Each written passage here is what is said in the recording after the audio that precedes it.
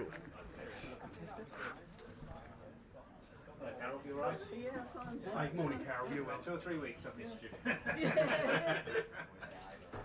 We're doing commentary today, so Commentary, okay. so let's listen to it. Mic 1, testing 1, 2. Commentary, what, booming around the ground? On YouTube. On YouTube, right, okay.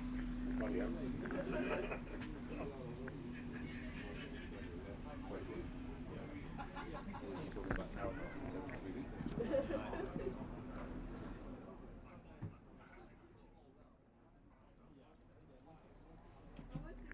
Turn that down a bit so it doesn't pick up absolutely every word of everyone's conversations. I'll tell you what I can pick up. Mic 2, testing.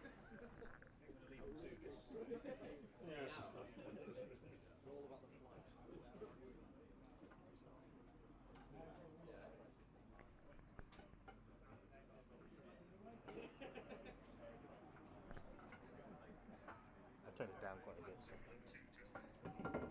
Good.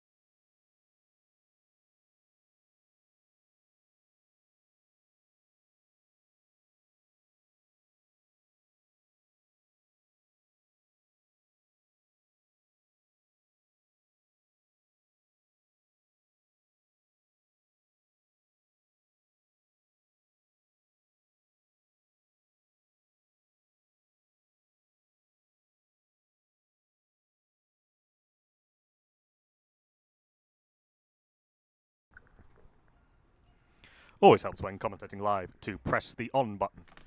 In comes Mather, third ball of the over to Pride. Finally, it's the first run off the bat as this is nudged nicely into the onside for a single. So Nick Pride gets Teddington off the mark. But it's been a good tight start by the Twickenham bowlers after Carlos Nunes on this very green-looking surface won the toss and elected to bowl rather. We are expecting some weather, some adverse weather later today, which as I spoke to Carlos at the toss is expected to shorten the game potentially, but we hope to get a good amount of the game in. But the potential shortening later in the day and the possibility of Duckworth-Lewis Stern calculations, meaning a revised target, played into the decision to bowl first. Nicholas Mather back over the wicket to the right-handed Harry Evans, who drives this very pleasantly down the ground. A nice firm on drive, and that's the first boundary of the morning. Harry Evans off the mark with that 4. Nice pleasant shot to get himself off the mark. He's on 4. Nick Pride is on 1. The Teddington skipper. The visitors, Taddington, 5 for no loss, partway through the second over.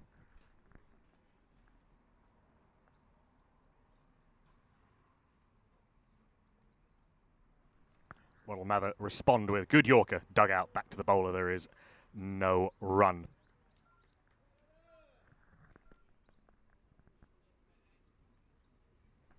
No sign of any swing just yet. A little bit of movement off the seam, perhaps. It's a very still day, not necessarily the best for swing bowlers. Mather in again, short and hooked. And that's very powerfully played by Evans for 4 runs out through deep square leg. Ends an expensive-ish over for Adam Mather. 9 runs off it, and Teddington are off and running. They are 10 for none after 2.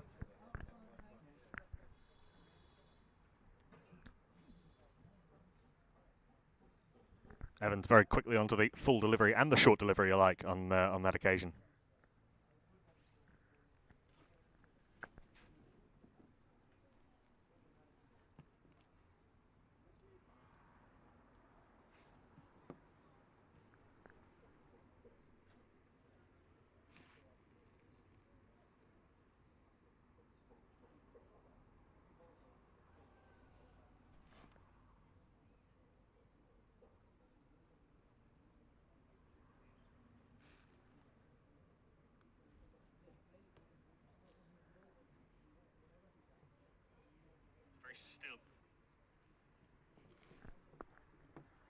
Rashid is going to continue from the near end.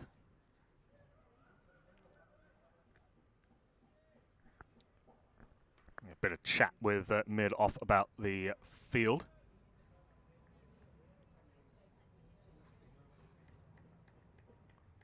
Still the 2 slips in place, bowling to the left-handed Pride for the first time. Staying over the wicket is Rashid, his outside off stump. Good carry through to the keeper, Carlos Nunes, which is a good sign for this game. It's expected to be a decent wicket despite the heavy covering of grass, which is understandable given the overhead conditions and given the rain yesterday and this morning.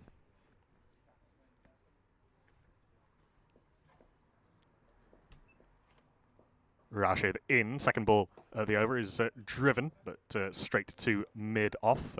Fielded on the long barrier by the man there, and there is no run.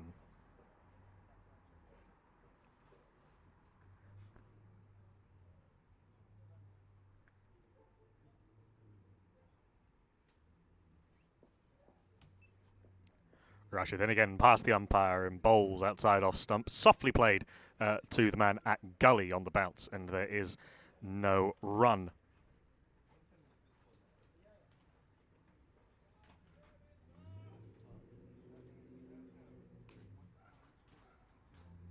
Harry Evans coming into the side today. Ben Williams opened last week. Nick Pride, the captain, of course, and ever present as he clips this nicely into the onside, well fielded by the man at mid-wicket, diving and rolling to his left, and there is no run.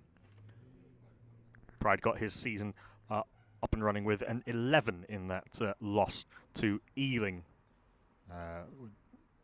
Home game, that one for Teddington. This is their first league game on the road.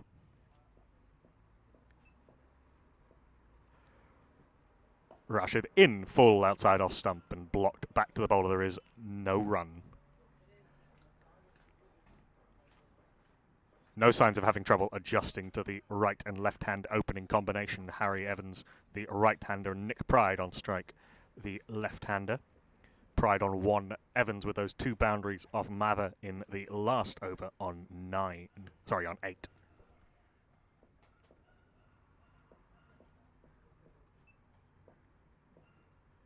In comes Rashid.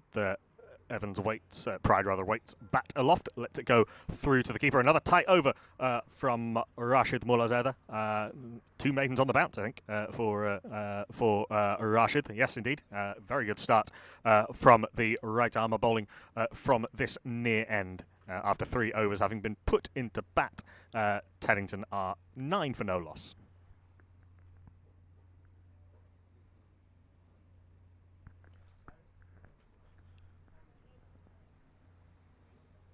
For those of you who don't know, Twickenham's new signing making his home debut today, Monty Panesar, of course, former England spinner, is spending his time doing a Masters in sports journalism down at St Mary's. I'll break off as Mather continues from the far end, zips through outside off stump, oohs and ahs from the Twickenham fielders. Good delivery left alone. Close sleeve, but there are good leaves and there are leaves that see your off stump knocked back. In this case, very much the former. There is no run. So I and a bunch of my fellow cohort from that St Mary's crew will be down today covering this game. You can follow along on the Twickenham Cricket Club YouTube website and YouTube stream, and also on our social channels at the Sports Gazette, as Harry Evans clips it into the onside and takes a single to mid-wicket.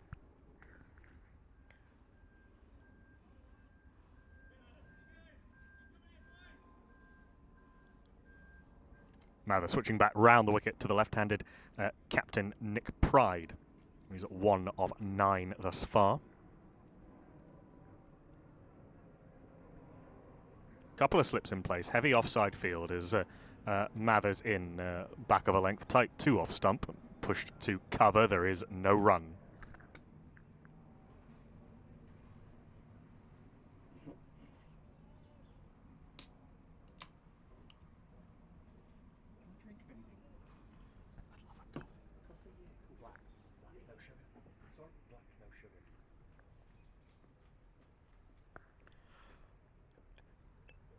Mather in again, driven very nicely through the offside. First boundary for the Teddington skipper, Nick Pride. Despite the rain, it races away over this outfield here at Twickenham Green. Very pleasant shot indeed from Nick Pride. Moves to 5. Good stride into the ball.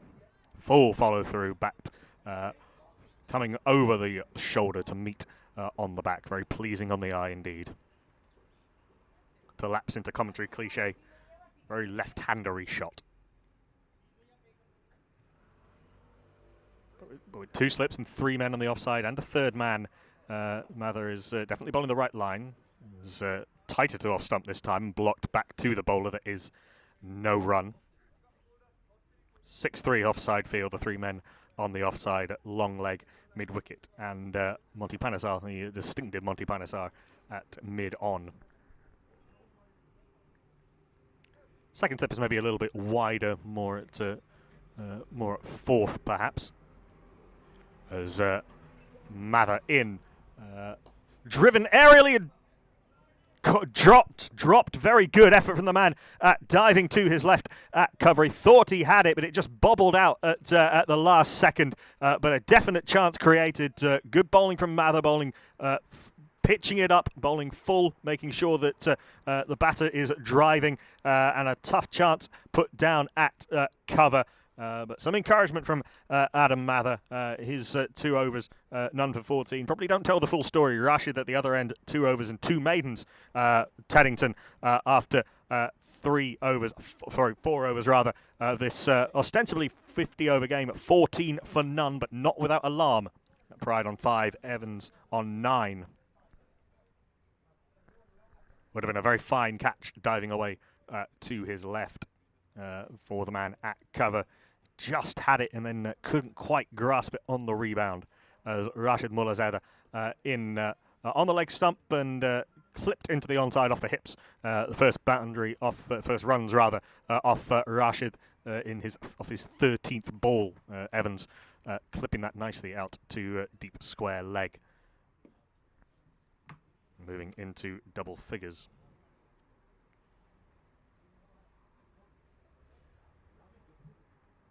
Ten off 12, Harry Evans with those boundaries. Nick Pride more sedate, 5 off 13. That lovely boundary in the last over off Mather.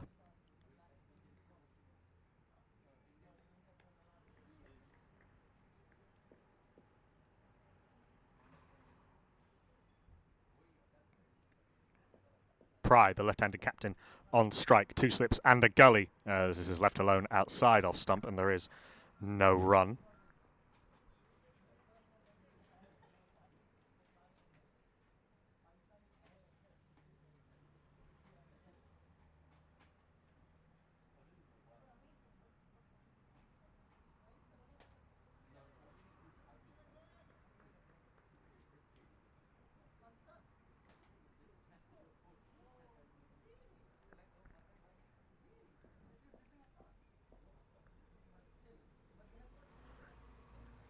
In comes Rashid, who's bowled very tidily indeed today. Again, outside off stump and left alone, zipping through to the keeper, Carlos Nunes, about waist height.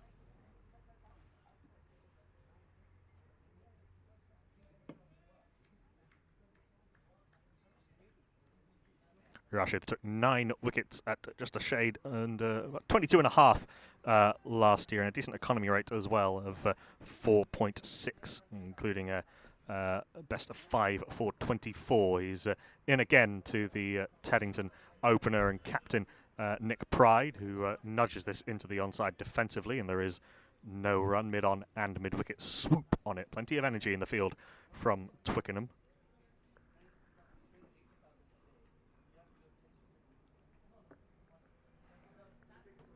Couple of alarms. We saw that dropped catch. We've seen a few past the outside edge.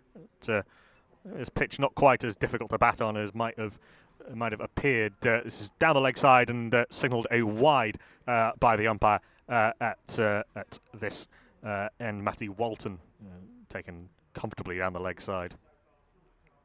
First extra of the morning. First real stray in line from Rashid. He's been very good about bowling tight to the left-handers off stump. Actually, left and right-handers off stump.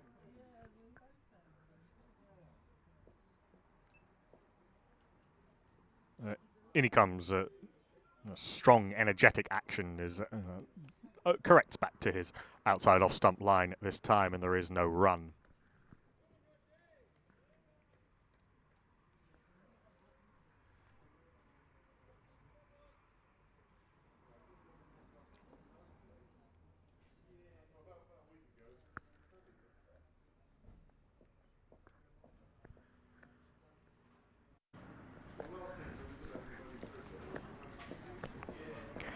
Rashid in again and outside off stump and left alone through to the keeper. There is no run. End of the 5th over, which finds Teddington making a tidy start to proceedings. They are 15 for no loss after 5 overs having been put into bat.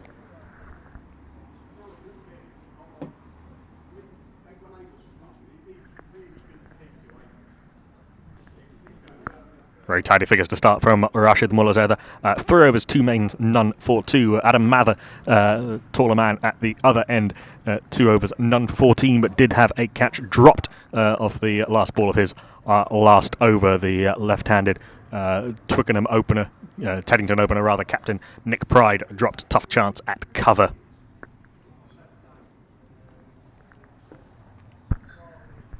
Will be Pride on strike as Mather starts his 3rd over. He's back over the... Sorry, it will be Evans, my apologies. the right-hander. One of the slips has come out into short mid-wicket, with the ball stopping a little bit. This one rockets through, though, to Nunes behind the stumps, who takes at waist height. There is no run left alone by Evans.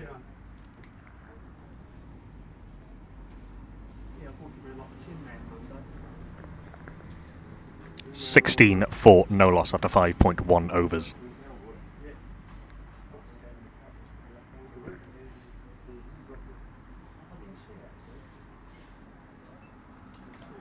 Mather into Evans, and again leaves alone. Tighter to off stump this time, passes comfortably over off stump. As I say, there is some good carry in this pitch, which is impressive given the amount of moisture it's had to contend with. It was under covers until just about an hour before the start of play today.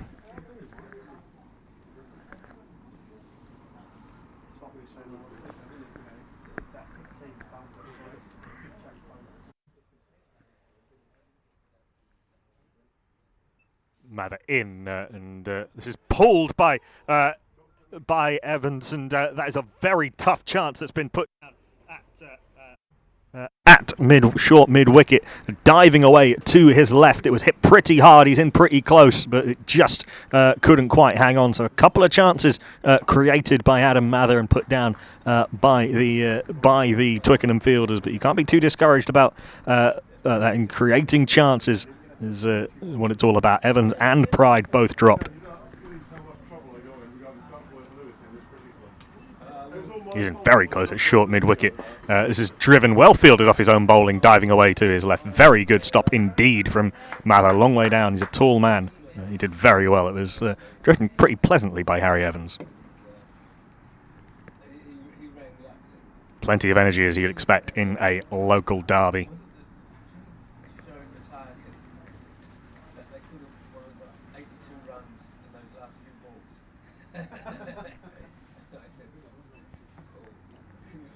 In comes Mather, and this is foolish outside off stump and left alone through to the keeper. There is no run.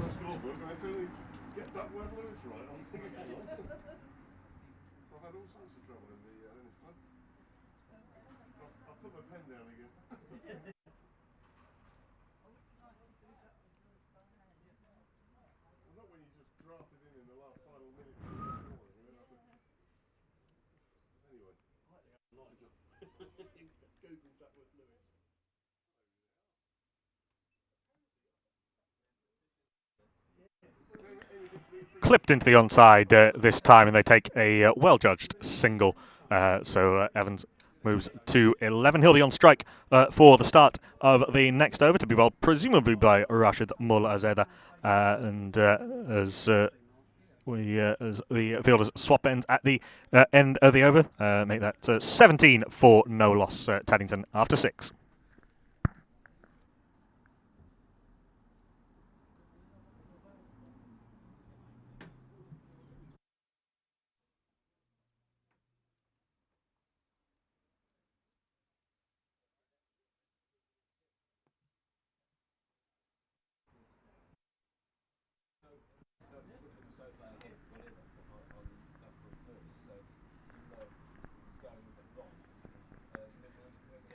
Slight delay in proceedings before the start of the 6th over. It's a hand sanitation break, of course, in these COVIDious times, which we hope will be past us before too long. Mandatory stop for the fielders to apply some hand sanitizer. I urge all of you to do the same wherever you're watching and listening to this stream. Remember, you can watch along here on the Twickenham CC YouTube channel, and plenty of complimentary coverage also on the Sports Gazette, the student newspaper of St Mary's University, of which I and a bunch of my colleagues here today, and Twickenham Cricket Club's own Monty Panesar count ourselves members of the cohort. As an inquisitive little-looking bird wanders its way onto the field, fielding it long off. It might be in business later. Or even now, if Harry Evans decides to try and break the shackles of Rashid Mulazeda, who's bowled very well today, and try and loft him over the top. is going to be Rashid. 3 overs, 2 mains, none for 2 so far. Very impressively economical as he's in to Evans, who's on 11. This is down the leg side. Big appeal from the keeper and the slips, and nothing doing, says the umpire. I wonder what that clipped, if not back, because the appeal was loud and vociferous and instant. They have just clipped the pad. Good low take by Carlos Nunes down the leg side. No signal from the umpire, so it must have clipped something. Perhaps just pad strap. One kept a little bit lower than we've seen so far today. There's a little bit of carry in this wicket as Rashid is in again, forcing Evans onto the back foot. So defending into the offside, there is no run.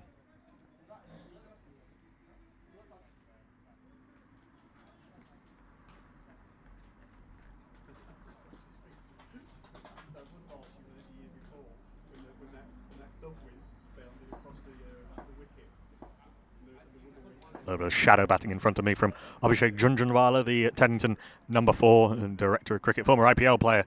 Of course, this is down the leg side, probably a leg by, or in fact 4 leg by. No, off the bat signalled by the umpire. So just a little tickle, very fine. A slight stray in line from Rashid, one of very few that he's put in today, and it's clipped nicely away to the fine leg boundary for 4. Takes Taddington to 21 for no loss.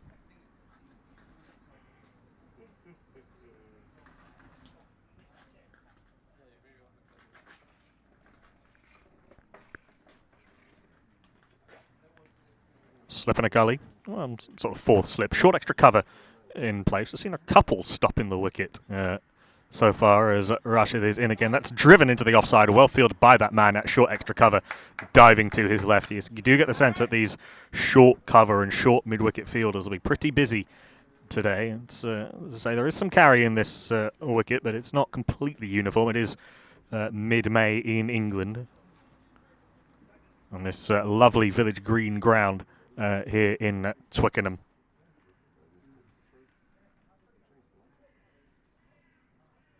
Lined by tall trees with fluffy white flowers, of which I am not enough of a botanist to identify.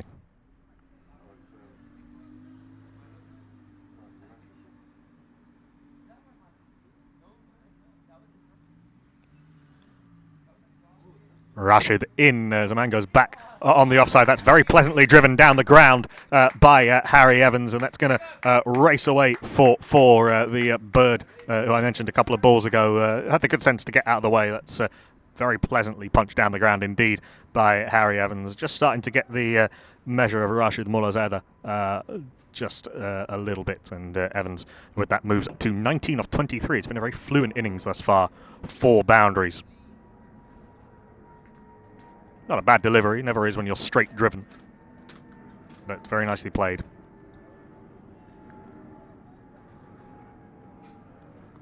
What will Rashid's response be? He's been hit for 2 boundaries in this over already. He goes full again. It's driven this time straight to mid-off. A little bit of a bobble on the outfield, but well managed by the man at mid-off. End of the over as Rashid had gone for just 2 off his first 3 overs. That over went for 8, and after 7 overs, Teddington having been put into bat here at Twickenham Green by their hosts, are 25 for no loss. Evans doing the bulk of the scoring on 19, Pride on 5.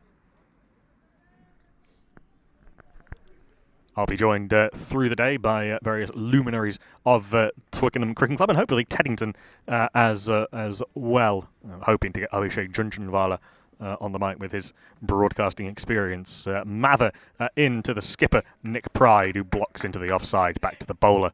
There is no run.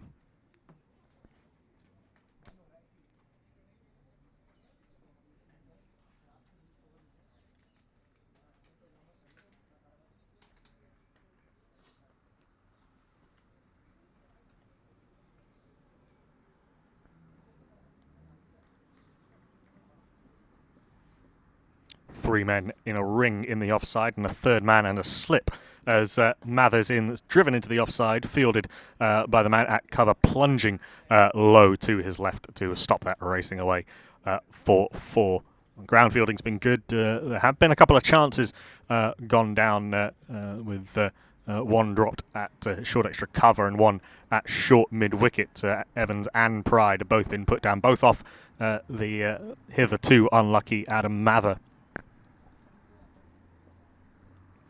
In right arm, round the wicket. It's been round the wicket all day to Pride, who runs this pleasantly off the outside part of the bat down to third man. A lovely little steer down to Rashid doing the fielding down there on the third man boundary just in front of our commentary position.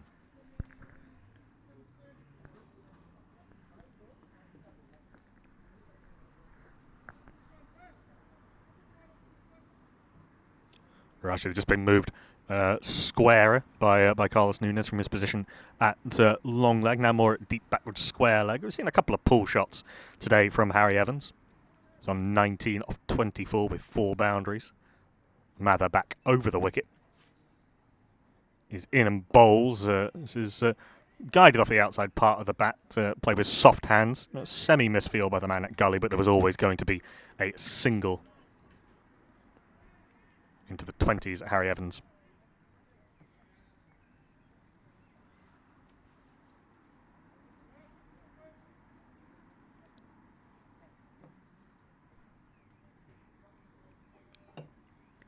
Evans averaged just a shade under 60 in the league last season.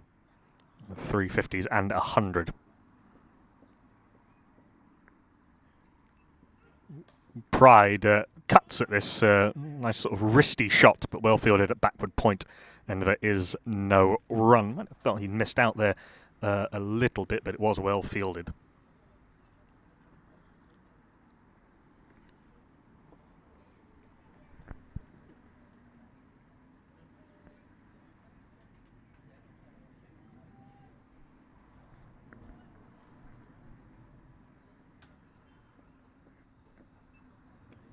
Mather in past umpire George Layton, who and this is blocked into the offside. A quick single, good running from Evans and Pride. They've starting to add some quick singles to the steady diet of boundaries. There's 3 good singles in that over, and as the swap of ends for the over after 8 overs, the score has moved on to 27 for no loss.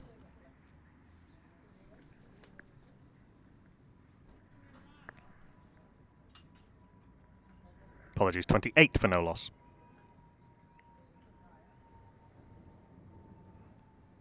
And 1 wide thus far. Bowlers by and large have dealt well with the right and left hand combination, but Pride on strike 7 off 23 balls, very much the junior partner in terms of the scoring to Harry Evans, who's on 20 off 25. It is Pride on strike to the continuing Rashid. This is attempted clip down the leg side. Has just missed out on that and is signalled wide by umpire Watton at this end, the near end, the pavilion end. Church Road end, apologies. Was informed of those end names earlier.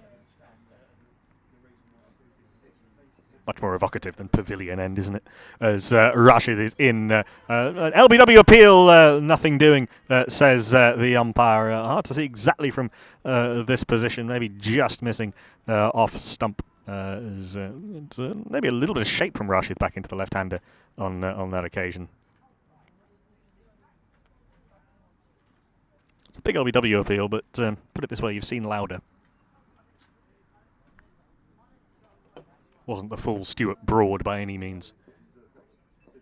As Rashid is in a much bigger LBW appeal this time, as Pride tries to shoulder arms. Again, the umpire answers in the negative.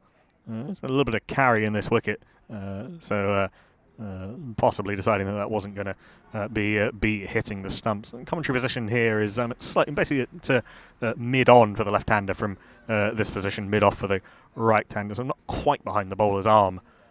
So from this angle, it wasn't immediately obvious whether that was deemed whether that was going to be hitting the stumps, but a couple of appeals in this last couple of balls. This is an attempted drive by Pride, squirts off the inside part of the bat, and Nunes flicks underarm at the stumps at the striker's end and just misses. Would have been a very interesting to have a look whether Pride would have been run out at the striker's end. It's a good comeback from Rashid.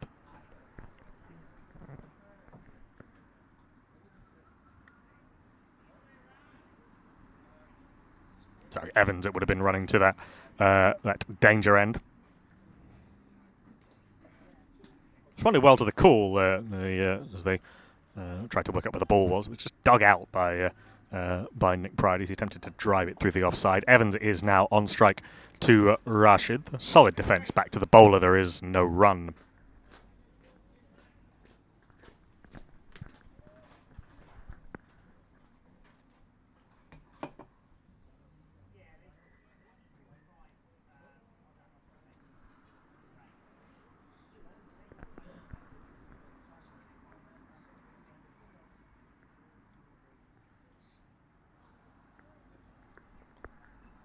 Penultimate ball of this 9th over of the morning as this is back of a length and pushed back to the bowler. Afternoon now, in fact. It's just past noon here in Twickenham. The news, if you're just joining us, is that Twickenham on a pretty green-looking wicket won the toss and elected to bowl first. It's been a solid start from Teddington. Harry Evans on strike now is on 20. Nick Pride on 8.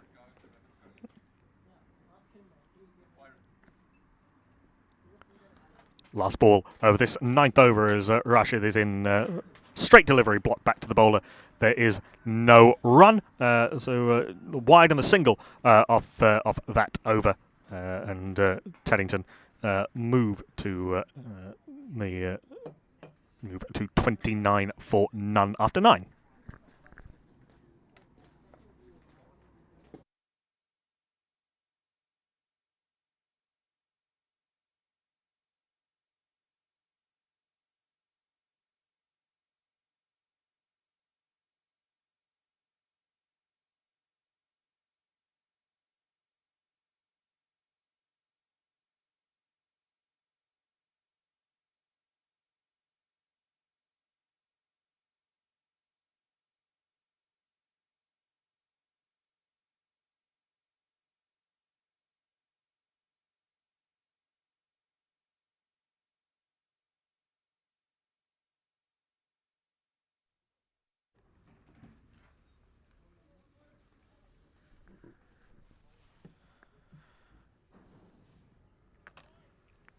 Starting the 10th over here is Adam Mather.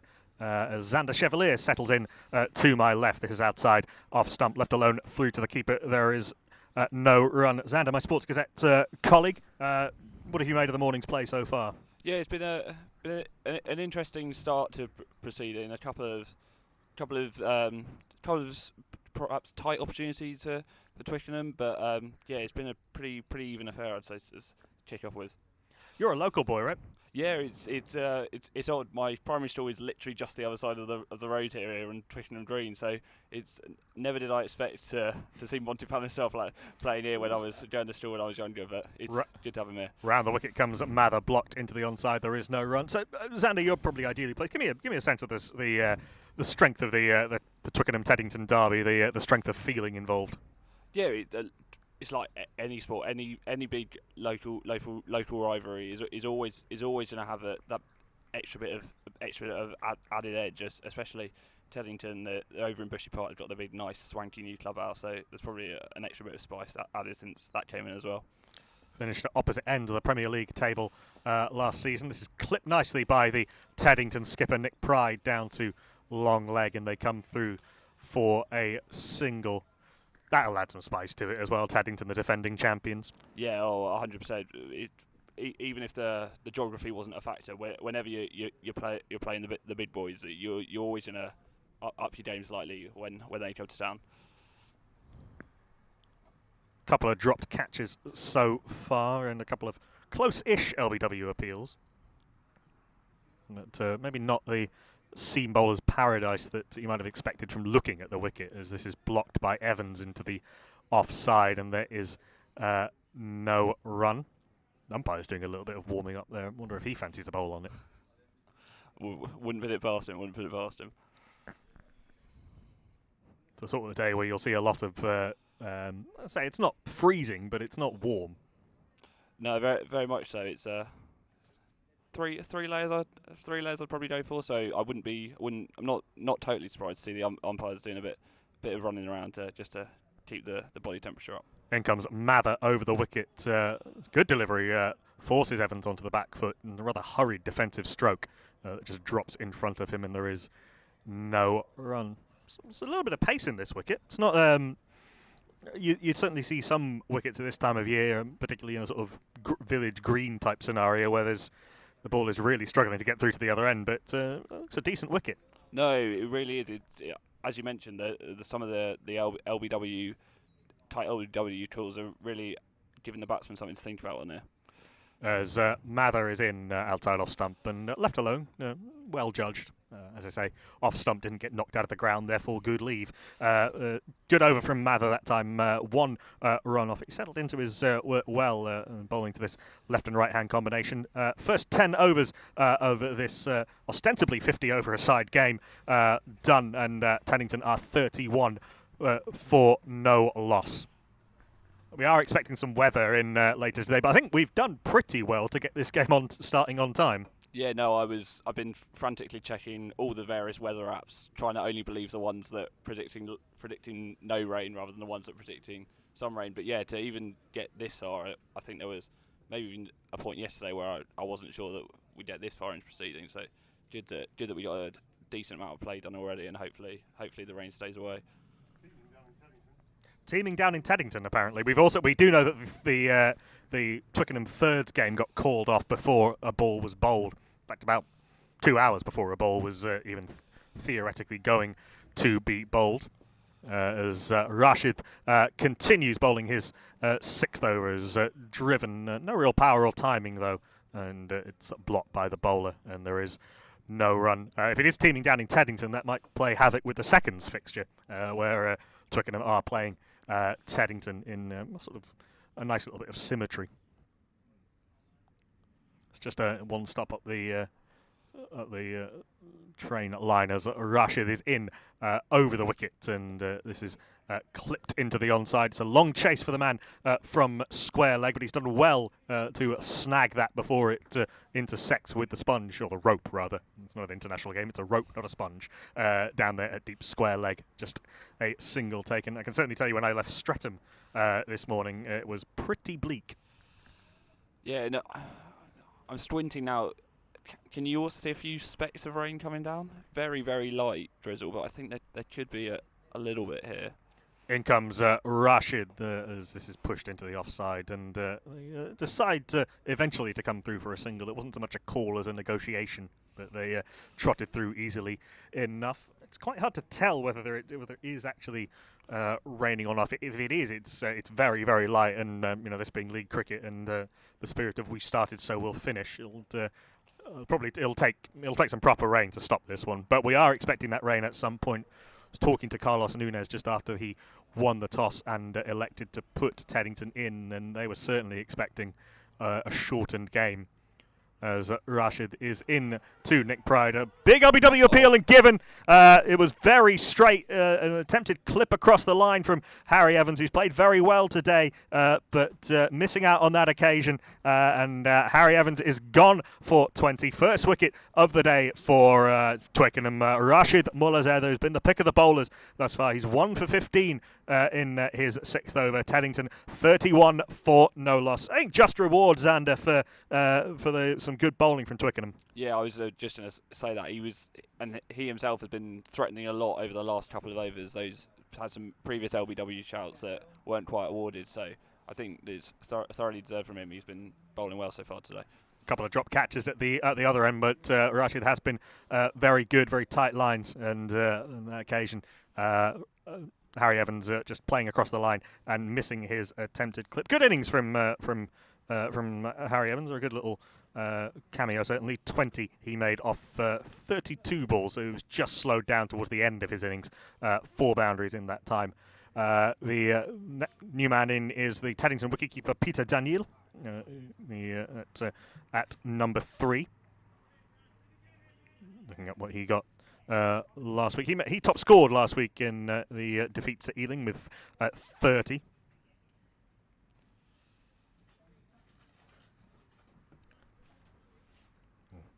Strong batting. Abhishek Junjunwala, ex-Bengal, long-serving Bengal Ranji Trophy player and ICL and IPL player, is due in next. So, certainly hoping that Daniel and Pride, the keeper and captain respectively, can put on a partnership, which is something that Teddington never really got last week in their defeat to Ealing. No significant adjustment to the field. Slip in a gully and a short extra cover to the right-hander, Peter Daniel. An open stance, low backlift as Rashid is in, left alone outside off stump. He's bowling very well. It's another tight call, as you can tell from the fielders around. So yeah, a couple of tightly judged leaves. I mean, there's a little bit of theatre in that, obviously. You want to create the sense that plenty is happening, even when whisper it quietly, there might not be very much. But yes, Rashid has bowled pretty well, and I think, as we've just been talking about, deserve that wicket.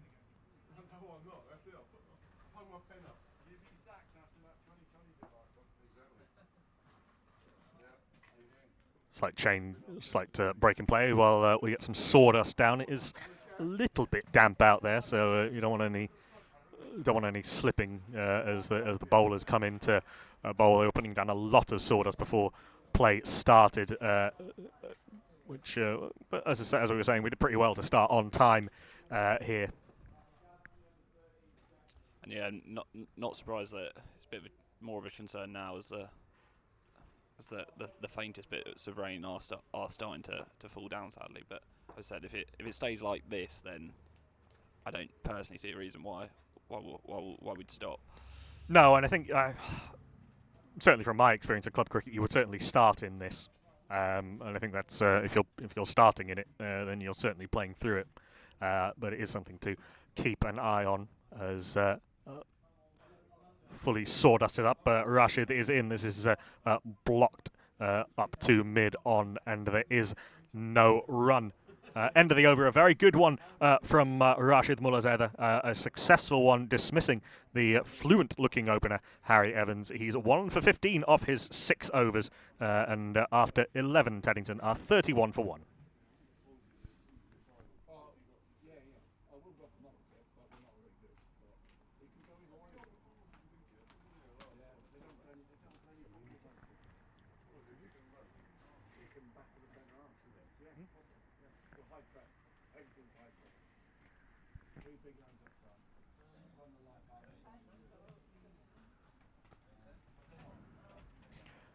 I think we're seeing a change to the bowling.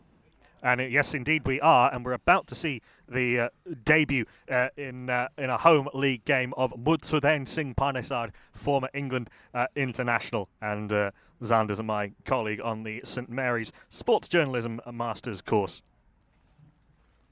Very excited for this. This is what us at the Sports Gazette have come.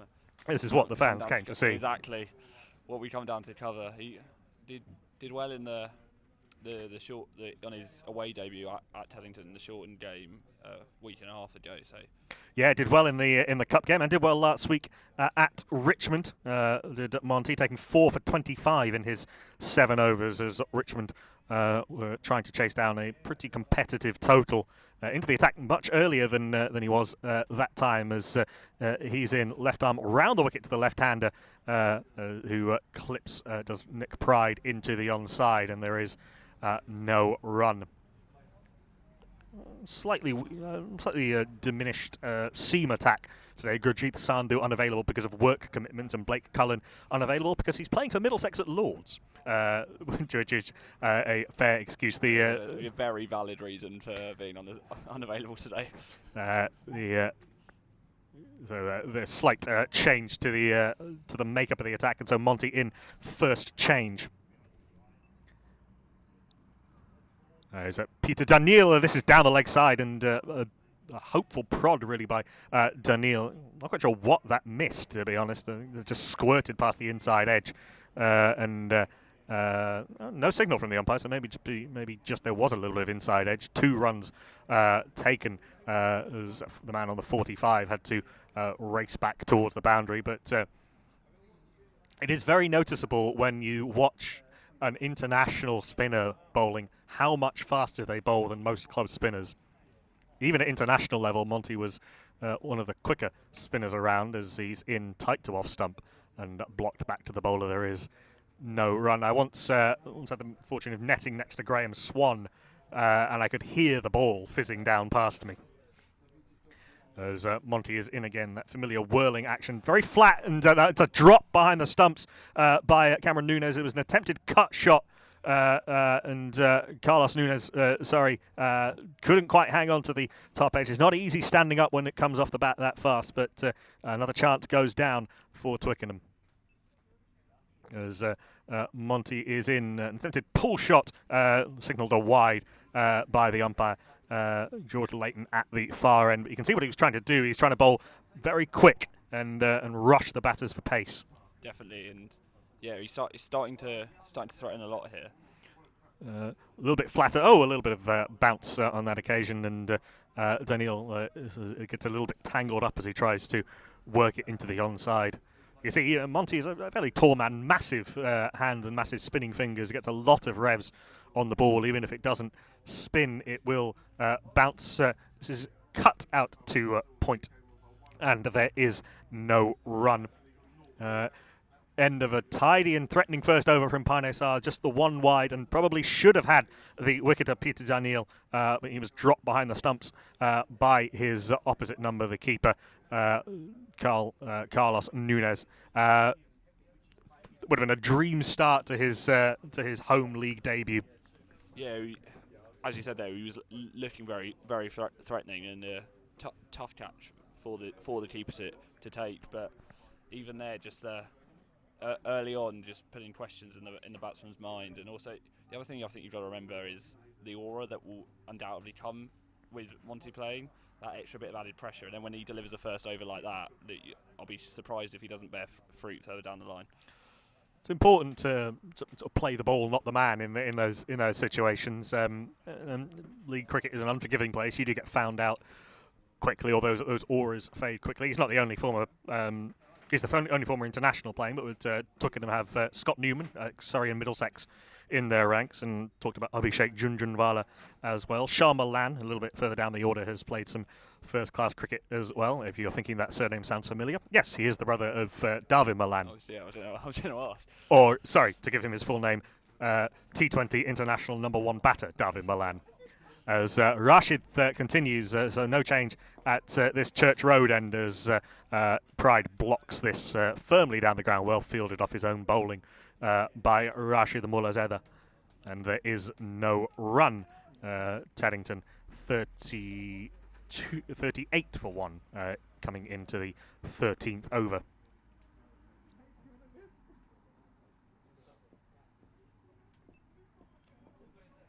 As Rashid is in Pride half forward and blocks up to mid-on, there is no run.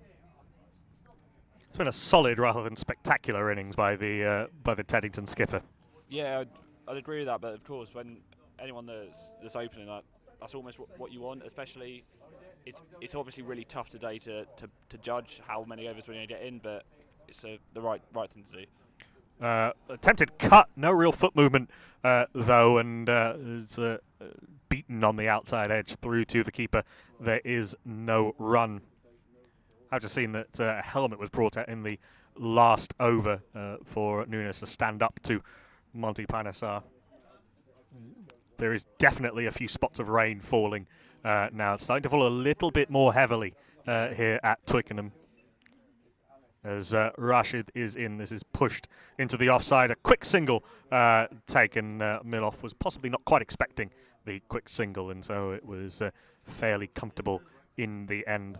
So a small child in a bucket hat runs round the edge of the boundary and occasionally strays onto the field. He's doing the oh, I'm going to do it, and his dad's going, don't do it, and he just jumps over, jumps back. Yeah, jumping in, jumping back, like he's like you see Field is practicing those boundary catches. As Rashid is into Peter Daniel, this is cut hard and cut for 4 by Peter Daniel. Good shot and rockets away into the trees at cover point. Just dropped a little bit short, but good shot from Daniel. Yeah, really nice shot, and he's been trying a fair number of them, so one of them was bound to come off eventually, and yeah, it's a really nice shot there. I think we can safely say after the 8 balls that he's faced, don't bowl there to Peter Daniel. He looks very comfortable with that shot. It's a very sort of wicket-keepery shot, really, that no backlift square cut. Sort of quite a low backlift. Very open stance. Very wristy and punchy looking player. Yeah, he's, apart from the... There's Rashid in, as this is fended into the onside and there is no run. I was just going to say, he's looked fairly, aside from the missed catching opportunity, looks like he's looking a bit more comfortable now, but we'll see if that stays on as when Monty comes into bowl. Yes, he has been dropped. Was dropped by Monty Panesar. 3 catches have gone down. All of the Teddington batters have been dropped already so far today. Harry Evans was dropped. I think that was the drop at extra cover. Then Pride was dropped off a pull shot at short mid wicket, and Daniel there dropped behind the stumps by Carlos Nunes. Who is going to put the helmet on and stand up, which is quite correct. Just gives you that little bit of extra confidence, and with the possibility of bails flying and a bat, you can't be too careful with. Wearing a cap would be foolhardy rather than brave. Yeah, 100%, and yes, as you well know, Nicole, an issue very close to my heart, one of brain injuries within sport. So yeah, definitely the right thing to be doing. Yes, Xander and another of our colleagues, Louis Pangratiu, are preparing a podcast project on brain injuries in sports. This is nudged by Daniel into the onside by Monty Panesar off the bowling of the continuing Panesar. A little bit slower that time. Tossing the ball from hand to hand, trying to get it a little bit warm. He is left arm round the wicket to the left-hander. This is short and pulled. There is some cover out at deep mid-wicket, so it'll just be a single well-set field by Nunes, just giving him a little bit of protection. He'll bowl now to...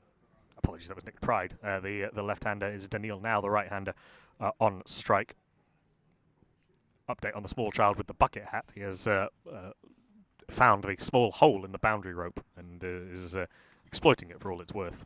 He's attempting to fill it up, but there just sadly isn't enough rope for the amount he's trying to fill. So, I did see his father. I assume this is his father try and tie it together, but that didn't seem to work as Panesar is in again, and Daniel attempts a clip. Fine, but he's beaten it and is beaten by it and hit on the thigh pad.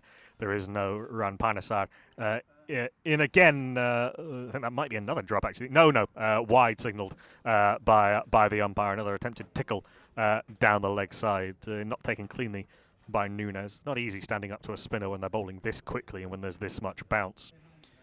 Spoke to him earlier. He was looking forward to the challenge of keeping off Monty, which is the correct attitude. Not easy. As Monty Panesar comes in again, again a little bit too straight, and this is pushed into the onside for a single. This is very much the kind of it's quite cold and it's a green top type of line from a finger spinner warming up into his spell. I think you can certainly, if this game goes 50 overs, you can expect him to bowl some long spells today. 100%, and as we mentioned earlier, the pressure he'll put on the batsman is vital. Pride wearing a cap to the former England spinner nudges this into the onside. There is no run. Again with a with a sort of concussion mindset on. I'm not sure that's entirely wise, but a lot of players do it. This is forward and blocked into the offside. There is no run. England senior players are certainly not allowed to bat in anything other than a helmet. But as I say, a lot of players do it. It's the end of Monty Panesar's second over. He's gone for 7 off those 2 overs, and after what was that? 14 overs, Teddington are 46 for 1. Thank you very much, Xander. He's got to shoot off and keep the fine people of Richmond, I think, entertained with some rugby coverage. Yeah, big game today. Playing Nottingham, who haven't won so far this season, and Richmond are 1 win. So if there is a rain spell later on in the day, you can check out the Richmond Rugby live stream if you want your sporting fix. Thank you very much, Xander Chevalier. Cheers, everyone.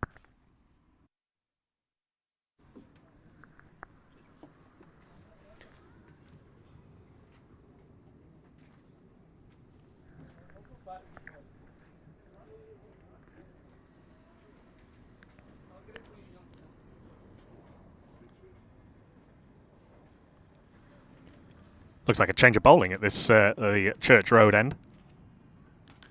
It is indeed the fellow left-arm spinners, so twin spin is into the attack. The first ball is pushed by Peter Daniel into the offside. Parminder Singh, who's come into the attack today with Blake Cullen on Middlesex duty and Gurjeet Sandhu working. This is pushed by Daniel in up to the man Rashid Muhadzala at mid-off, and there is no run.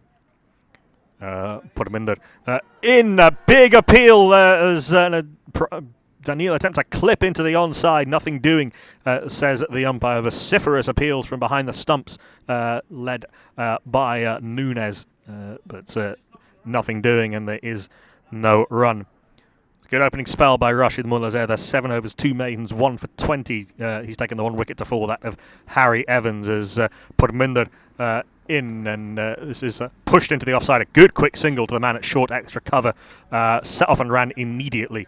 Well judged by Daniel and Pride.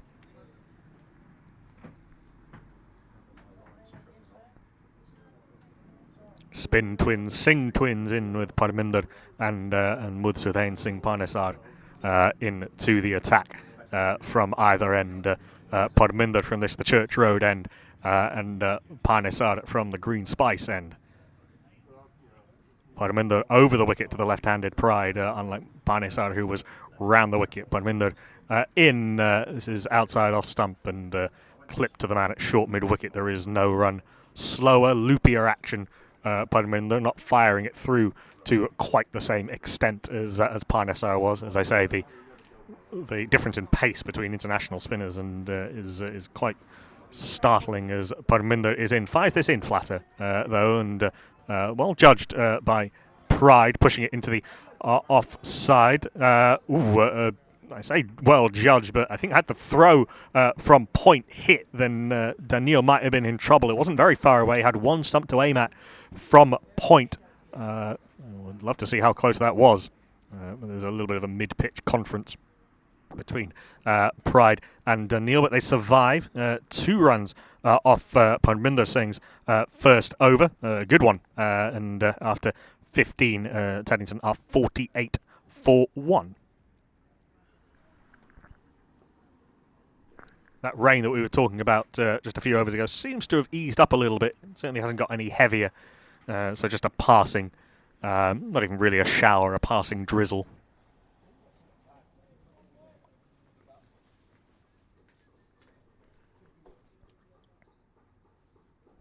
I think Teddington will be reasonably happy with this start. 48 for 1 after 15 overs on a not especially friendly batting conditions. It's not a minefield by any stretch, as Panesar in again floats this up, trying to tempt Pride into the drive. He does drive, and it's well stopped at extra cover. There is no run. Good cricket all round, Panesar. Just changing the angle, changing up the flight, and well driven and well stopped in the field. Cricket, the winner. To the right-handed Daniel, he's got a wideish slip in place and a short extra cover as he's in, wheeling away from that far end as a ball as it's blocked back to the bowler. There is no run. Rest of the field's a man at backward point. There's a cover sweeper. Long off is back as this is pushed into the onside. Mid-wicket had a lot of ground to make up there to his left and was never going to be able to stop the single. So he's been given plenty of cover by Carlos Nunes behind the Taddington keeper captain, letting him work his way into his spell. Second league game for Twickenham. Forward comes Pride and blocks into the pitch just in front of him, fielded by the man at short mid-wicket, and there is no run. Panesar fired in flatter and pulled round the corner to the man at long leg for a single, a little bit too short perhaps, but he's bowling to this very straight field that has been set for him to the left-handed Pride, who's starting to look a little bit more comfortable against Panesar. Both he and Daniil were made to look a little bit uncomfortable in his first over. Daniil has been dropped a tough chance behind the stumps by Nunes. Last ball of Panesar's third over, fired through flatter and cut off the stumps really into the offside. Nicely judged shot by Daniil, and they take the single. So the 16th over of the 17th over of the game is done. Monty Panesar, 3 overs, none for 11. Teddington moved to 52 for 1 after 16.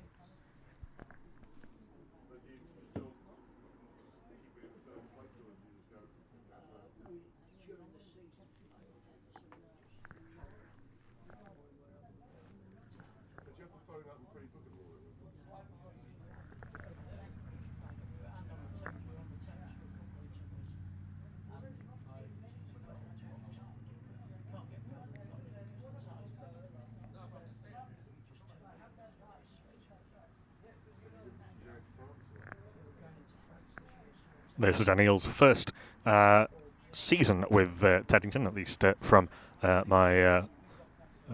my sources, by my sources I mean playcricket.com. Say top scored last week in their first league game of the season, the defeat to Ealing. He's on strike now, the wicketkeeper, wearing the helmet rather than the cap that the captain Pride is wearing, as he pushes Parminder into the offside, and there is no run.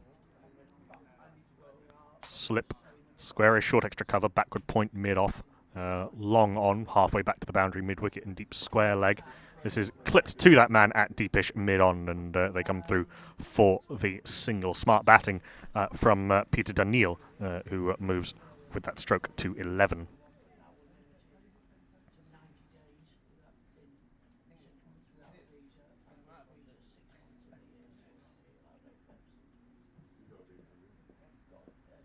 Pride on strike. Now thinks about coming down the track, but stays at home and just clips to short mid-wicket. There is no run. Pride 18 off 46. Daniil 11 off 20.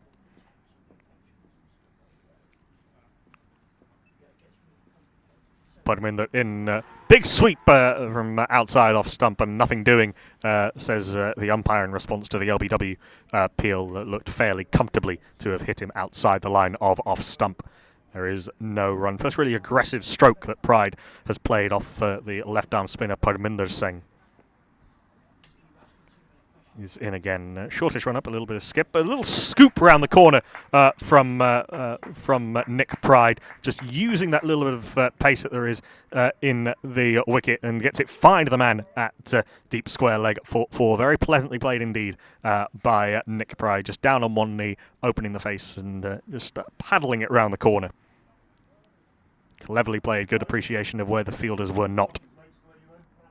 Moves into the 20s, Pride now. 22 he is off 49 balls. It's actually double what he got last week in terms of runs against Ealing.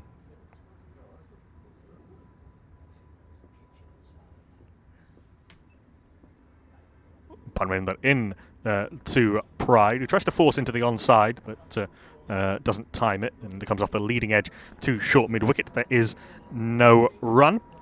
5 runs off Punwinder's second over. He's gone for 7 off his 2 overs, and after 17, Teddington are 57 for 1.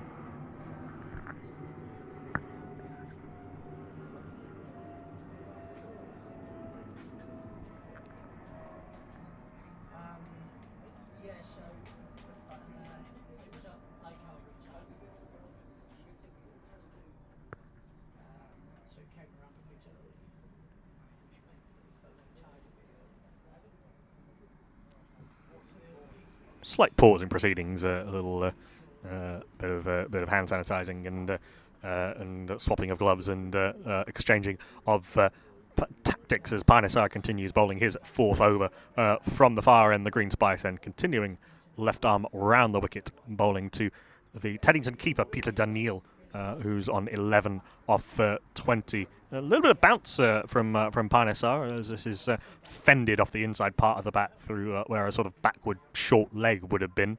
No close fielders in as yet in this early stage of Panesar's spell. They take the single, bringing Pride back on to strike. Left-hander in the sort of beigey brown cap. Slip in place. The man comes around at long leg on the onside, but it's there's a slip, a backward point, a man back on the cover boundary, a shortish, straightish extra cover, mid-offset, a little bit deep mid-on, further up and a little bit wider. Man on the 45 for that sweep, and 2 men back on the onside at deep mid-wicket and long leg. And comes around from long onto field as Pride takes the single that was on offer to him.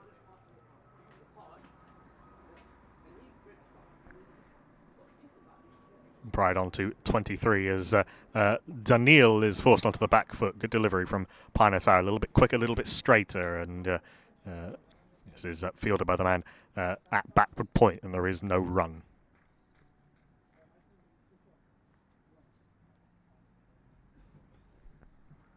Needs to have coped well with the twin spins of threat of Monty Panesar and Punwinder Singh. This is fuller and just held back a little bit, giving a little bit more loop, blocked into the offside, and there is no run. That familiar whirling action from Panesar, fuller, and this is pushed into the offside, semi-miss field from the man at backward point on this slightly bobbly outfield, but the single is taken relatively comfortably. Certainly plenty of ambition to look for the quick singles between Daniel and Pride. Man out so far, if you're just joining us here at Twickenham Green, was Harry Evans, LBW to Rashid the Mullazada for 20 of 32. Hit 4 boundaries in that time, was very fluent.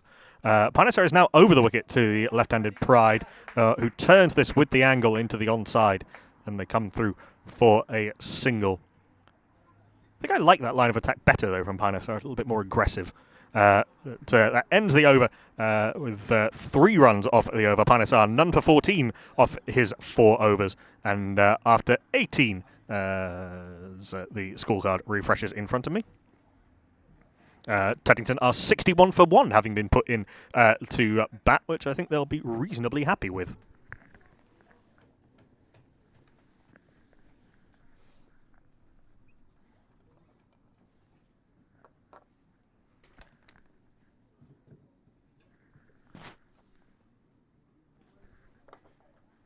.39 runs and over. Might be a little thought in the among the Taddington batters still to come, and the brains trust about picking up the rate, particularly with a potential interruption and Duckworth Lewis Stern coming into effect later today. If this match does have to be shortened for rain, does tend to favour the chasing side.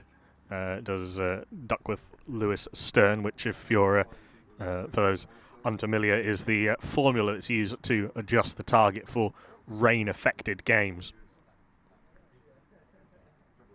Certainly Carlos Nunes at the toss told me that he was very much taking that into account when he elected to bowl first.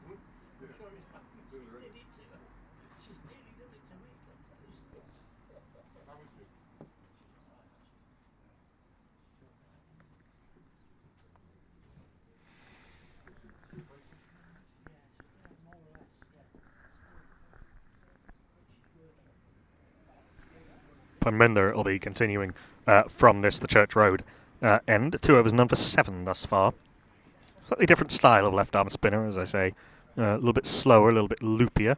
This is outside off stump and back cut by Nick Pride. Just waited for it and guided it. It's getting a little bit of pace on this outfield. Panesar does the fielding down there at third man, and it'll be 2 runs to Pride.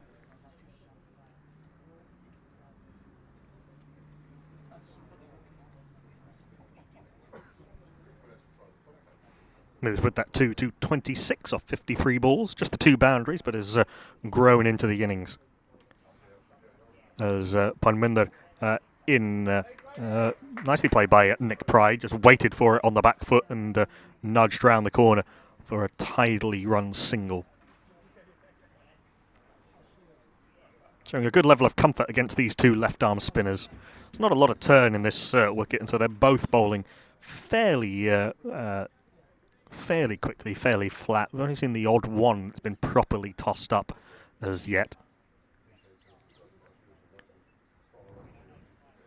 Panesar is in. This is cut by Daniil. Be a chase for the man at backward point, and he will not make it, as that went fine of him. And that's 4 runs to Peter Daniil, the Teddington keeper, his second boundary of the day. Moves to 17.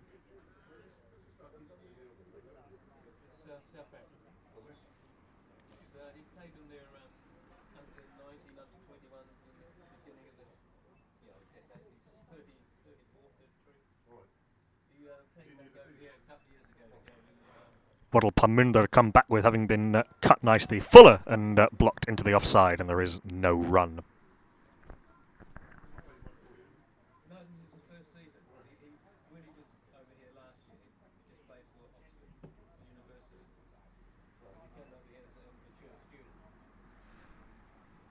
As this pops up into the onside, but there's no one in at short leg to snaffle. That might have gone straight of him in any event, but nicely bowled by Panesar. A little bit of loop and a little bit of bounce out of the surface.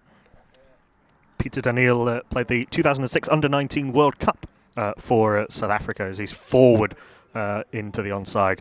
There is no run.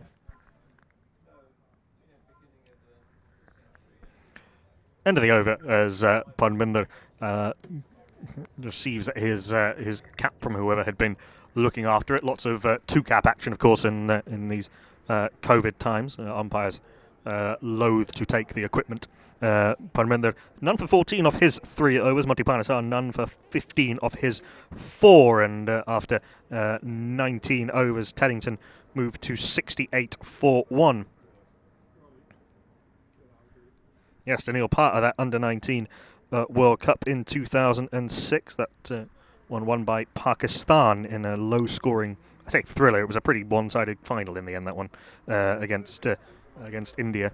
Panesar continues, Pride beaten outside off stump. There is no run.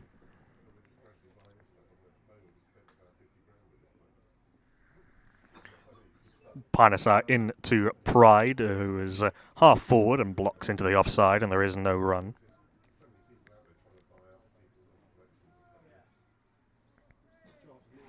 That South African team, by the way, at the Under-19 World Cup. I might just give you a few of the luminaries who went on to make fine international careers at the end of this over, as Panesar is in, and this is blocked back to the bowler. There is no run.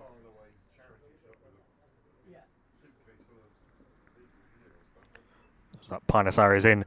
Swept from Pride. A firmer sweep this time rather than the paddle he played off Panesar a couple of overs ago down to long leg. They come through for the single. Pride will keep the strike. He is on 28. Peter Daniil on 17, settling into his work nicely. And at the 20 over mark, I believe that's the case.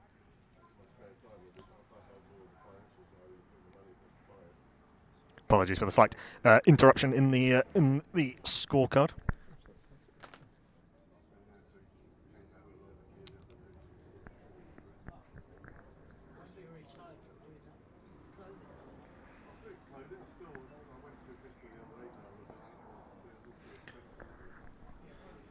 Final ball of the over is is nudged into the onside, and there is no run, and that does indeed end at the 20th over, and Teddington will be pretty happy with their work at 69 for 1, and can start to look at trying to build a total that will challenge this Twickenham batting lineup.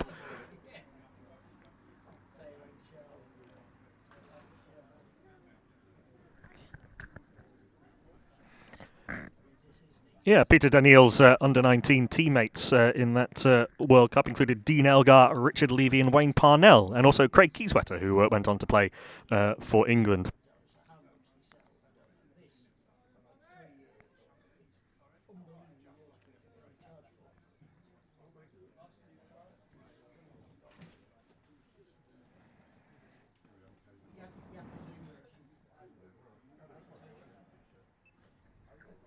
Parnell in to Daniel many years on from that under-19 World Cup now, as this is pushed into the offside and there is no run.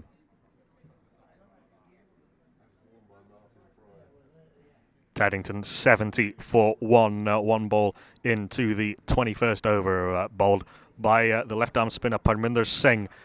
Make that 72 for 1, just about, as he pushed it to mid-off, who threw at the stumps with a dive and just missed the stumps at the non-strikers end. I think Pride would have been struggling.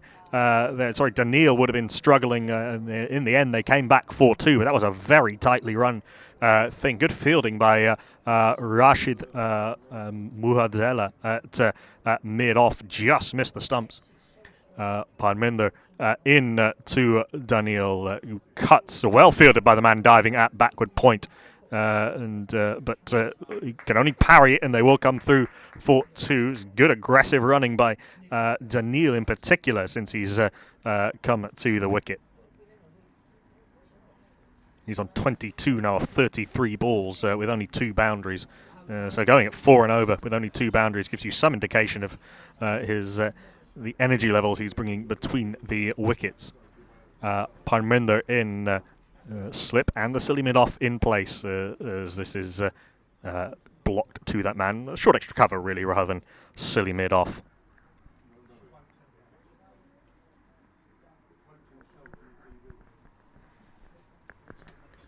Parminder in partway through his 4th over.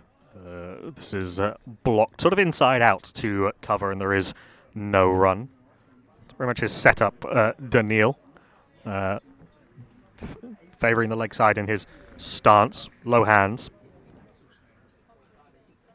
as Parminder is in. This is clipped wristily up to mid-on, and they come through for a single, which has batters and backing up fielders alike scrambling. The throw came in pretty quickly, but the running was well judged again, and Daniel will keep the strike. He's on 23. Nick Pride, the Teddington skipper, is on 28. After 21 overs, Teddington are 75 for 1.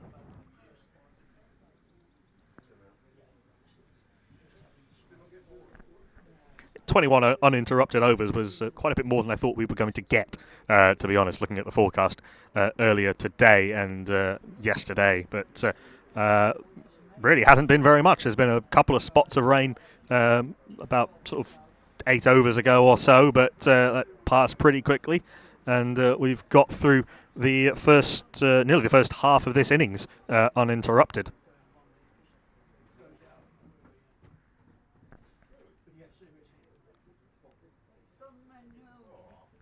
Looks like it'll be a change of bowling at the far end at the Green Spice end. Monty Panesar out of the attack after 5 overs for 17 runs. Had that catch dropped with Peter Daniel dropped behind the wickets by Carlos Nunes. Tough chance in his first over, but Nick Pride and Peter Daniil in this partnership of 41 off 62 balls have played the two left-arm spinners, he and Parminder Singh, pretty well, it has to be said. There's going to be a change of bowling as off-spin into the attack as in the form of Don Manuelige. As is clipped back to the bowler. There is no run. Manuelige upright action, sort of bowling kind of up and over the action. Nice loop he gets, and as Daniil blocks him into the onside, and there is no run. 9 wickets at 19 last season for Manuelige. An economy rate of 5.2, best of 3 for 10 last season. Has over 100 wickets in his total career, 54 of them for the first team at just a shade over 32.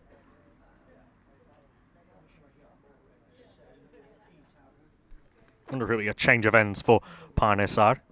Into the left-handed Nick Pride. In theory, the off-spinners of the left-hander should be a good match-up from a bowling point of view, but his first ball to him is a little bit short, and it's cut out to the man at cover, and they come through for a single. That cover sweeper, I should say. Pride on to 29 now off 59 balls. Daniil on 24 goes back and pulls Manuelige, the man at deep square leg, does the fielding, and it'll just be a single. Look, quite a lot of singles and twos being given up off the spinners, but credit to the Teddington pair, Pride and Daniil, for recognising those scoring opportunities. Scored at 4.75 and over off Parminder Singh, and 3.4 and over off Monty Panesar, which is no mean feet. It's driven very pleasantly down the ground by Nick Pride, a little bit over pitch, and it rockets away straight and just to the left of the sight screen for Pride's third boundary. The Twickenham, Taddington skipper moves to 29.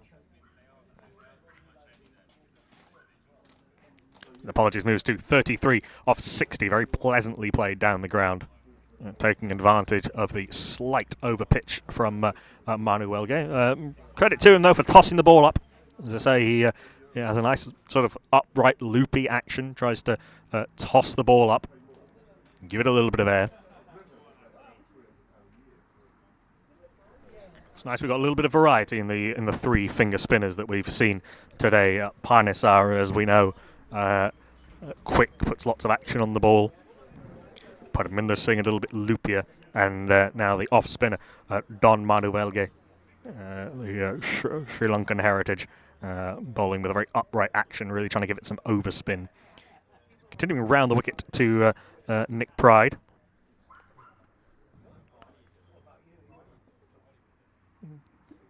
Bowls this a little bit flatter and straighter, and it beats the attempted cut shot of Pride and just misses the stumps. Fires in over the top of the stumps. Good take, actually, behind the stumps by Nunes. Interesting first over from Manuelige. 7 runs off it, but a little semi-chance created at the end of it. And after 22 overs, Teddington move on to 82 for 1.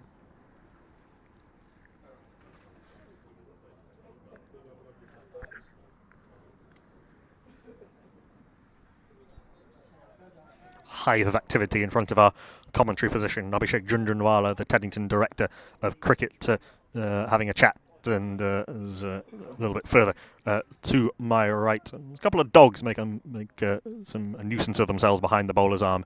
It's not going to be a change of ends for Panesar. It's going to be Parminder Singh continuing another attempted cut, this time by Daniil, who misses through to the keeper. There is no run. It's not been the easiest shot to play today, unless it's been very short. Parminder Singh floats this up very slow, but Daniil was alive to the change-up. Bit of a misfield and a bobble from the man on the deep cover boundary, but he manages to recover and gets a good throw in over the top of the stumps. it'll just be a single to Daniil. Very interesting change up there from Parminder Singh. Really floated up very slow, trying to make Daniil make a mistake. But they came through for 2 there. This is cut finer, backward as square. That's a good shot from Pride, but very well fielded from the man coming around from deep cover, coming around almost a backward point, almost third man to cut that after very, very well to save the boundary. Have come through for 3, I think. Very impressive on what is not a particularly big boundary. Used to have been very quick between the wickets.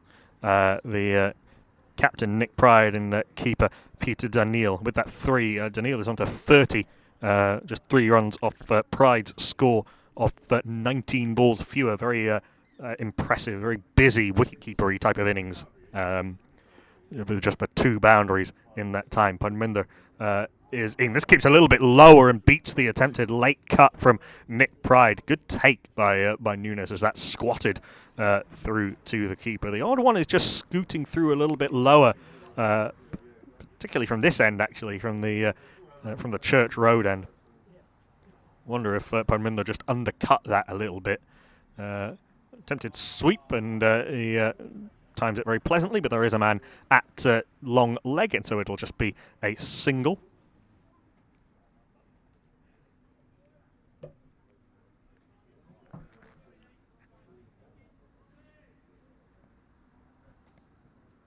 Pride moves on to 34 off 63 balls. 6 runs off the over thus far. Final ball now, balled by Parminder to the right-handed Peter Daniil, who pushes a single just yards away, and is that going to be a run out? It is. The captain's been run out. There was a very, very tight single into the offside. They set off almost immediately, but almost is not good enough when you're taking on a man in that close. The ambitious running costs Teddington their second wicket. It was a good throw over the top of the stumps from the man at short extra cover. And the second wicket has fallen. That partnership of 54 runs broken as Nick Pride is run out for a well-made 34. Very good fielding from the man in close. That might have been one ambitious single too many. Taddington 82 for 2.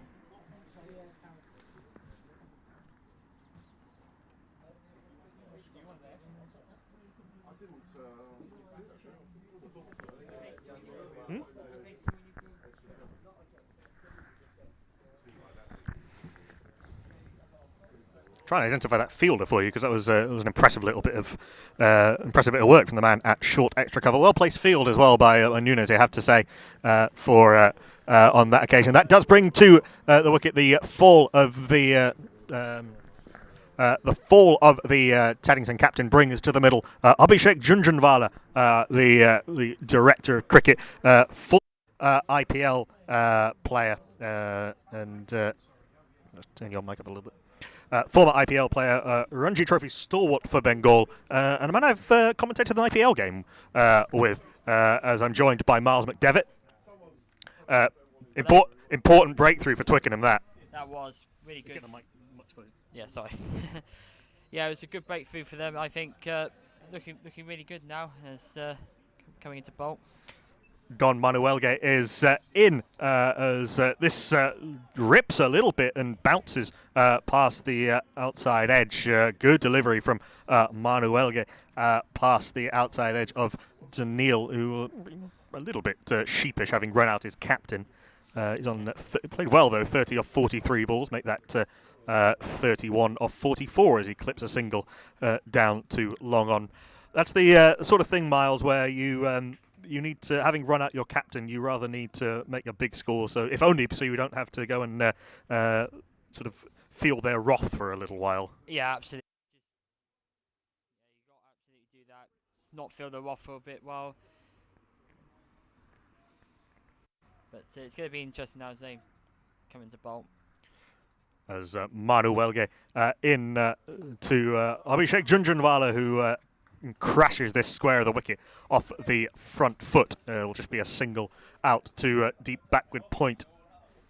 Junjunwala had some surgery in the off season on a sort of neck shoulder thing. I've seen him a little bit of inside knowledge from the com box and doing a little bit of strengthening exercises. Very experienced player, of course, with all those Ranji Trophy years. It's nicely played by Peter Daniel because that bounced a little bit from Manu Welge, and he rode the bounce well and just glided it back with a point. Yeah, it was good delivery and obviously good shot towards backboard point. Manu Welge in, no change to the field. This is cut, pulled rather, by Daniil out to deep square leg. Come through for a single. The man out there bowls a 50-yard leg break back into the keeper. Yep. Okay, sorry. It's a bit tangled actually. Sorry.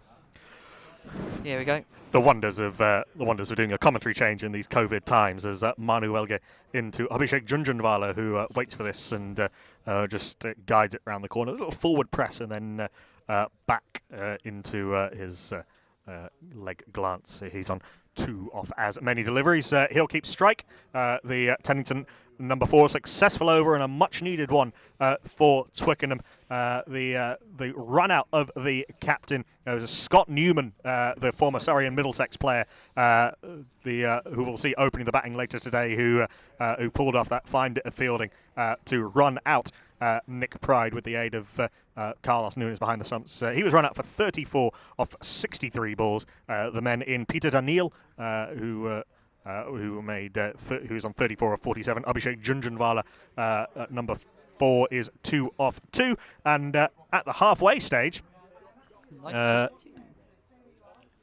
as I try and check with my score, 94 for 2 are Taddington, and that is drinks, or apparently crisps. Crisp. Good.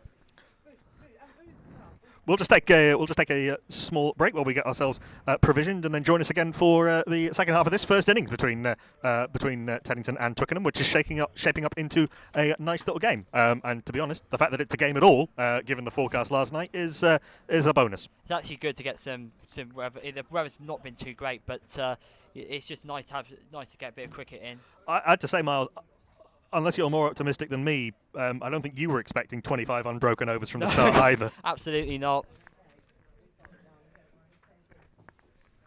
As the players break for some food, I think I'm going to do likewise. Same.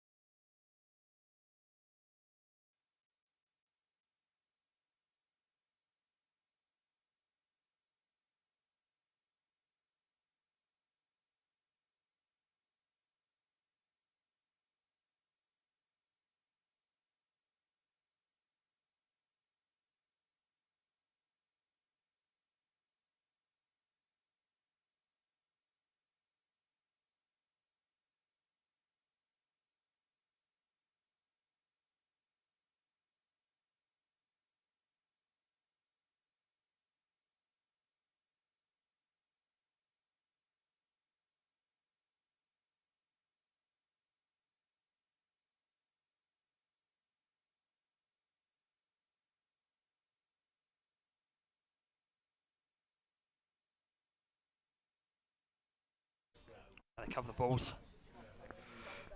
The players are suitably stocked up with crisps and drinks, and some of the spectators are imbibing something stronger as Parminder Singh continues after drinks here on Twickenham Green, as this is pushed very nicely by Abhishek Junjunwala, wearing the cap to the spinners just inside out, and pushes into the offside.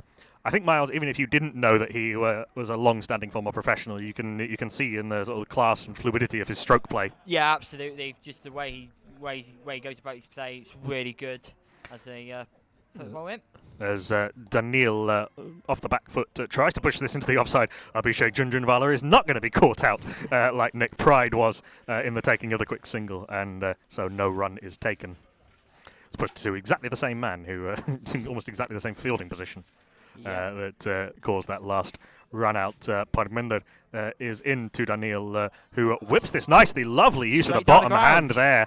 Dug out, not exactly a helicopter because it scudded all along the ground, but lovely sort of digging out a Yorker for 4 runs into the nets and onto the road. Beautiful shot from Peter Daniil. Daniil, great shot, just straight down the ground. It's what you like. Excellent play there from Teddington. Peter Daniil on to 38 of 49 balls. Parminder Singh yet to take a wicket. The only wicket taker among the bowlers, Rashid Mullazada, who trapped Harry Evans, LBW, for 20. As Parminder continues, this is blocked into the offside, and there is no run. First over after drinks is done, and after 26 overs, Taddington move on to 102 for... Is that right? 102 for 2.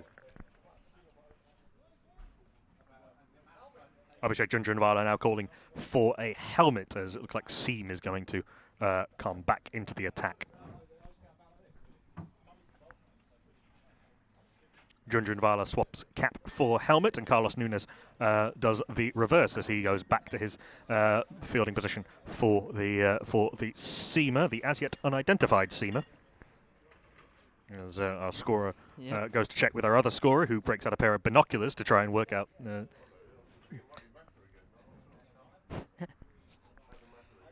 Looks like we're going back to the opening bowler, Adam Mather, who had 2 catches dropped off his bowling, had both of the openers dropped. Tough chances in close, one at short cover, one at short mid-wicket. But Nunes trying to bringing one of the opening bowlers back on with Abhishek Junjunwala new to the crease. I like this sort of, I like this nice aggressive move. Yep. Good aggressive move. And now for the first bolt.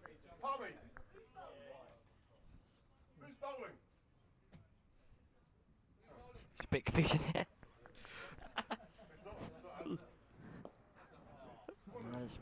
Push away.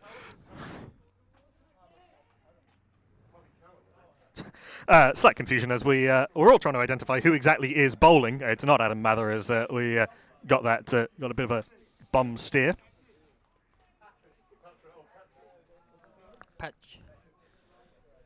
Patrick Dixon into the attack for the first time today. So a new bowler into Abhishek Junjunwala. It's not often a commentator has to shout bowler's name, but such is club cricket. As Dixon is in, this is cut by Daniil out to the man at deep point, and they'll just come through for a single.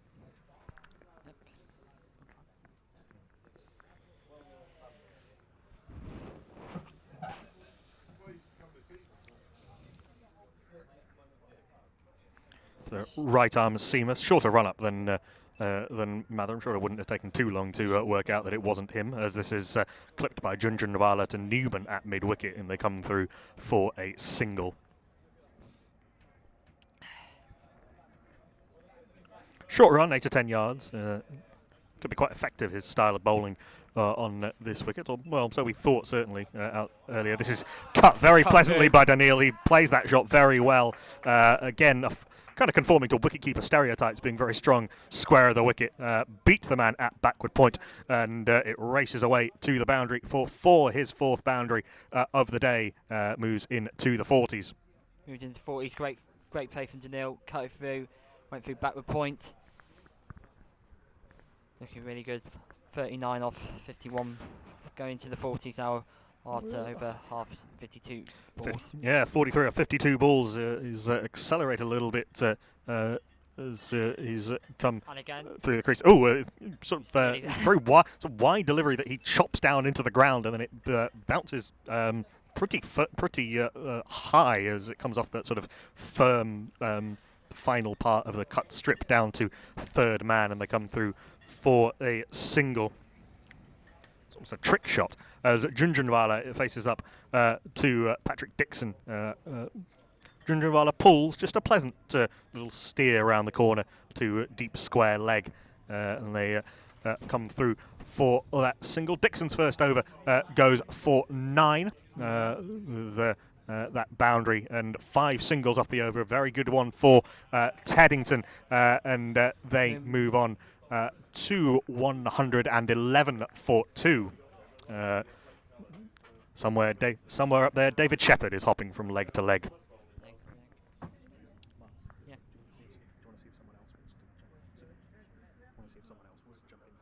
Yeah, sure.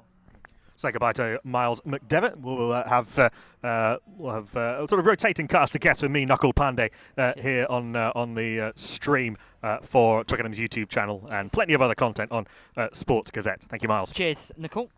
Parminder Singh continues from the Church Road end, starting his 7th over. Down the track comes Junjunwala, meets this on the full, beats the man at short extra cover, doesn't beat the man at mid-off coming round, so it'll just be a single. Little sign of aggression from Junjunwala, who wasn't going to, you sort of expected wasn't going to be letting the spinners settle for too long.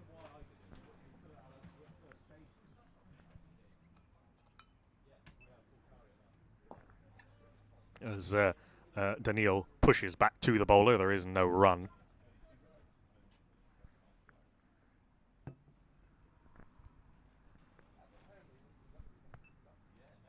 Parminder, a little skip in his action, slight delay as he gets to the crease. This is short and cut by Daniil. Another good cut shot, another boundary to the Teddington wicketkeeper, who is certainly not going to allow himself to be exposed to the ire of his skipper anytime soon. Closing in on a half century would be his first for the club, this his first season for Taddington. For Cambridge University, Peter Daniil. So has played some first-class cricket. Forward and pushes into the offside. Scott Newman coming in from backward point to field, and there is no run.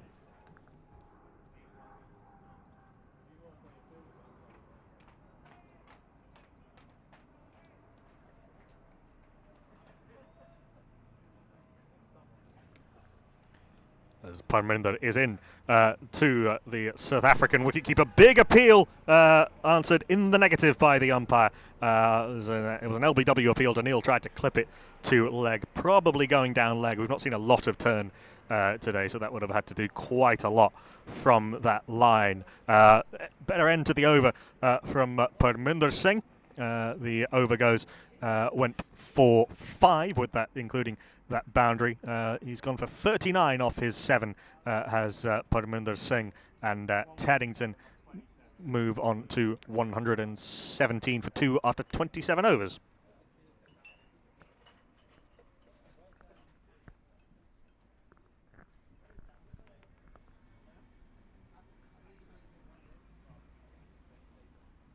Will be Patrick Dixon continuing from the far end, the green spice end. This is clipped by Junjunwala into the onside. Loud shout of no as the man from short mid-wicket plunges to his left to do the fielding. There is no run. Junjunwala making absolutely certain that he is not going to be sawn off like his captain was in the run-out that caused the fall of the last wicket. He pushes this to Newman at mid-wicket. There is no run.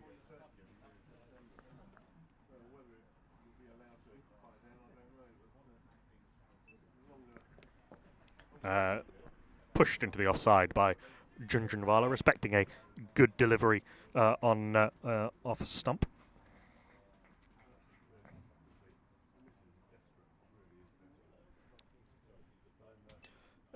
This is outside off stump and cut nicely by Abhishek Junjunwala. Really using the wrist to get it behind square. The man at deep point had no chance, and he's having to fetch that from the other side of the Portaloos. 4 runs to Abhishek Junjunwala. His second boundary of the day. He moves to 15 off 14 balls, and Taddington really starting to pick up the pace now. Scoring at 7 and over nearly off the last 5 overs. They are 121 for 2 in the 28th over. This is edged and caught. Well caught at backward point. It was wide, and Abhishek Junjunwala went after it. I said edged. It came more or less off the middle of the bat, but straight to the man at backward point. And Patrick Dixon has his man. Abhishek Junjunwala gone for 15. Teddington 121 for 3. Junjunwala disconsolate, walking off, practicing the stroke.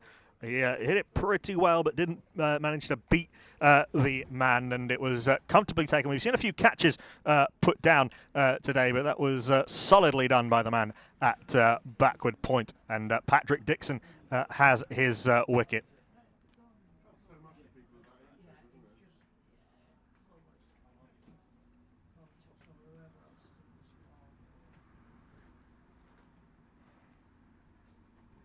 Made 41 last week with the bat. Patrick Dixon didn't bowl last week, so this is his first bowl of the season. And picking up a man with Abhishek Junjunwala's first-class and IPL experience will be quite the fillip for him.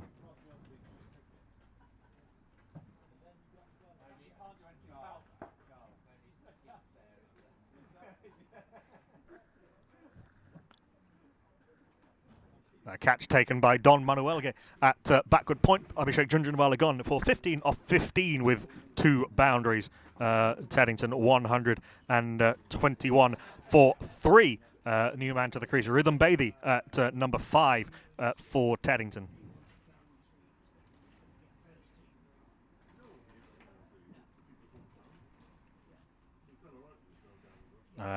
Promotion for Rhythm Bathey, who was down at number 8 last week, but was promoted after he made 20 of 15 balls. Perhaps that playing into things.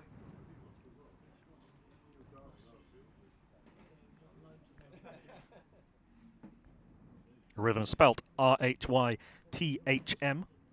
But there's a story behind that name. I might ask him about that afterwards, as the left-hander is blocking his first ball back to the bowler. There is no run. Quite the first wicket for the club for Patrick Dixon. Abhishek Junjunwala, who, as I say, played for Bengal and a number of different IPL franchises. The director of cricket now at Teddington. It's the end of the over for Dixon. 4 of it, but the wicket of Abhishek Junjunwala. And after 28 overs, Teddington are 121 for 3.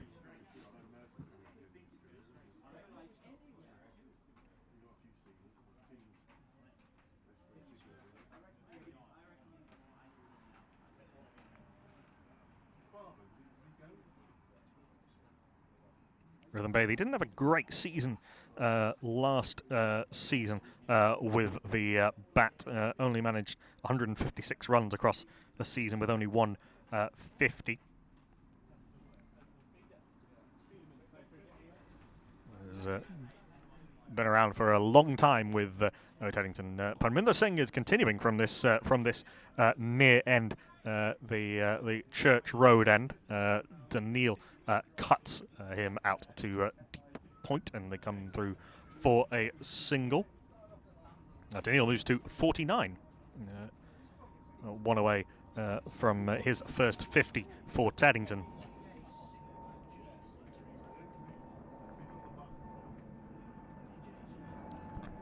Slight delay as there's a change to the field for the left-handed Bathey.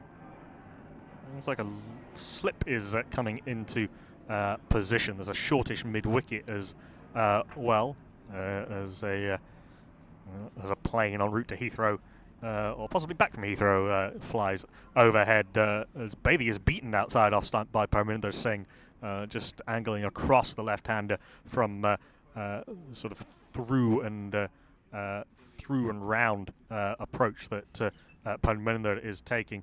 Bathey pushes to extra cover, and there is no run of the next delivery.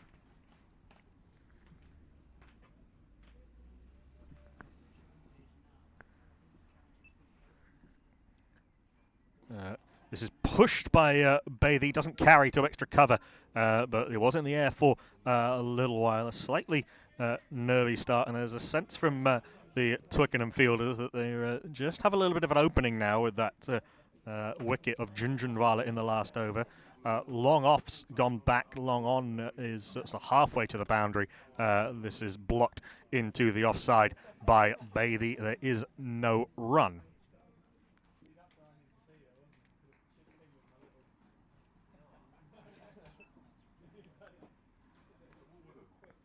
Final ball of the over from Panesar. It's been a good one, just the one run off it. Bathey has blocked out 5 dot balls, yet to get off the mark. He leaves this outside off stump. Comfortable leave. A good over, good tight over after the wicket from Panesar Singh. 8 overs, none for 40 he is, but that was a very good over. And after 29, Taddington are 121 for 3. Good opportunity for Twickenham to get through a few quick overs. A couple more wickets here, and you think they're right back in the game. There's a very good partnership between Peter Daniel and Nick Pride for the second wicket. A partnership of 54 between those two off just 74 balls.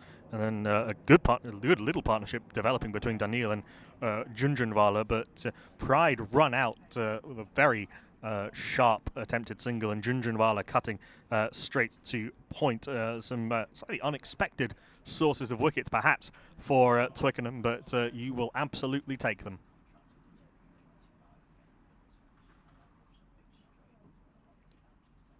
It's going to be Dixon continuing after that successful over. It's full and driven into the offside. Daniel one away from that 50. Not going to get it off that delivery as it's fielded by Panesar at mid-off. There is no run. There's no slips in place. 2 men very fine behind the wicket at fine leg and third man, and sort of 2 men at widest gully come backward point. He pushes this into the onside, does Daniel, and there is no run. Quite a spread field. I wonder if they're trying to get Bathey on strike. It's a good Yorker from Dixon, and blocked out to mid-on. There is no run. Certainly it is quite a well-spread field. That man at sort of deepish gully, a backward point, a deep point, an extra cover, mid-off, mid-on, shortish mid-wicket. Men back at long leg. Very fine leg and very fine third man. But this is pushed into the offside. There is no run. Dixon doing a good job here of denying Daniel the easy single that he will probably be looking for. And he has a flash outside off stump. He's not going to get it. It is the man at third man, despite it being very, very fine. And with a slightly streaky boundary, Peter Daniel will go to his first 50 for Teddington. 53 off 63 balls with 6 boundaries now. It's been a very decent innings indeed for Teddington.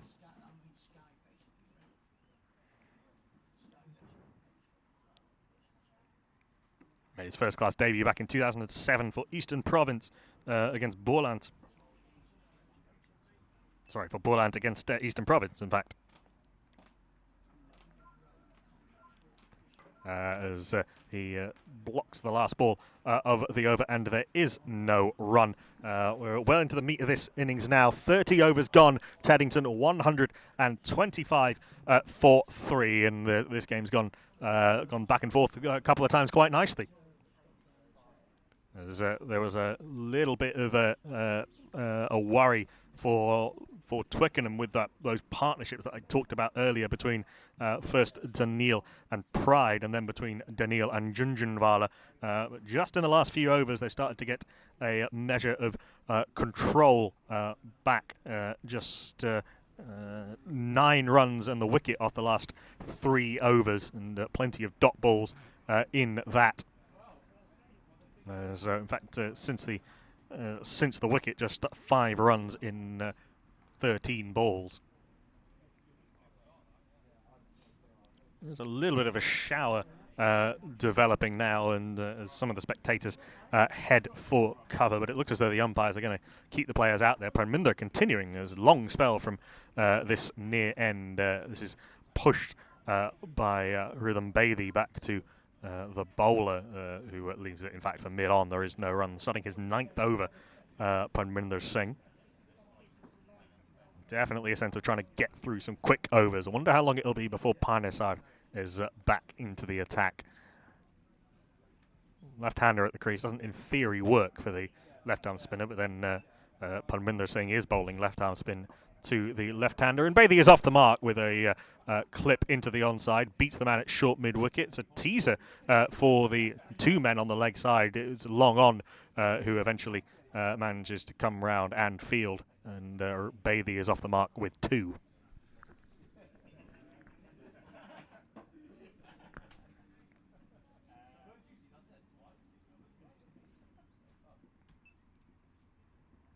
As Parminder is in outside off stump and blocked into the offside by Bathey for no run.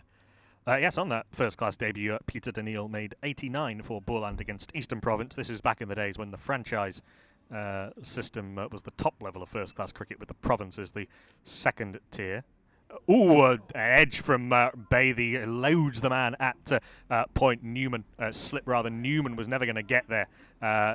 Went away through gully, really, but definite false stroke. Bathey trying to turn it into the onside leading edge and come through for a grateful 2.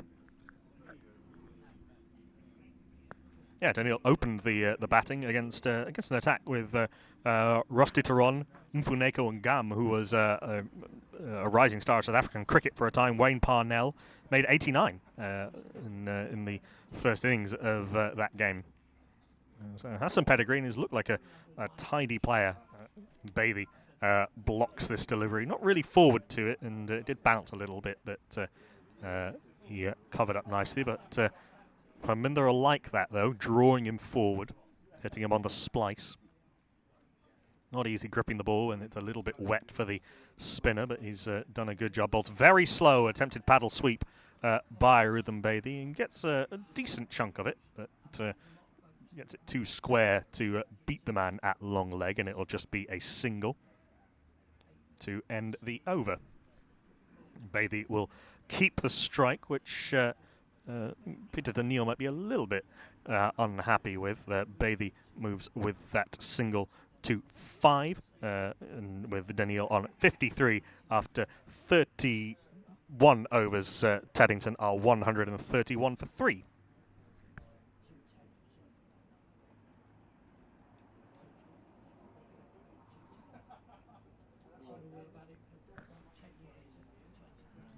Rain is starting to get a little bit heavier here. You can start to see it on some of our equipment on this commentary table.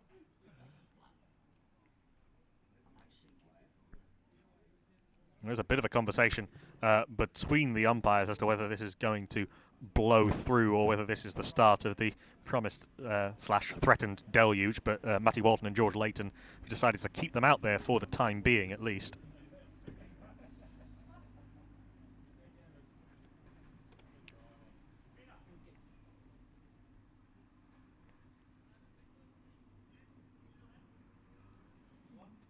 A little bit of sawdust being applied at the far end, the green spice end, for Patrick Dixon, the seamer.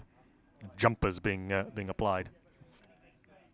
In fact, I think Patrick Dixon's been taken out of the attack after his successful spell. 3 overs, 1 for 17.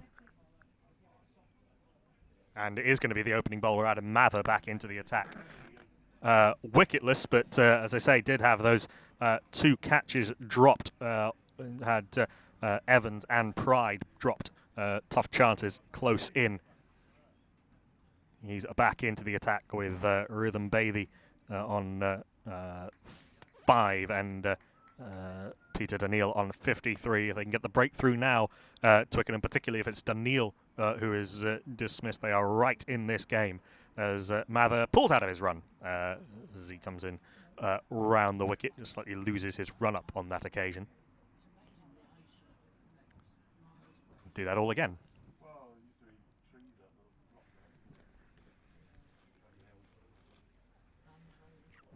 Favoured round the wicket to the left-handers today has Mather. He bowled there from that angle to Nick Pride in his first spell. He's in tall man as Bathey forces off the back foot. Mather fields in his follow-through, his long follow-through, where he gets most of the way back to the bowler, and there is no run. Seems okay. Seems okay.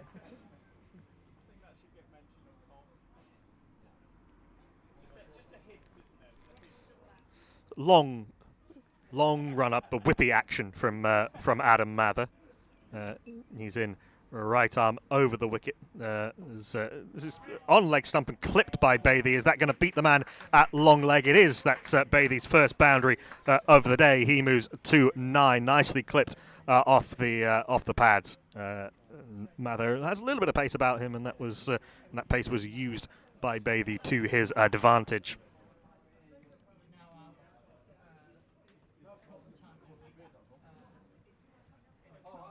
9 off 14 now, Rhythm Bathey. His first boundary of the day, 135 for 3.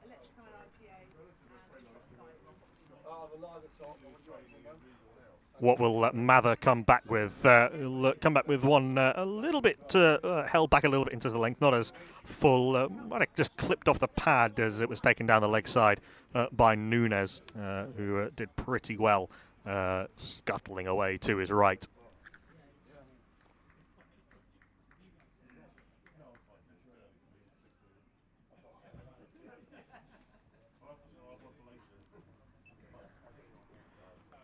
Mather continues a little bit of inside edge onto pad, or bottom edge onto pad. Bathey is not really certain about where the ball has gone. A little bit of nice pantomime comedy as the man from point comes in and threatens to whip off the bails. In fact, does whip off the bails as Bathey threatens to not be in his crease. But no such silliness. There is no run.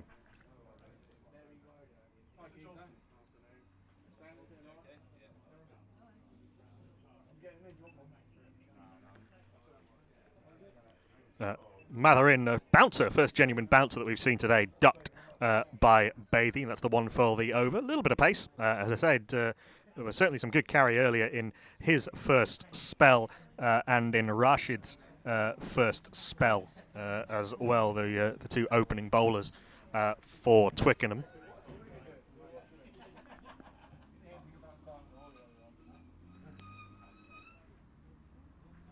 Penultimate ball of the over, Mather in. Bathey advances at him a little bit, but is forced back into his crease, and there is no run. In fact, that was the end of the over. Just 4 runs off it, and after 32 overs, Taddington are 135 for 3. Yeah, 135 for 3.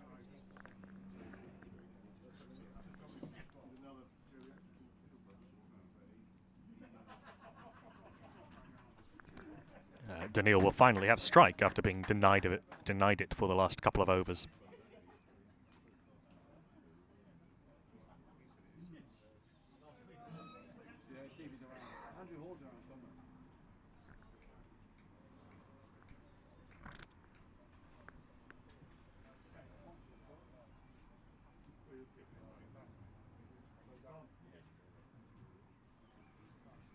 It's going to be Parminder Singh bowling his 10th over running from this the Church Road end. He's in to Daniil, who goes back and clubs this into the onside. An attempted cut shot, but it was straighter than that. That's very well run by Bathey coming through for the second run, calling his wicketkeeper through, and he made it pretty comfortably in the end. And there was that rather ill-judged run-out that saw Nick Pride depart for 34 as Daniil pushed it to short extra cover and they came through for the single test in the arm of Scott Newman, and Newman passing the test, but the urgency in the running has been good to see as Parminder is in outside off stump, left alone by Daniil through to the keeper. There is no run.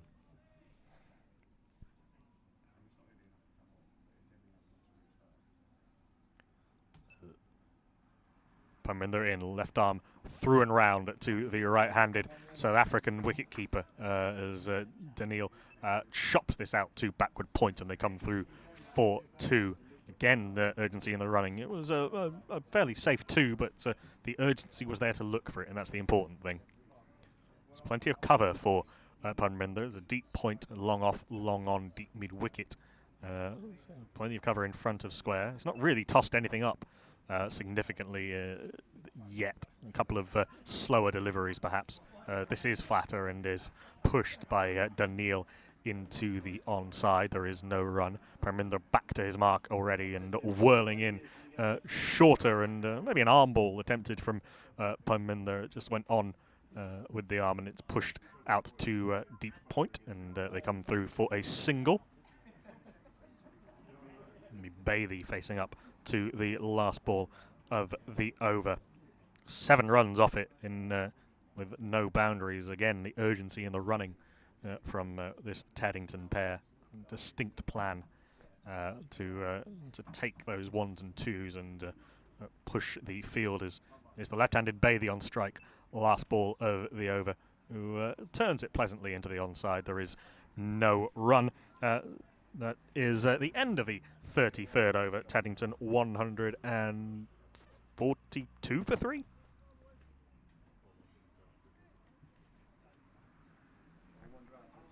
Forgive the I'm Ron Burgundy slight hesitation, but I believe that's correct.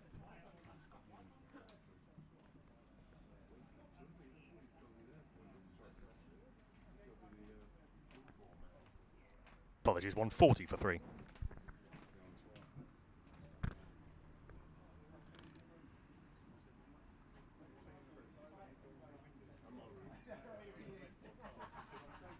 Have to forgive the occasional delays in getting the exact score. My scoreboard is not updating quite as fast as I might like it to, but we make do.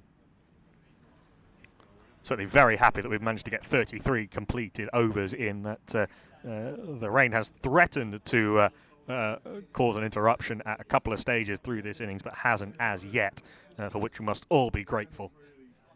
It's what will hopefully be a full season after the COVID ravages of last year, as Mather is in.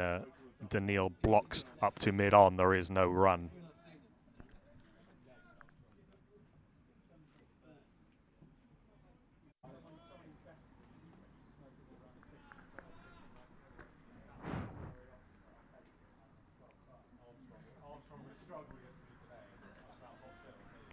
Peter Daniil on 58 of 69 balls, 6 fours in that innings thus far. Plenty of them cut shots, and he goes for that shot again, and it bounces off the practice wicket, the sort of AstroTurf wicket, and which rather takes the pace out of it. Well fielded by that lump of AstroTurf out there at point, and they come through for his single.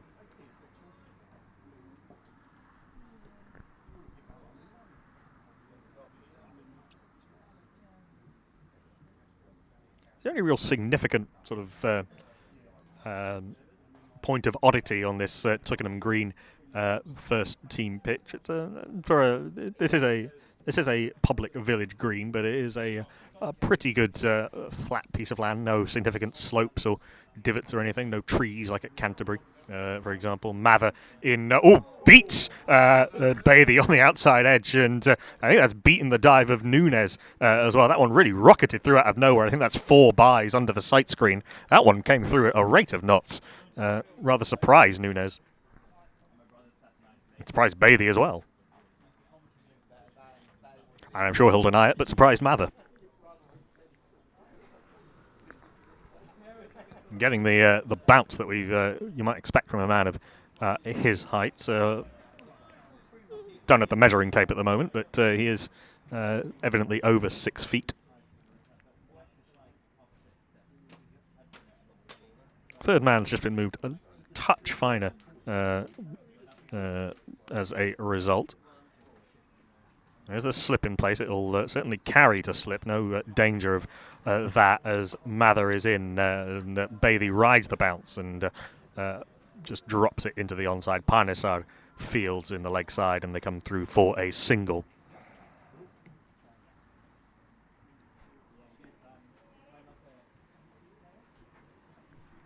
Panesar sparingly used today, just the 5 overs thus far. I'm sure he'll get another spell at some point as we come into the second half of this innings.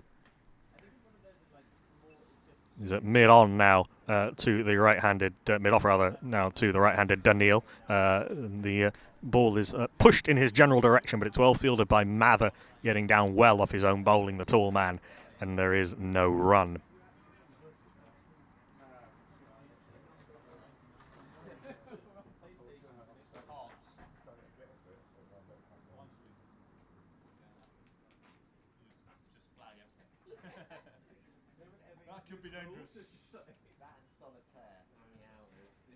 Longish run up, about halfway back to the sight screen as Mather is in full delivery, dug out well by Daniil into the covers, and there is no run. 6 runs off the over. Teddington 146 for 3 after 34.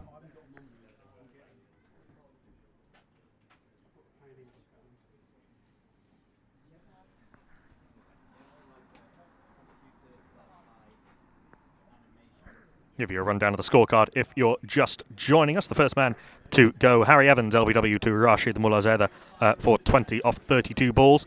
Nick Pride was run out by Scott Newman after a rather risky call by the striker Peter Daniil. He was run out, the skipper, for 34 off 63 balls. Abhishek Junjunwala next to go, cutting Patrick Dixon to Don Manuelge at point for 15 off 15. Daniil is still going strong on 59 off 72. He's been joined by Rhythm Bathey, who is 14 off 22. The bowling figures, Rashid Mulazeda, 7 overs, 2 maidens, 1 for 20. Adam Mather, 7 overs, no maidens, none for 29. Monty Panesar, 5 overs, none for 17. Parminder Singh, 10 overs, none for 50. Don Manuelge, 2 overs, none for 13. And Patrick Dixon, 3 overs, 1 for 17. It looks like Manuelge is replacing Parminder at this near end. That long spell is done for the left-arm spinner. I was very excited to be bowling with fellow left-arm spinner Monty Panesar, but it is the third of the spinners, Manuelge, into the attack.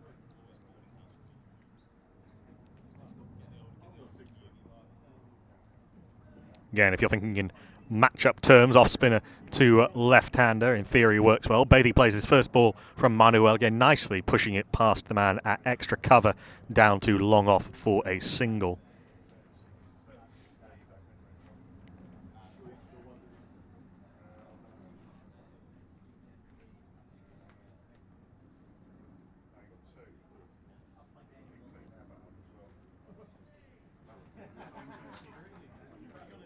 Manuelge 9 wickets at 31 last season for Twickenham in what was a very difficult season in which they ended up bottom of the Premier Division. No relegation, of course, last year with COVID interrupting everything. This is a shortish delivery and pulled by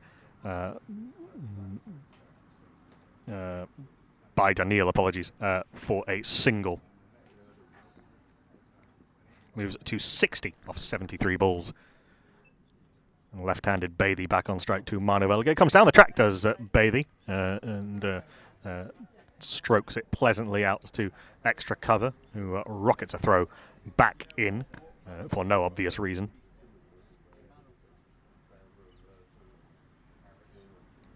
Easy single.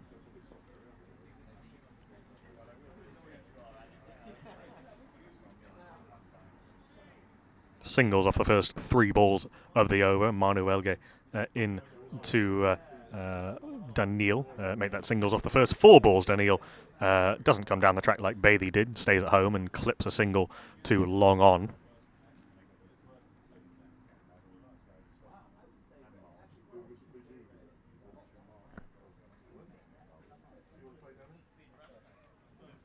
Still the slip in place with Bathy still relatively new to the crease on 16 of 24 balls. He stretches forward, does Bathy. Doesn't really get to the pitch of it, and so turns his attempted drive into a defensive stroke. Back to the bowler. There is no run.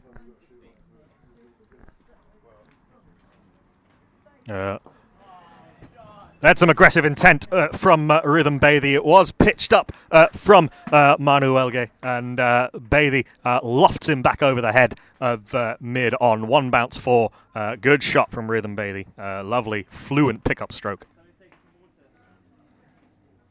Moves to 20 off 26 balls. That's his third boundary. Some messages in a water bottle being prepared by the Teddington Brains Trust. I think with coming into the latter stages of this innings now, which I don't think many people expected we were going to get fully interrupted. Forgive me for talking so often about it, but it has very much been the talk of this part of town. 15 overs left. Teddington 154 for 3, and a chance to put on a total that will test the Twickenham batting lineup. There is going to be a change. There is going to be a left-arm spinner, and it is going to be Mudsudain Singh Panesar. As someone who's worked with him on his MA course, I feel comfortable using his full name. He's back into the attack at the Green Spice end. Took 4 wickets last week, none thus far today, as he's in to Daniil. Good delivery to start with. Daniil defends into the offside. There is no run.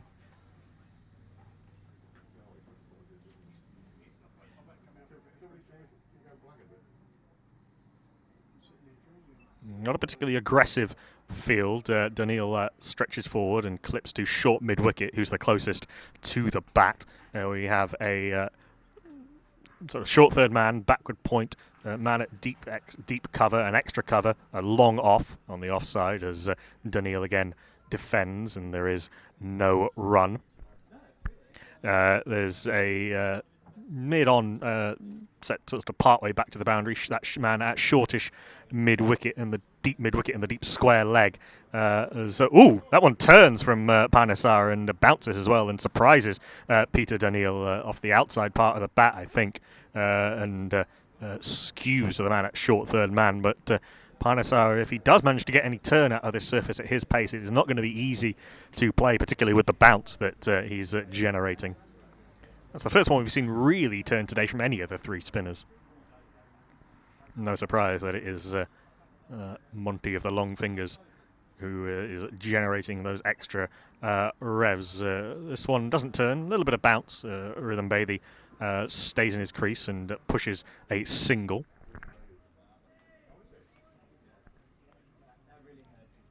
Moves to 21. I must ask him why he's called Rhythm. It's an excellent name. Daniil is beaten on the by a good delivery that pitched a little bit shorter than where Daniil was expecting, and there is an LBW appeal, but which is turned down by the umpire George Layton at the far end. Hard to really see from this angle exactly what that was doing, but height had to be a question. Good return over from Panesar, just 2 runs off it, and after 36 overs, Teddington are 156, I think, for 3.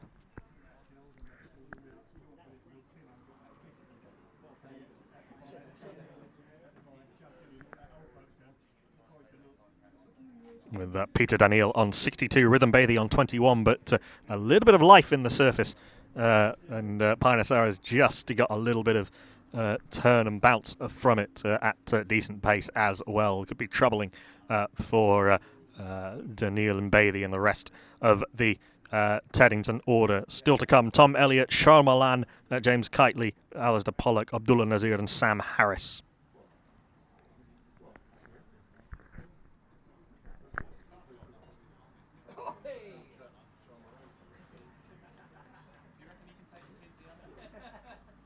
Looks like it's going to be Manu Elge continuing.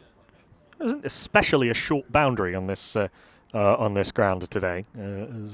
Maybe the leg side boundary from this side is the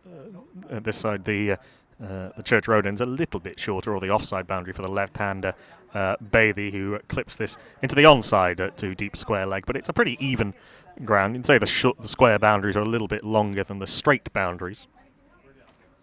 But, it's not huge, but it's not a postage stamp either.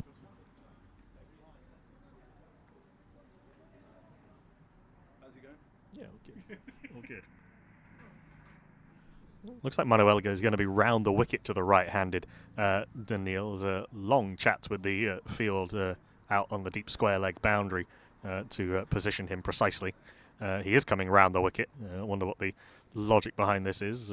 Bowling very straight. There is a very straight field. There's two men kind of catching on the onside at short mid-wicket and sort of short straight mid-on, and it's the latter of those who fielded that last delivery. There is no run. Dead ball called by the umpire, Matty Watton, for the next ball of the over, as Manuelga slightly loses his grip, but he's in this time, and it's cut well by Peter Daniil. He's been very good on that stroke all day, and that's powered away to the point boundary for his 7th 4. He moves to 66 off just 81 deliveries, which on a pitch that has had some bounce in it, and the odd one stopping as well, has been a very good innings indeed, and very attractive to watch as well.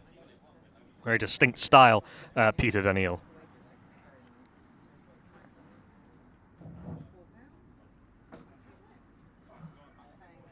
$161 for 3 are Teddington in the 37th. Over, attempts to pull this into the middle of next week, Peter Daniil. It comes off the pad and dribbles down to the fine leg boundary for 4. I think that was leg byes. I'll try and confirm the umpire's signal. No, off the bat. A little bit of bat from Daniil, moves to 70. A very fine sort of face of the bat, really. And all he had to do was get bat on it to beat keeper standing up. No chance for the keeper, really. And with no one at fine leg, it was always going to run away. He's got to be a little bit careful with this field, Manuelga. He's in outside off stump and pushes to point. There is no run.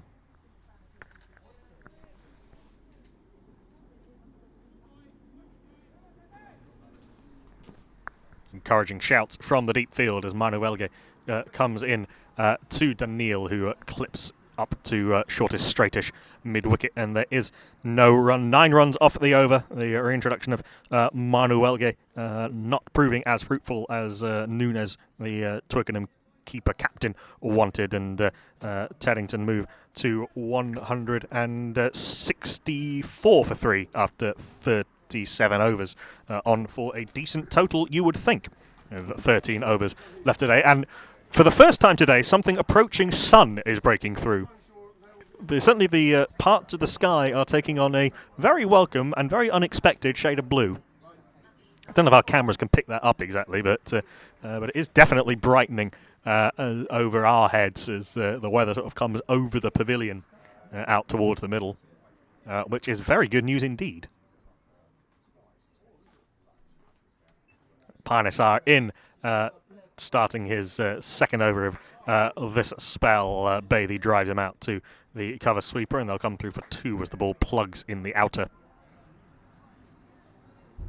6.1 overs, none for 21, Monty Panesar thus far. None of the destruction that he caused to Richmond last weekend. Get this one to bounce a little bit. There's a loud shout of no from the non-striker as Rhythm Bathey tried to nudge a single and take off into the onside, but I think Daniil was quite right to send him back, because the throw came in pretty quickly from a man in fairly close at mid-wicket. That would have been a very unwise run indeed, even unwiser than the one that saw the end of the Teddington captain. In the end, no harm, no foul, no run.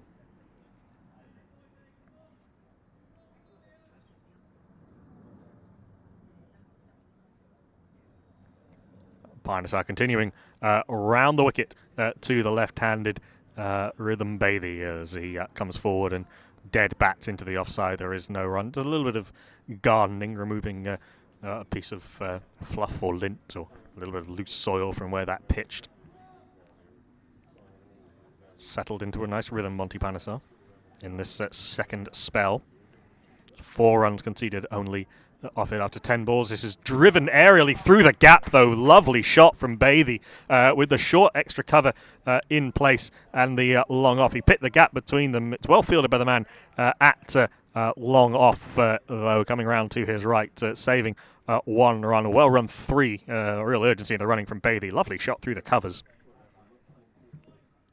Moves to 27 off 32 balls. It's been a very useful innings from the Teddington number 5, promoted from up the order from last week.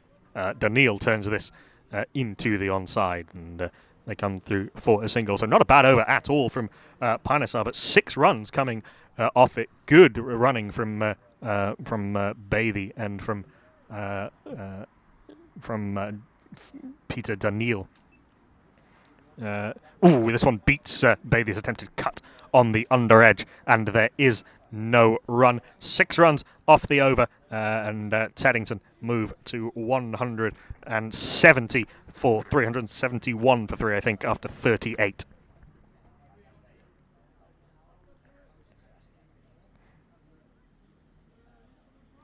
Six bowlers used today. Rashid Mulazeda with 1 for 20. Adam Mather, Monty Panesar, Parminder Singh and Don Manuelge with not taking a wicket in their combined 14 in their combined 28 overs. Patrick Dixon taking 1 for 17, dismissing Abhishek Junjunwala, the experienced former Bengal Ranji Trophy player, number 17. We are into the last 12 overs, and we've got a change at this near end. Manuelge out of the attack after just 1 over, I think, in that second spell. And Patrick Dixon, the wicket taker I was just talking about, coming back into the attack. It was not a vintage dismissal. It was outside off stump and cut straight to the man at backward point, but they all count. His first season with Twickenham.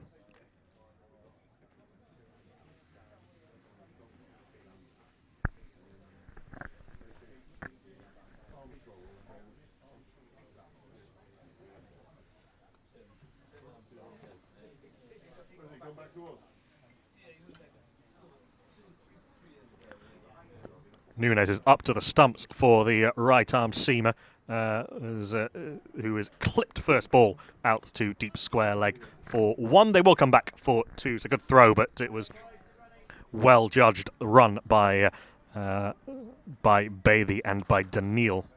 Daniil moves to 73 of 86 deliveries.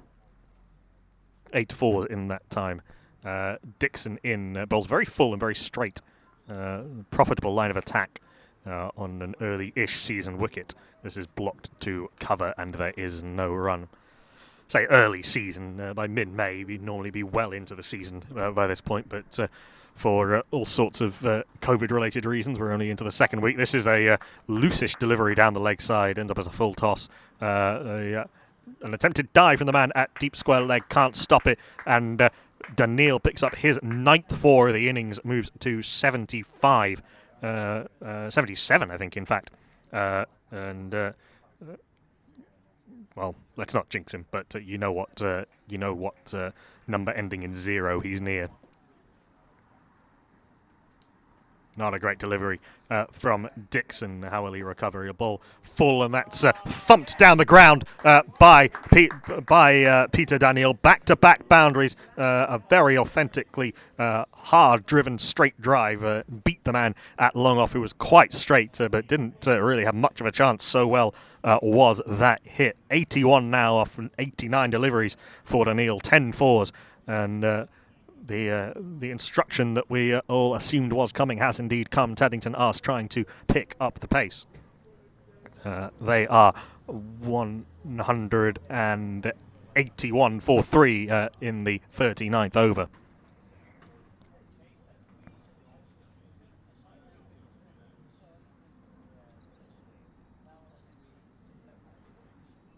Dixon been hit for 2 4s in 2 balls. A big swing from Daniil, misses it, half stopped by Nunes. Not an easy take up to the stumps when the ball's bouncing that much. There is no run.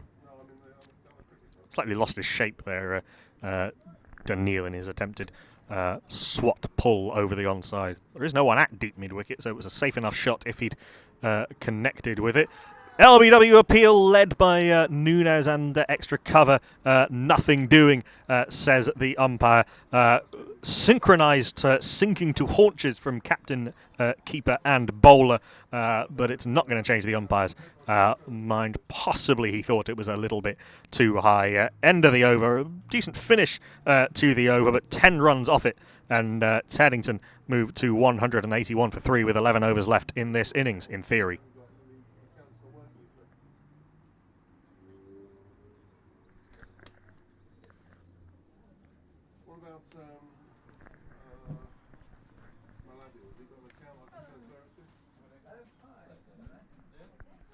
Partnership 60 of 67 balls between Peter Daniil and Rhythm Bathey, and reasonably evenly matched as well. 27 of 33 for Bathey, 33 of 34 for Daniil. It's Bathey on strike to Panesar. This pops up off the inside edge. Nunes has to run into the sort of deep short leg position or leg gully position to do the fielding.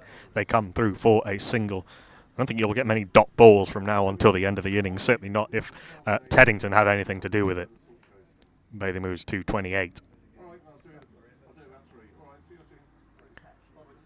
Peter Daniil, 81 off 91 balls, facing up to Monty Panesar. Good delivery from Panesar, forcing Daniil to defend, to cover. There is no run.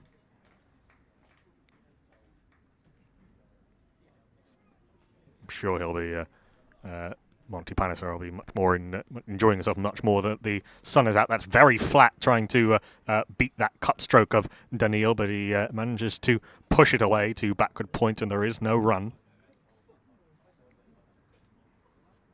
Short third man and backward point, an extra cover. The men saving one in the. It's not really a ring. Well, that turns and bounces from leg stump really, and beats the outside part of the bat. The outside shoulder of the bat. There is certainly a little bit of life in this pitch for the spinners if you're prepared to really give it some revs. There is no run.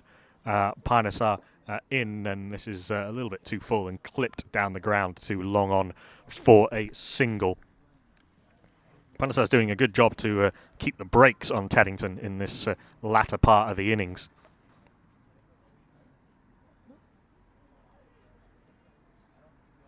You sense that only wickets are going to slow Teddington down. Panesar is in. Down the track comes Bathey. I think Panesar saw him coming and held it back a little bit, and Bathey has to block it to the leg side. There is no run. Good over, just 2 runs off it. 183 for 3. Into the last 10 overs here on an increasingly sunny Twickenham green in this first 11 Premier Division derby between Twickenham and Teddington. Twickenham 1 win from 1, Teddington 1 loss from 1 this season. Last year's champions Teddington, and a real sense of local pride to play for, as well as crucial first 11 Premier Division points in this second week of the tournament.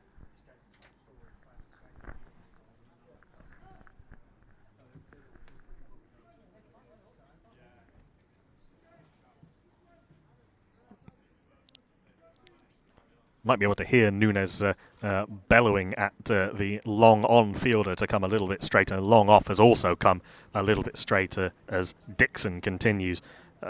4 overs, 1 for 27 was expensive in his last over, went for 10. Keeper up to the stumps as this is outside off stump, and Daniil cuts out to deep point. They want to, Daniil wanted to, Bathey didn't. They decided that 1 was plenty. There is an easy single, and Peter Daniil moves to 83.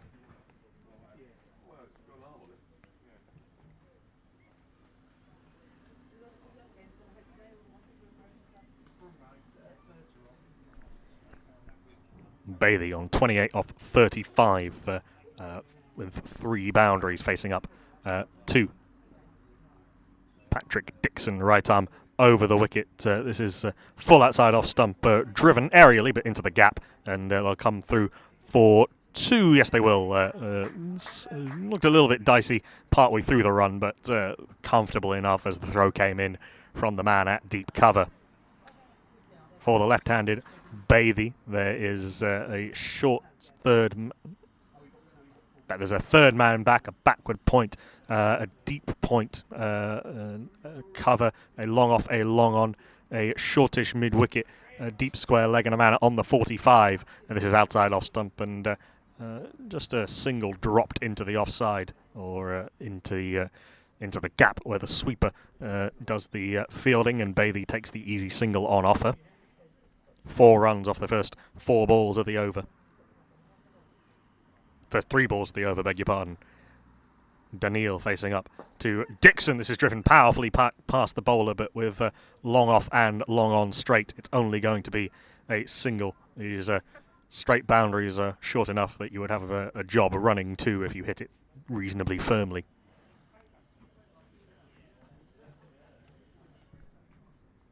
No boundaries yet in the over. Bathey, the left-hander on strike, drives into the offside.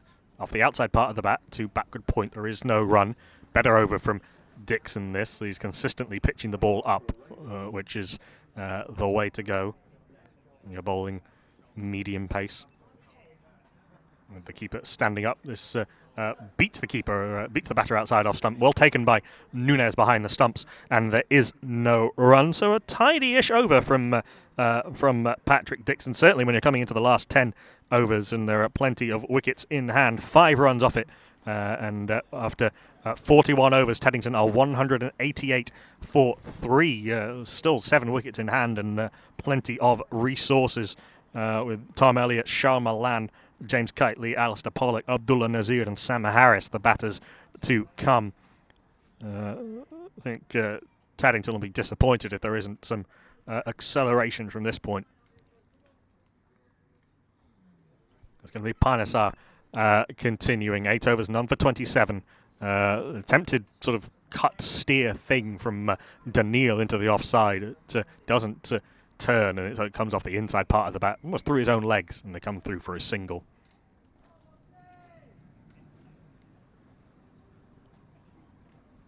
No boundaries for 15 balls. Now reverse sweep by Rhythm Bathey, and played very, very well. That's a way to break the boundary. Duck, short third man up, reverse sweep, very fine off the former England international for 4. Very nicely played and very nicely judged by Bathey.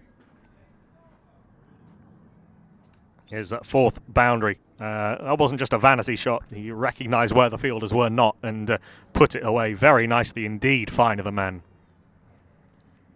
How will Panesar respond to being reverse swept? He'll respond by holding it back a little. It's a big swing from Rhythm Bathey. I think he's been caught under edge. That's a stump. In fact, I tell a lie, it was a stumping. Good work behind the stumps from Carlos Nunes to whip the bails off. It was a big swing from Rhythm Bathey for a ball that wasn't really there for the stroke. It was just held back a little bit, and he dragged his back foot out of the crease and was stumped. Sharp work by Nunes. A tidy knock, though, from Rhythm Bathey. 35 off 41 balls for the Taddington number 5. Is a good partnership that he put on with the keeper, Peter Daniil. 72 runs off just 82 balls between those two. Taddington 193 for 4, and that brings to the crease Charles Malan, as I said earlier, the brother of Yorkshire and England international Dawood. Didn't get much of a game with the Punjab Kings in this year's IPL before it got called off.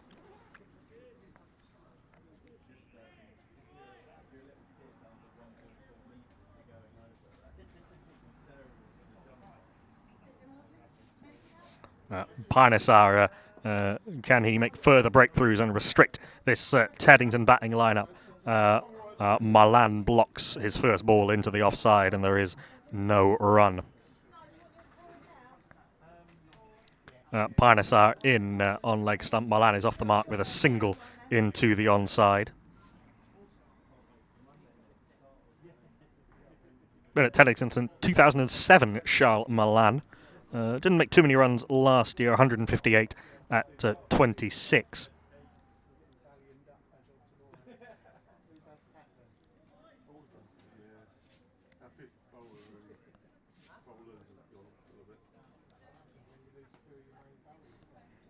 And 3 wickets at 26, used sparingly with the ball when he used the ball for 13 overs last season. Daniil, fellow South African, on strike and pushes a single off the outer part of the bat, just opening the face nicely and dropping and running, come through for a single. Daniil moves to 86. And end of a semi-expensive but effective over from Panesar. 7 wickets off it, 7 runs off it rather. That would be impressive. 7 wickets off it, 7 runs off it, and the wicket of the impressive-looking Rhythm Bathie. He's bowled 9 overs for 34 as the former England international on his home league debut. And after 42 overs, Teddington are 195 for 4. 8 overs left. Some sort of acceleration will need to happen. You'd think Peter Daniil is the man to lead it. Charles Malan pushed up the order a little bit, perhaps to try and pick up the pace. It is going to be Dixon continuing to Daniil, who pushes to backward point. There is no run. It's been a good recovery after the aggression that was meted out a few overs ago. Only 6 runs and over off the last 5 overs. That's gone up in the air, an attempted flick into the onside. It's taking an awfully long time to decide whether it wants to come down, and it eventually does fall into the hands of Scott Newman. So it won't be 100 for Peter Daniil, but it's been a very fine innings. 86 off 100 balls with 10 fours. It's been a very, very decent knock indeed from, and that's underselling it really, from the wicketkeeper. But that's a very important wicket from Patrick Dixon, who's dismissed 2 dangerous batters in Abhishek Junjunwala and now the top scorer today, Peter Daniil, who has to be said has batted very, very well. 10 fours in that 86 off 101 runs. Powerful cut shots and play through the onside. A couple of nice tries as well. It was a very pleasing innings to watch from the wicketkeeper, the former Cambridge man, the former Bull man. But Patrick Dixon has taken the wicket, and we've got 2 new men to the crease. It's Tom Elliott who's joined Charles Malan at the crease. Probably crossed while the ball was in the air. Maybe not, actually, apparently, because it looks like it's Elliott on strike. Certainly taking guard and getting some guidance from umpire Matty Watton at this end, the Church Road end. A very tidy spell from Patrick Dixon. Didn't bowl last week, but 2 overs for 5.2 overs, 2 wickets for 32 as Elliott tries to cut, but he's early on the stroke and it dribbles back to the bowler. There is no run.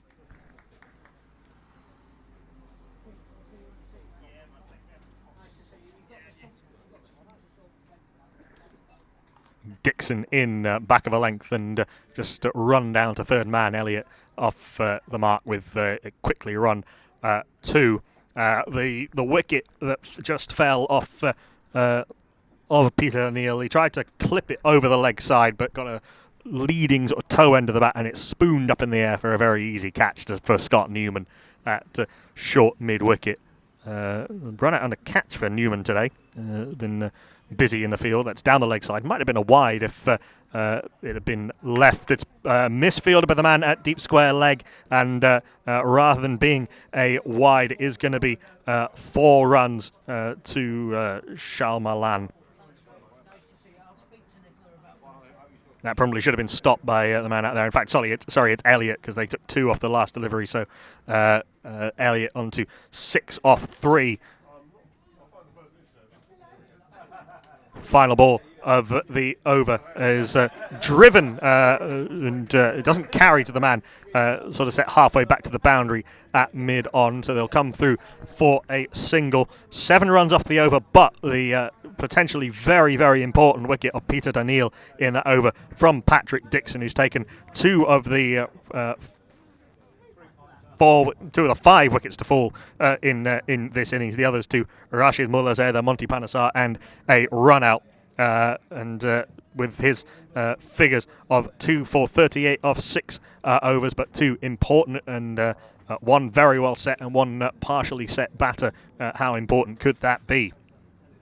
43 overs gone. Teddington 202 for 5 as Monty Panesar continues bowling from that far end, the green spice end, as he draws the batter forward, and it's a pushed single into the offside. Well run by Malan and Elliott.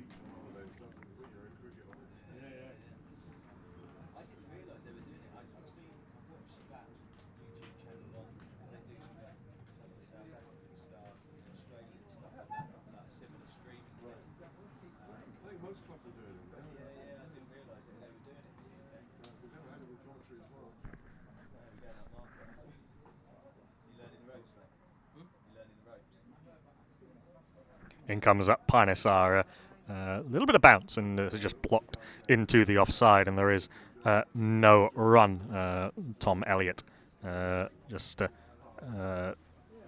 dropping it into the offside.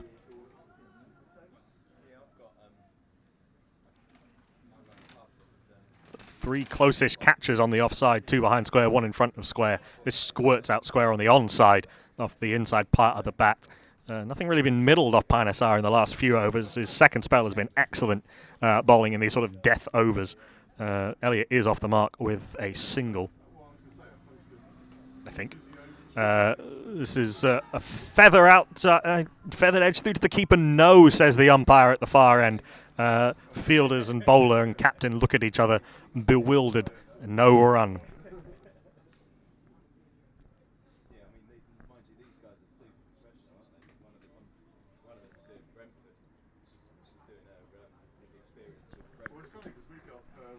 Panesar in, and Malan forces off the back foot to cover. There is no run. Struggling to tell these two apart. Panesar is in, attempted sweep, but makes no contact at all, and passes between bat and pad. A good over from Panesar, just 2 runs off it. Couple of false strokes in there, no doubt.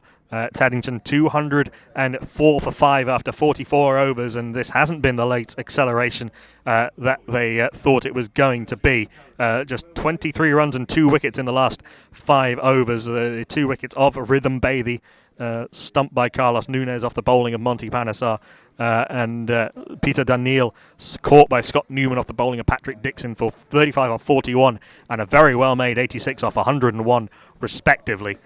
Has rather stymied the defending champions, and has brought the home team Twickenham back into the game, who won the toss and it elected to field.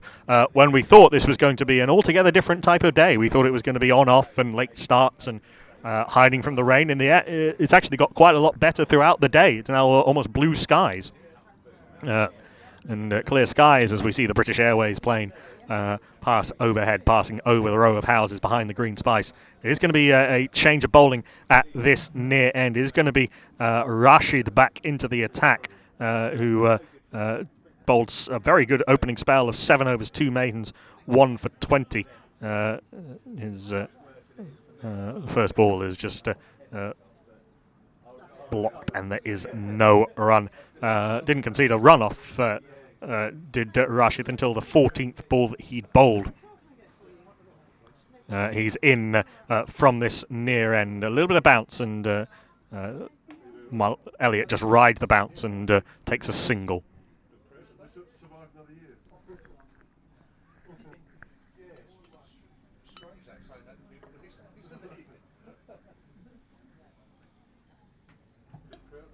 Hoping to be joined in the second innings of commentary of this first 11 Premier Division game here at Twickenham Green on comms by some people who know this club very well. There's Rashid in, and Elliott forces off the back foot, and it'll just be a single. No, 2 as a misfield from the man at third man allows them to come through for that second run.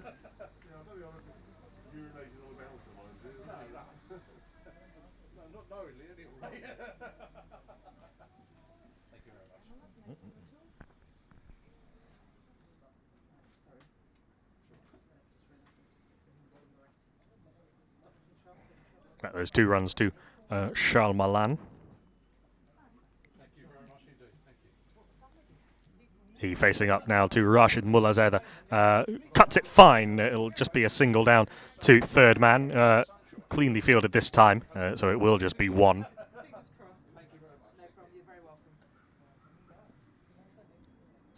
"12 off 12, Charles Malan, 1 boundary in it, nice and busy. But you might want a little bit more than that, given the position that Teddington were in. 204 for 5, as Rashid is in to Tom Elliott, beaten on the outside part of the bat, and there is no run. Definitely beaten on the outside edge. Wonder if there was a little bit of movement there. Elliott just tried to run it down to third man, but missed. Yeah, they are 204 for 5.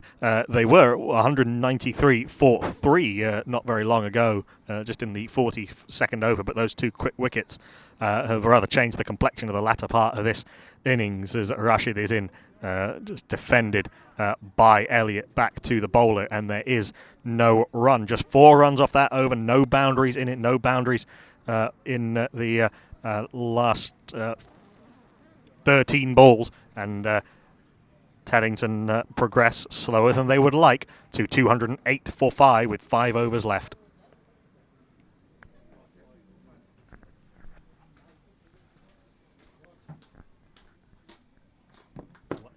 Bad luck.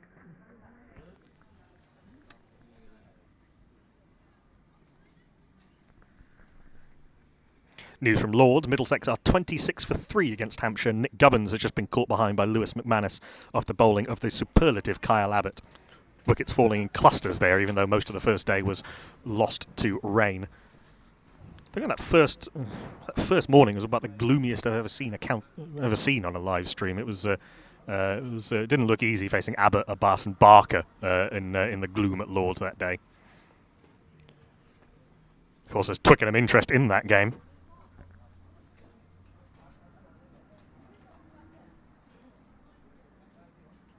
Young Blake Cullen, who was in the Twickenham 11 last week, is not available because he's playing for Middlesex. In that game has dismissed the ever elegant James Vince.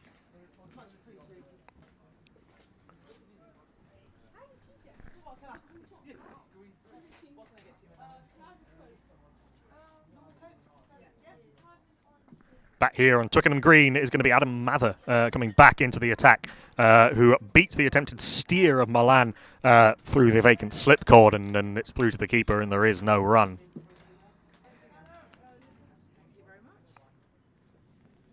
There's a good second spell from Monty Panesar. He probably ends with figures of 10 overs, 1 for 36, which, considering that he bowled the second part of that, to mostly 2 set batters in the death overs, is quite an achievement. An attempted pull, it's gone very high in the air, and falls short of the man at third man, which tells you how badly it was mistimed. That could have gone anywhere, could have easily carried to the man at third man, but instead it's just a single. He's quite quick, Adam Mather, and he's getting the ball to zip through a little bit. Tall man, as I said, and getting plenty of bounce, so not necessarily the easiest proposition. The corollary to that, of course, is if you do get an edge, it's likely to fly. Mather in, clubbed down the ground. Nothing subtle about it from the batter, but he stood up tall and flat batted it down the ground for Tom Elliott's first boundary. He moves to 6. That's the little bit of brute force perhaps that was needed, breaking a near 3 over spell with no boundaries.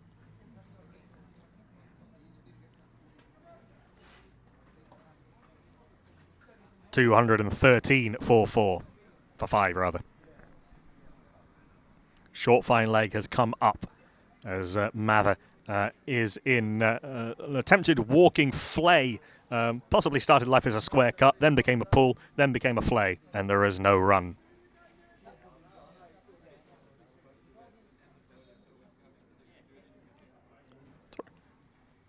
not going to be critical of a batter trying to look at hit a boundary at this stage of the innings. It's very much the order of the day.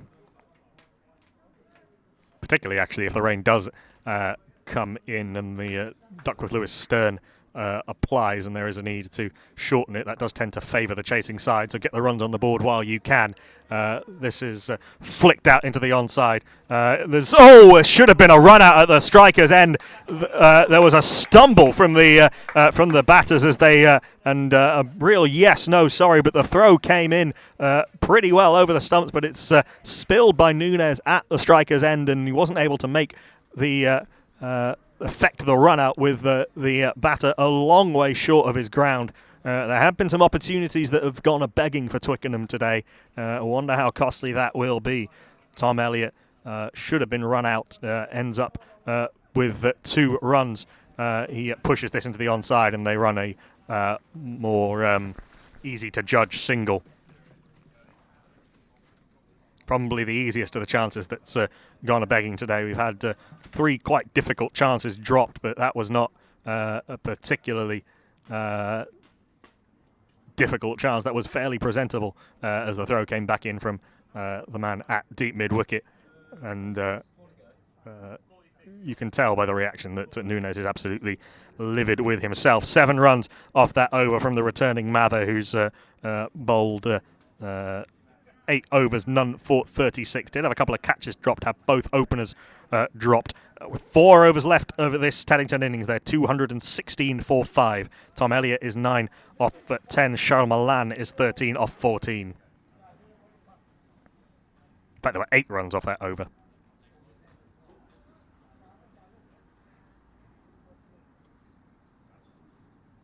Is going to be Rashid Mulladzada bowling this, the 47th over of the innings.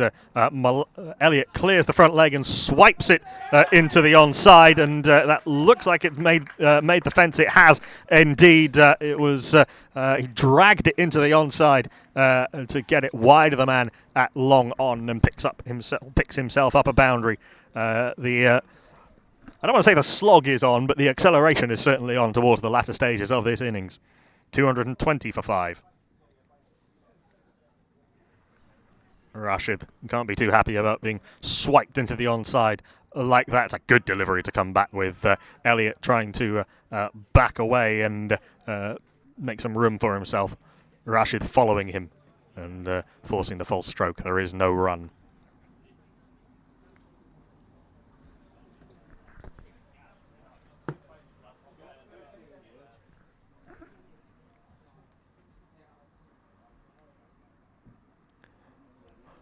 Rashid Mulladzada in has a big swing, does Tom Elliott. Struck on the pad, and that might have actually hurt a little bit because he did stumble somewhat. They come through for the leg by. Good backing up by Charles Malan.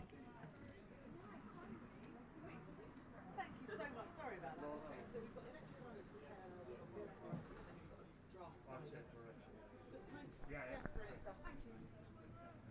26 runs off 25 balls, an enterprising if unorthodox partnership between these two for the 6th wicket. Rashid down the ground goes Malan. It should just be 1 down to long off. They'll try and come back for 2. That's really good running from Tom Elliott. Sprinted for the 2nd run when Malan wasn't really thinking about it. Very well done to burgle that extra run.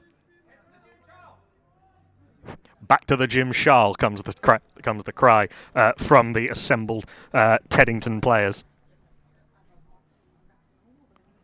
Not sure the power was the issue there, more the placement. With that 2, Malan moves to 15. Has a big swipe at this and misses it completely through to the keeper. There is no run. Rashid mauled that a little bit quicker, I fancy.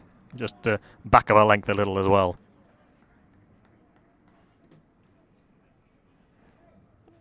This over's gone 4.12. 1 ball left of it. Rashid's 9th, the 47th of the innings. In he comes now, Rashid, to Malan, who swings it into the onside. It'll just be 1 out to deep square leg. The bounce nearly did for the man at deep square leg. He adjusted well, actually, to fling out a hand and keep it to a single. So that is 8 runs off the over the 47th of the innings, and Taddington move to 224 for 5.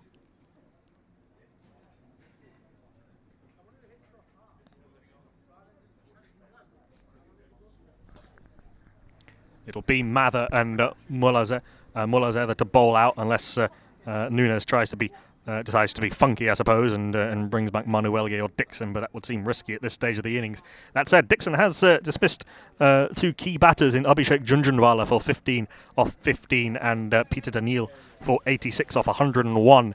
But it is going to be Mather continuing bowling his 9th, the 48th of the innings. 224 for 5. Shah Malan on 16 off 17. Tom Elliott on 14 off 13. As Malan on strike swipes it down the ground. The bat turns in his hands and it goes out through mid-wicket. It will be 2. It should be 2. Yes, throw wasn't brilliant coming back in to Nunes. And so they're able to come through for the 2. So I think it's fair to say that Elliott is the one doing most of the heavy sprinting, but Malan is hanging in there. 18 off 18.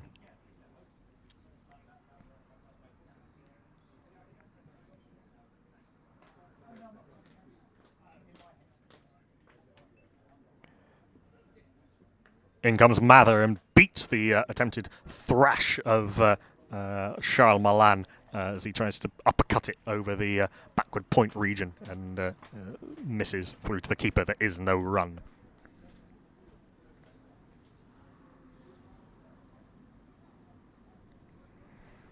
Made 24 last week in the defeat to Ealing. Did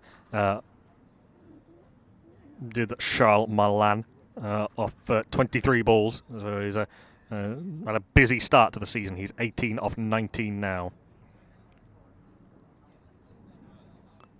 Mather in. Full and a swipe from Malan, beaten through to the keeper. There is no run. Just didn't quite arrive at Malan as he was expecting. And he threw the stroke too early. 2 ... in this over.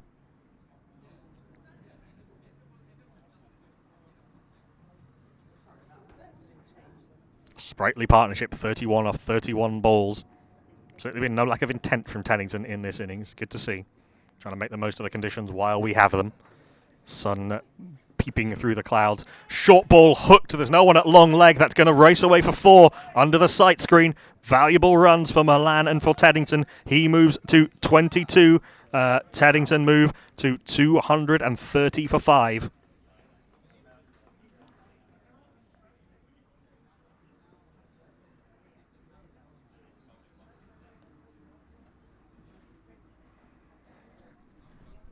Perils are bowling quickish on a pitch with a little bit of bounce and short straight boundaries. No fine leg in place. There is the third man in place for the one that he does nail over the offside. Deep mid-wicket back on the onside. Deep point back on the offside. Now there is a long leg going back. Mather in. Goes short again. Better line, I think. More over the top of off stump as Malan tries to back away. He's tried that shot a few times and missed it on every occasion. Through to the keeper. There is no run.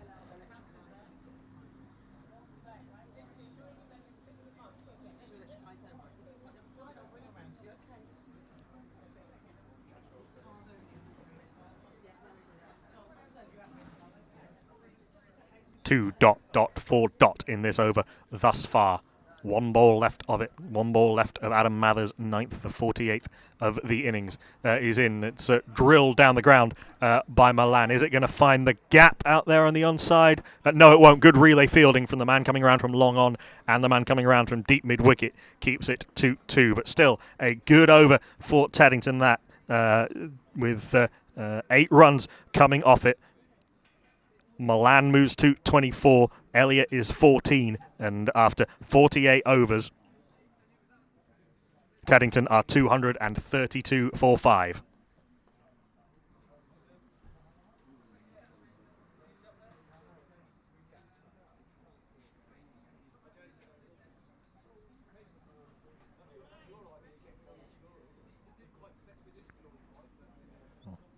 It's going to be Rashid to bowl out, bowling the penultimate over, so crucial in limited overs games these days. 9 overs, 2 maidens, 1 for 32.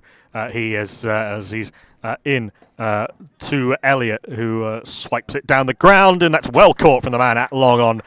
It was hit pretty hard, straight at him, but pretty hard, and he leaps backwards to take the catch. So Tom Elliott's sprightly little cameo is done. 14 off 14 with 2 boundaries. Rashid Mulazeda has his second, and Teddington are 232 for 6. Decent little partnership, that 37 off 35 balls. But you do leave yourself open rather to being caught in the deep. Very difficult to criticise a batter for being caught at long on when trying to go for boundaries in the latter stages of the innings. And Tom Elliott has done a decent job for his team there with that 14.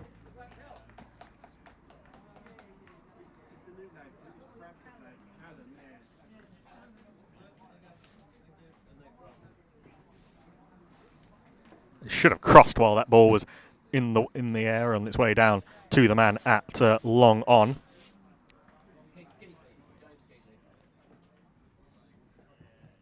James Keatley is the new man to the wicket, coming in at number 8.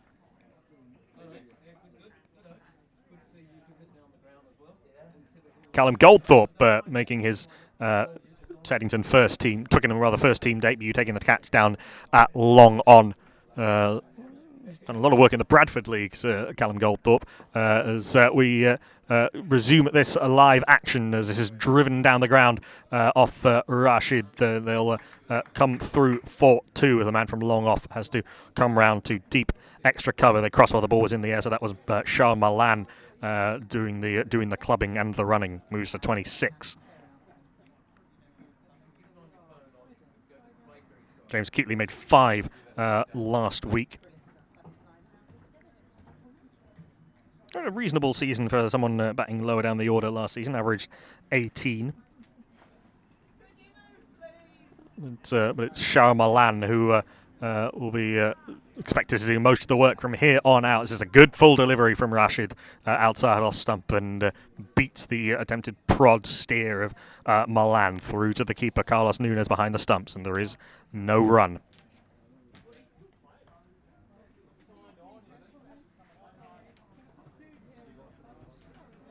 Been a good over, wicket to dot.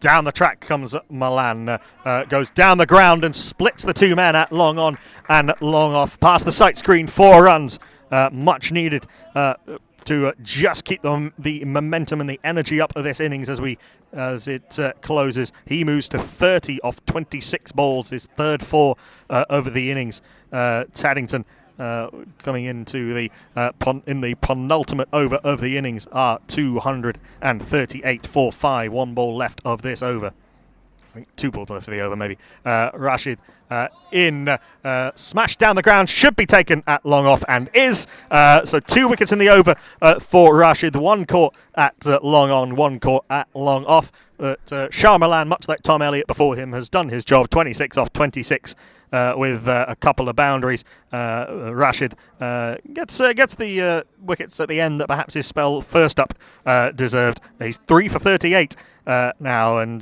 Teddington are 238 for 7.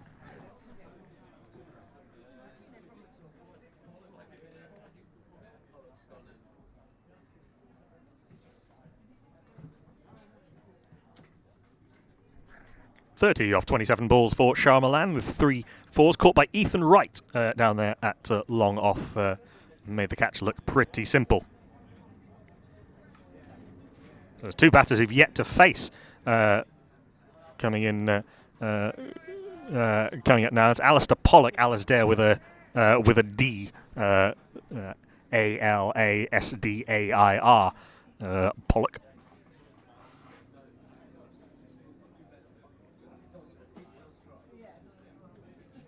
Crossed while the ball was in the air, so Keatley it will be who's on strike for the last ball of Rashid's spell. Bowled 3 overs, or 2.5 overs in this spell for 18. Overall figures of 3 for 38. 1 ball left of this, the 49th over. In comes Rashid to Keatley, who drives down the ground. He'll get himself off the mark with 1. They'll come back for 2. Long on had to scramble. It's a very good throw that hits the stumps direct at the non-striker's end, but Pollock was alive to the possibilities, and they made the 2 fairly comfortably. So an eventful last over of Rashid's day. 8 runs and 2 wickets off it. He finishes with figures of 10 overs, 2 maidens, 3 for 40. And with 1 over to go, Teddington are 240 for 7.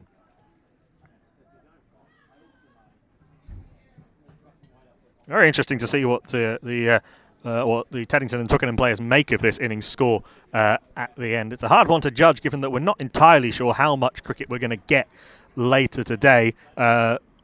Having said that, I've been saying that all day, and it's actually the nicest weather of the day yet, with a fair chunk of blue sky and the clouds looking white and fluffy rather than dark and brooding. It'll be Adam Mather to bowl out. Alistair Pollock on strike. Pollock made a golden duck last week. He's off the mark this time as he pulls this away and takes an almighty long turning circle as he tries to pull out of the spin he put himself into with a pull shot and comes down the other end.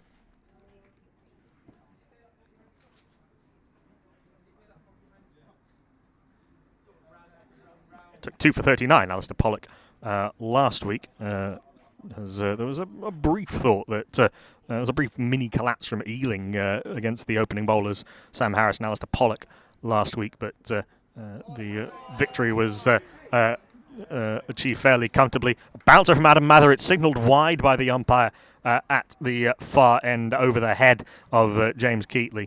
I've seen a few bouncers today, and there's not all been brilliantly directed. George Layton had no hesitation.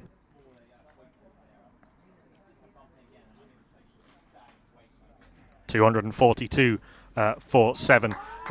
Slogged into the onside, picked up really well over the leg side for 6. That is the first 6 of the day, and it's come in the last over of the day. A very classy-looking pickup stroke by James Keatley over the onside. I think he sort of knew that Mather was going to go full after that bouncer, and he ended up being length, and he just picked it up over the deep mid-wicket boundary for 6. 247 for 7. 3 balls left of the innings. That will not please Adam Mather, being lifted for 6 by the number 9.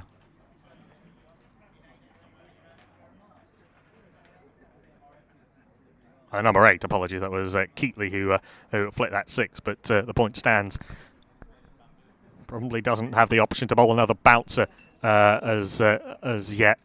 He goes fuller this time. It's driven down the ground by Keatley. They'll want 1, they'll want 2. It is misfielded, so it is going to be 2. It's going to be a fairly comfortable 2 in the end. The continued hustle from the Taddington between the wickets has put the Twickenham fielders under a little bit of pressure all day. Should be on for a score of just north of 250. 9 runs off the over thus far. 249 for 7. 2 balls left of this first innings. Down the ground goes Keatley. Should be caught. Is caught down there. Solidly taken catch by the man at long on. So Keatley falls in the cause, but I think. But 10 off 4 with a 6. It was again. Said this a few times for the last few wickets to fall. Trying to get out, trying to hit a boundary in the latter stages of the innings, getting caught on the boundary.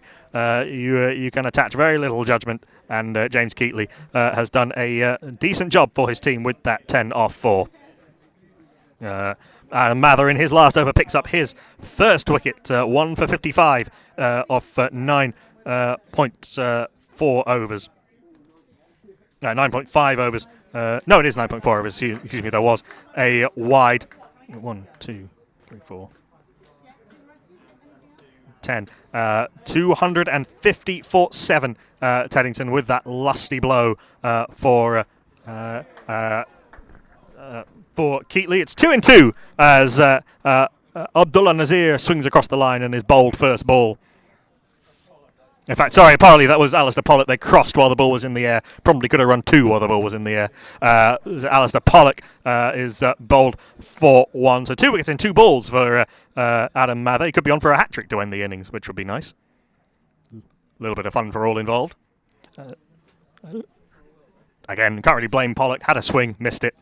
These things happen. Very much in service of the team.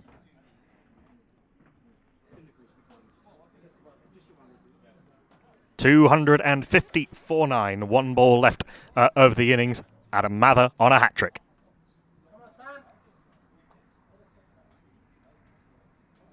Abdullah Nazir will not be facing on 0 off 0 unless there's a no ball or a wide or something. It'll be Sam Harris, tall man, tall opening bowler, who'll face up to the hat-trick ball.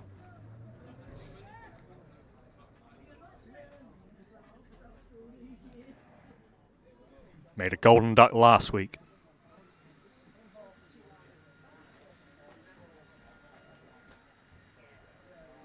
$250 for 9. James Keatley caught at long on. Alistair Pollock bowled. Last ball of the innings. It's not going to be a hat-trick. It's clubbed down the ground for a single.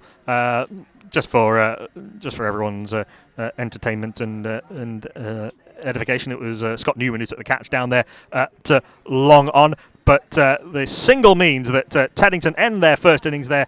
Remarkably completed first innings at 251 for 9, which means Twickenham will need 252 off their 50 overs.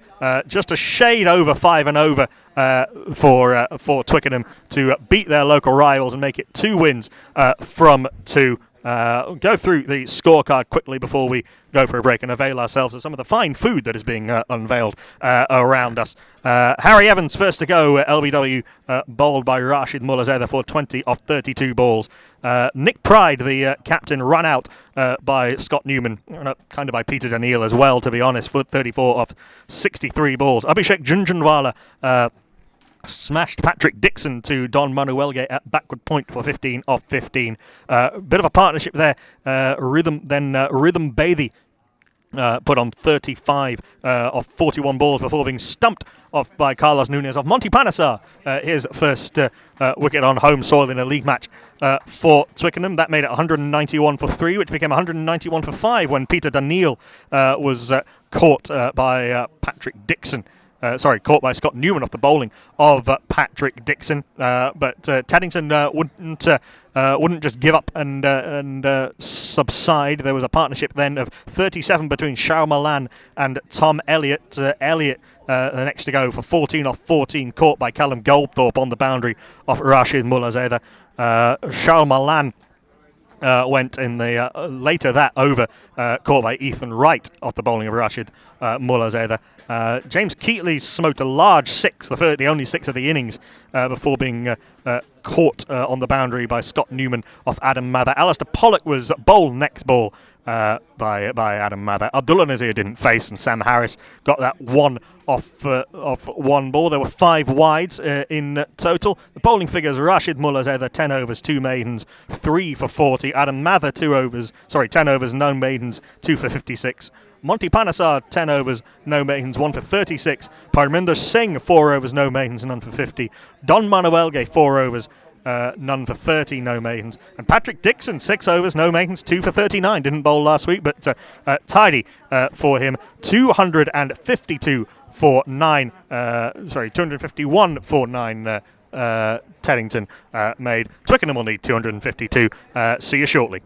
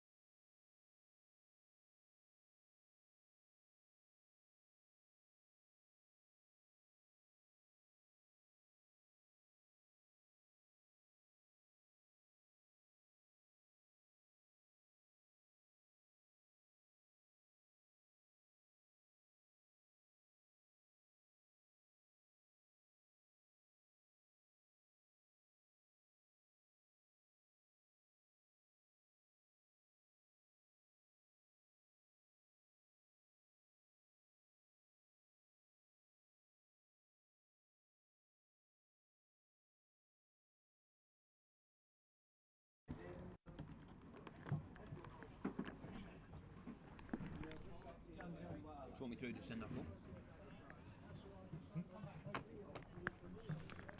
Good afternoon, Twickenham, and welcome back to Twickenham Green for the second innings of this derby game between Twickenham and Teddington. Taddington, who were put into bat by their host Twickenham, made 251 for 9, and we're underway with a full toss from Abhishek Junjunwala, Director of Cricket, which is punched down the ground by Neville Talbot for a single, bringing former Surrey and Middlesex opener Scott Newman on to strike.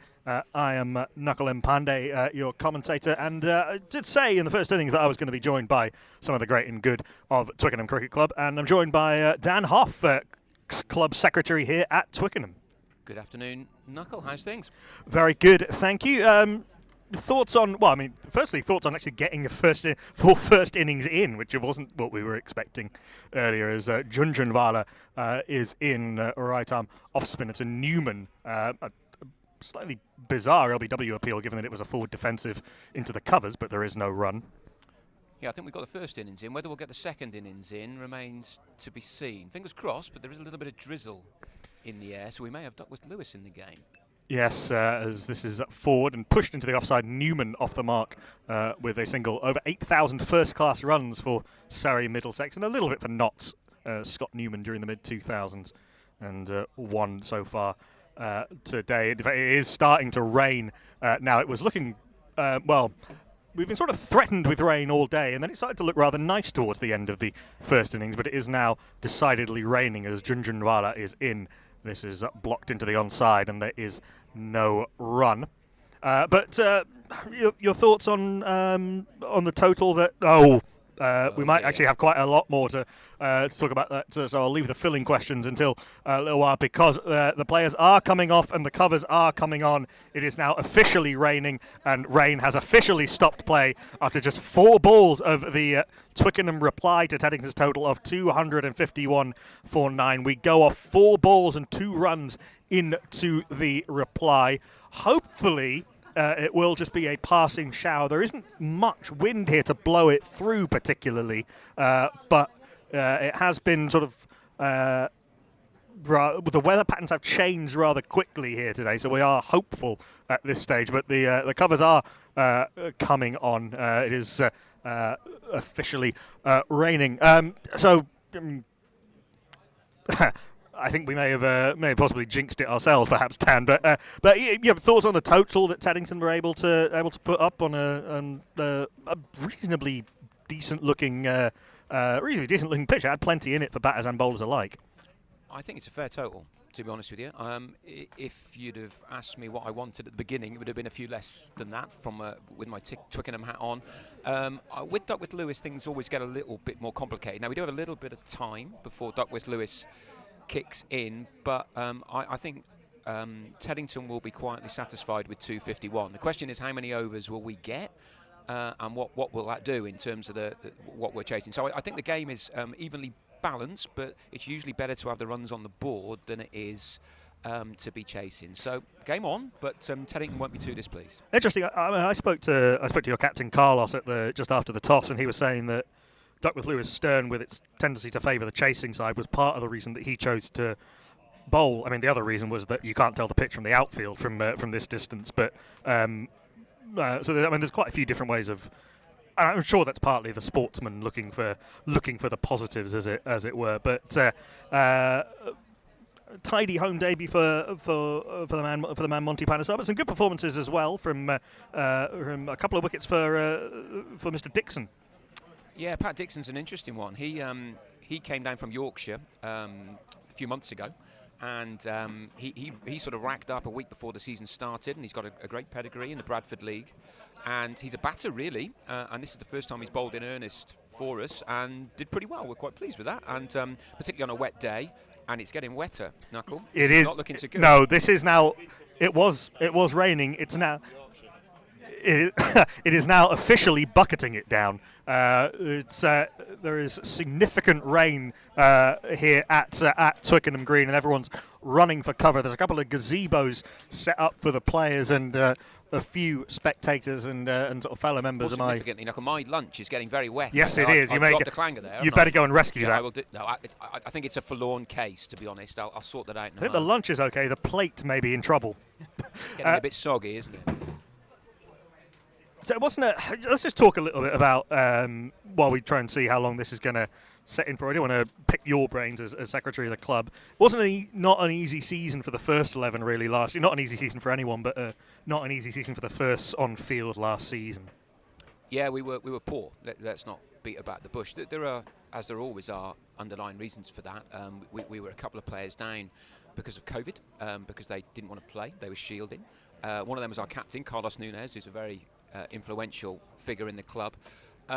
We got on a losing run and didn't get out of it, to be honest. Winning is a habit, but so is losing. And I think that really, that season was one that we want to draw a line under and move on from. And we've been quite lucky. I mean, obviously Monty's come on our radar, that helps.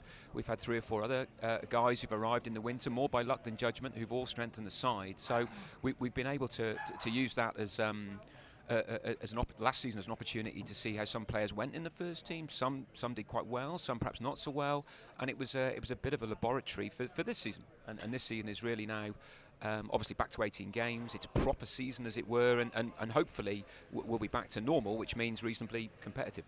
And does the fact there was no relegation last year, that sort of enables the draw a line under it, forget it happened, almost treating it like a bit of a one-off season. Talking about players who come down, who've come down and joined you this season, Callum Goldthorpe, who's in pretty much replacing Cullen, who's Blake Cullen, who's obviously doing fantastic things. Probably not at the moment, given the weather up in St John's Wood right now. He's also a transplanted Yorkshireman, am I right? That's right, yeah. Dixon and Goldthorpe have played a lot of cricket together. They joined in the close season. They both bat, and obviously Dixon wobbles a few down as well. So Callum batted pretty well last week in the twos, and he's come in to strengthen the batting today. And I think our batting line is quite long, and that's no bad thing when you may only have 30 or 35 overs to bat. You can be positive. And being positive, Knuckle, the rain is definitely getting a little lighter. So I think there may be light at the end of this tunnel. And if that's the case, then we've got a few players like Goldthorpe, Dixon, and the likes of our stalwarts like Carlos, who will be looking forward to this challenge. Yeah, it was certainly what Carlos said, is that it sort of batter in for bowler had been pretty much the makeup of the firsts today. But it's not just the first, of course. You've got 5 Saturday teams, a Sunday team, a women's division as well, and plenty of juniors. For a club that is, as you say, on the village green, as it were, with fairly limited facilities, that's a very, very impressive turnout. Particularly, I mean, certainly when I last played club cricket, probably about 2014 or so, there was a lot of talk about how club cricket was struggling and teams weren't able to put out a batter in our sides and stuff. So what do you think the secret is that is keeping, or not a secret, but what have you done to keep up that level of retention and keep up that level of consistently being able to put out strong teams and lots of them?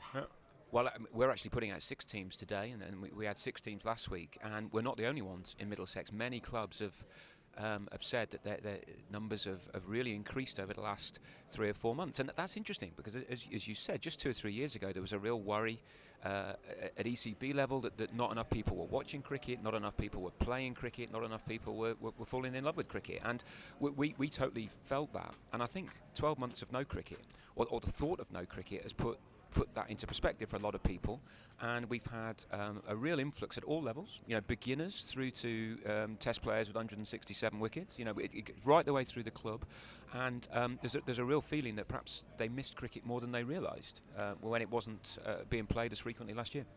I mean, that would certainly be borne out if you look at like the viewing figures for the England tests last summer against particularly the West Indies and Pakistan in that series. The figures for the India test that were on free-to-air television, and the numbers on all of the county live streams that have been going on. I mean, this is something of a bee in my bonnet, in that cricket spends quite a lot of time sort of playing into the a bit of a myth that that it's a dying or a niche or a minority sport, but it does that tally at all with your experience running a club like this? It seems to me that if anything, we're in a sort of an upsurge in terms of interest in playing and watching and supporting cricket. Well, I think there's two different dynamics at work, and one's positive and one's not so positive. Certainly, I remember the last time England won the Ashes here in the UK. They won it on a Saturday afternoon, and at that time there were more people watching Colombo on ITV4 than watched England win the Ashes. Now, Colombo's good. Let's not beat about the bush. Colombo's brilliant, but England winning the Ashes is better.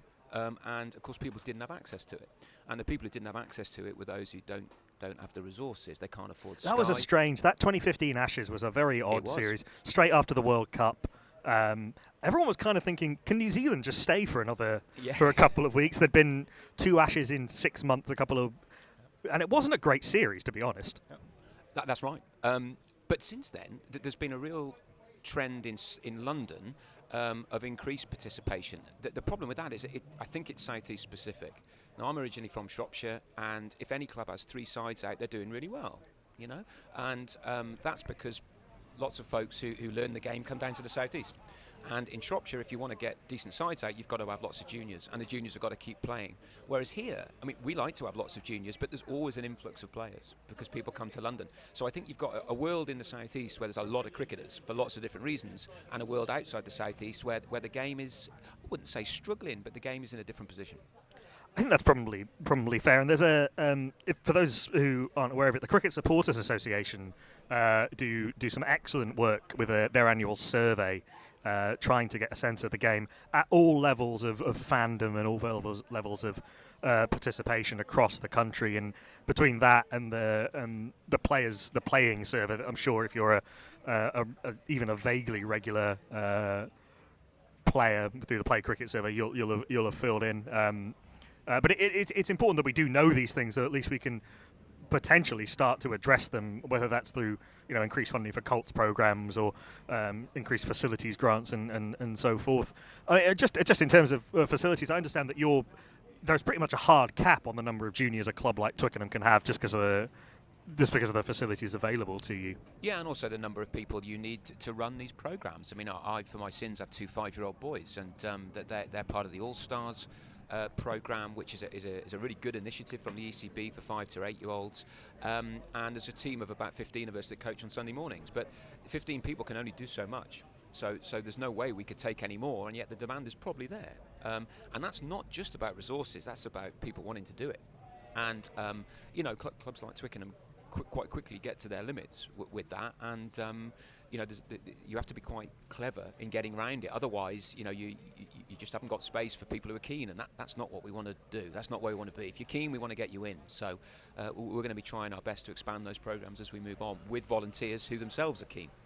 So how is that going to happen sort of practically in terms of next step? As the rain starts to ease a little bit, but then it started to ease a little bit about 5 minutes ago, and then it came back again. But this does seem a little bit more promising. There is, from our commentary position, if we look left kind of over sort of to the left of the green spice, if you know your Twickenham, there's a little bit of blue sky peeping through, which is good news. I think 40 minutes is it before we start losing overs? That's right, yeah. You say to the left of the green spice. It is worth noting here on Twickenham Green. We are the home of Star Wars as well. I'm not sure if you're aware of this, Knuckle. I'm not. If you look straight across the green as you're sitting, Knuckle, you'll see there's a shop with a stormtrooper. So there is. There's Darth Vader in there as well. That's the place where the original designs were made for all the Star Wars figures. Ah. So we periodically have to go and retrieve cricket balls from the feet of a stormtrooper, which, sure, is something a little different. I think Monty had to go there earlier. There was a very nice picture on our Twitter feed of Monty collecting the ball with a stormtrooper in the background, which I thought was quite nice. Excellent. This is sparking off a whole range of thoughts in my head about which Star Wars character would be best at cricket. I think being Chewbacca on a hot day would be very difficult. You wouldn't want to be an umpire turning him down, would you? You probably wouldn't take it too well. No. I don't imagine. I can't really begin to imagine the kind of penalty you would get for ripping an umpire's arm out of their socket. Yeah, they're not going to be best pleased with that, are they? The ECB. Let's move out of this whimsical cul-de-sac that we've drawn ourselves into. So talk to me about your journey with Twickenham. So how long have you been part of the club, and this being a this being club cricket, exactly how many different jobs have you done with this club? Oh, too many. I'm not sure I can answer that effectively, but like many folks, I moved to the southeast with work, not far off 20 years ago.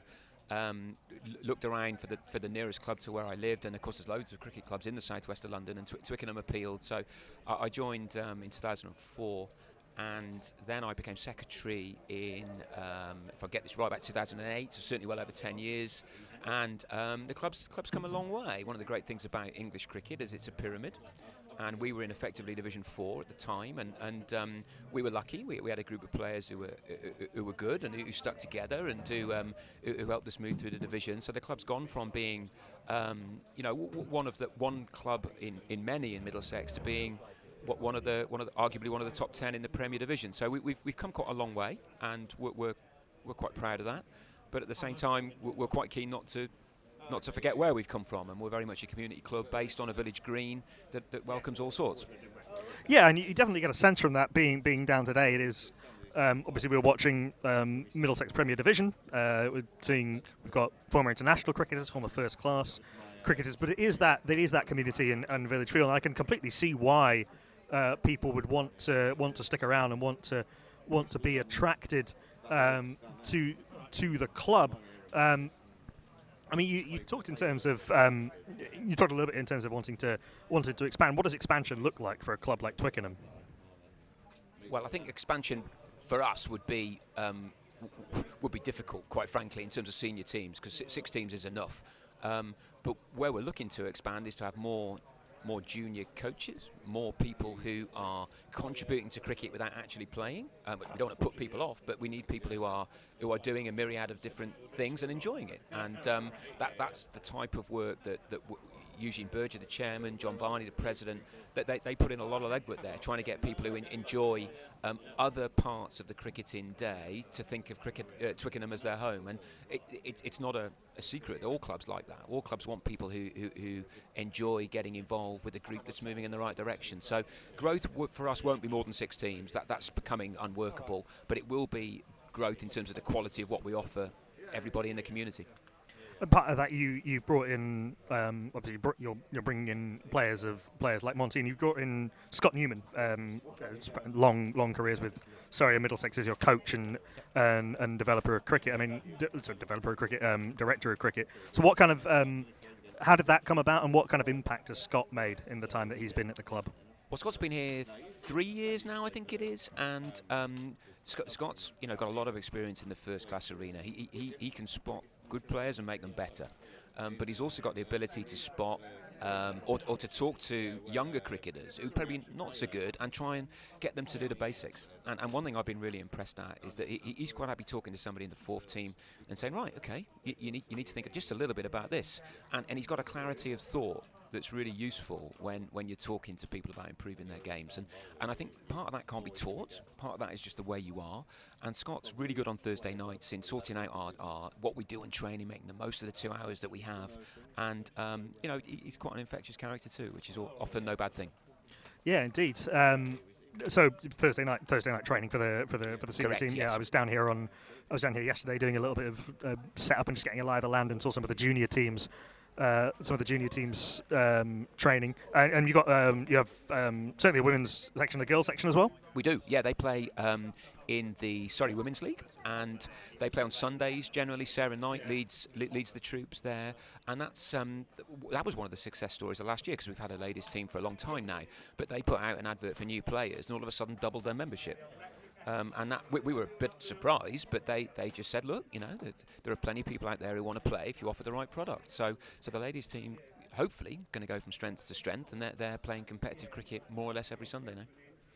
Yeah, it's been a massive growth area for all across the country, women's cricket and girls cricket as well, which is fantastic to see. And England does better than a lot of countries. Certainly, as someone who follows Indian cricket quite closely, watching the.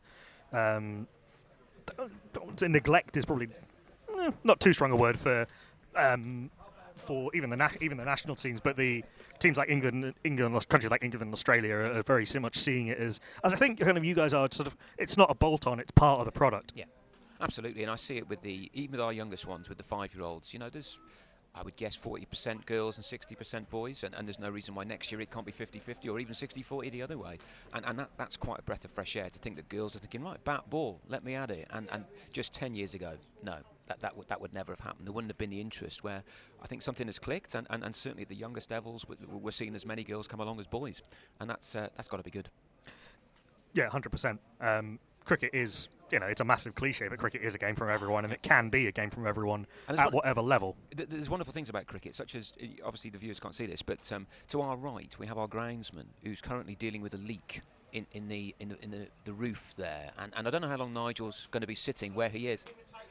Yeah, he is currently. There is the boy with the finger in the dike quality to his. He's been there a few moments, and he could be there a while longer. And it's things like that make clubs work, really, with people mucking in and enjoying it, even if they're not actually playing. And that's, I think, the true sort of secret to it all. You've got to make the whole product viable for everybody. And of course, we've got umpires going out, Knuckle. We do indeed.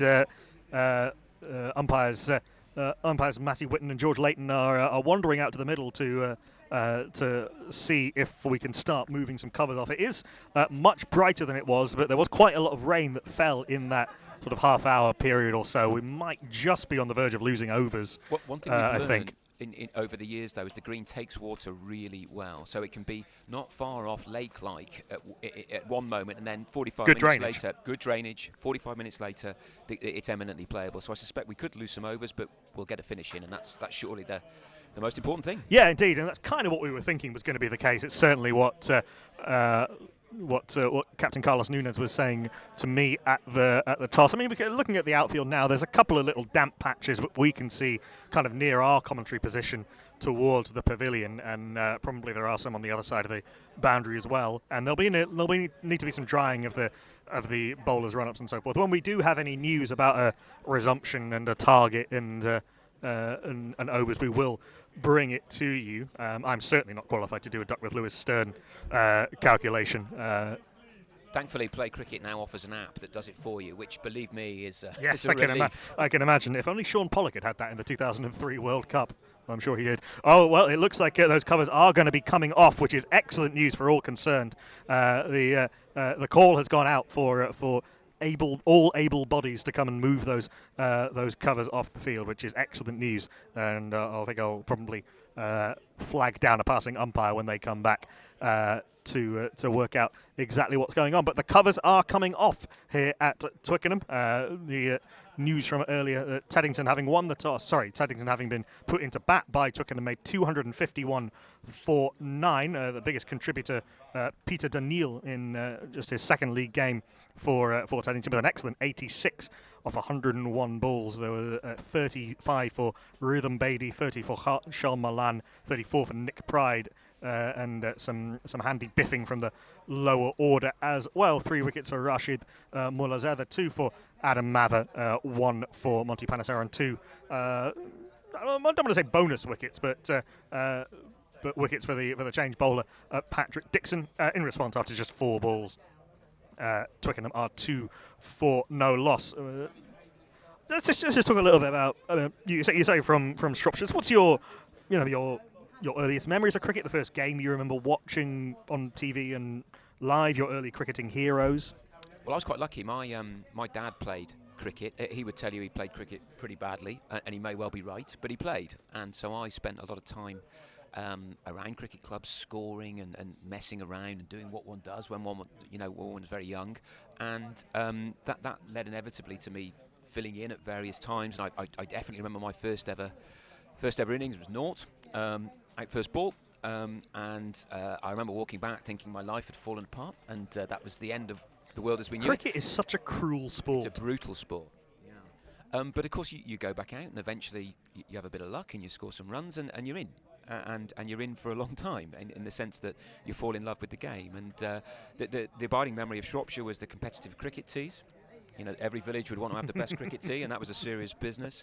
And then as I grew older, the Premier League regime came in, and so Shropshire became part of the Birmingham League pyramid. So remember being introduced to contracted players. I mean, I was never really good enough to play play first 11 cricket at that level. But you know, I was around the scene and felt the standard of cricket increasing. And by the time I moved down to the southwest here, it was, you know, that went up a step again. Middlesex is, you know, it's a competitive county. They encourage their players to play for Twickenham, and it felt like there was a real bridge between the county clubs and what they offer and what they do and the professionalisation they bring to things, and the village world. Sorry, I'm just trying to flag down an umpire to try and see. I would expect we probably will be losing overs by this point, but I cannot tell you at this stage how many overs that might be. Should we have a quick chat with one of the umpires? Well, I'll try and get Matty Watton on board. Yeah, that'll be excellent. It's very rare you get to speak to an umpire during any kind of commentary. Yeah, I'm sure he'll give us 5 minutes.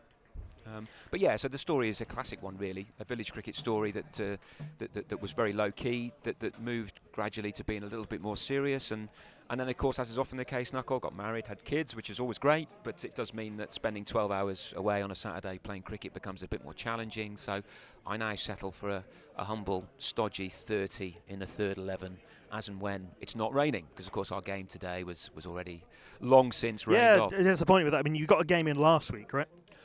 Well, the thirds didn't, but 4 of our 6 teams did. I don't know. You haven't. So you've not actually had a game yet. I had a warm up on right. the green, but that's league cricket. No, I've yet to do anything in earnest. It's disappointing. I'm sure that there's hopefully all being well COVID-wise, there will be a long season there ahead of you. I can one of the covers is most of the way off the field, being pushed by, among others, Monty Panesar. Is now part way back to the boundary. The other one is also coming off. It is now actually a lovely sunny day here on Twickenham Green. You wouldn't know that it was absolutely biblical about an hour ago here, sort of just sheeting rain curtains that you couldn't really see through, but now it's lovely, so we should be getting, we hope, some sort of game in. It would be nice to... I'm keeping an eye out for Matty Watton, our senior umpire, who I think may just be responding to the call of nature, but once we get him out, we'll see what he's got to say about the situation. Well, fantastic. I think we'll might just take a little bit of a break while we work out exactly what the plan is. But Dan Huff, thank you very much for joining me, and always a pleasure, Knuckle. Yeah, always a pleasure. Best of luck, and we'll join you again in a few minutes when we know exactly what's happening. But the news is looking a lot more promising than it was about 40 minutes ago. The sun is out, and we expect news on a resumption shortly.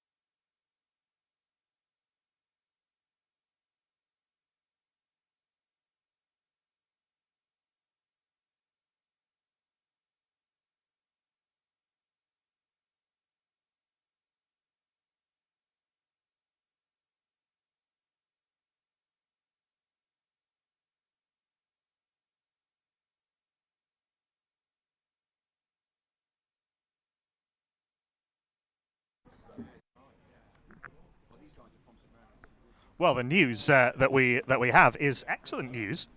Turn the wrong mic. Turn my mic up a little bit. It is excellent news in that we are going to be restarting now, and we haven't had no loss of overs. We managed to get everything in the 40-minute window of time. So we are going to restart and have what we think is going to be a full 50-over game with if there's no further interruptions, which is excellent news for all concerned. So we will restart with the fifth ball of the first over, as bowled by Abhishek Junjunwala from the Church Road end, the way end nearest to us here in our commentary position. The first ball went for a 1, then it was a dot, then it was a 1, then it was a dot. So 1 of 2 each to Neville Talbot and Scott Newman. Dan, tell us a little bit about Neville. Well, Neville doesn't usually die not knowing. So if he bats 10 overs, we'll be, I'd have thought, in a reasonable position. He sees the ball, he hits the ball, and he usually hits it quite a long way, which means, of course, he's going to be out within the next 2 or 3 balls. But if he stays around, Neville doesn't hang around. So it will be worth watching his approach because, it could get us off to a flyer if things go well. Might be quite useful in pursuit of what is not a huge total, but is a total that will need some chasing. Correct, yeah. And one of the things we found a challenge actually is really getting good starts. Last year was a real sort of challenge in getting to 50 without losing any wickets. So it's one of the areas we pinpointed to try and work on. And Nev's not an orthodox opening bat. He will try and keep the scoreboard going, but it does help if somebody naturally scores at a run of ball.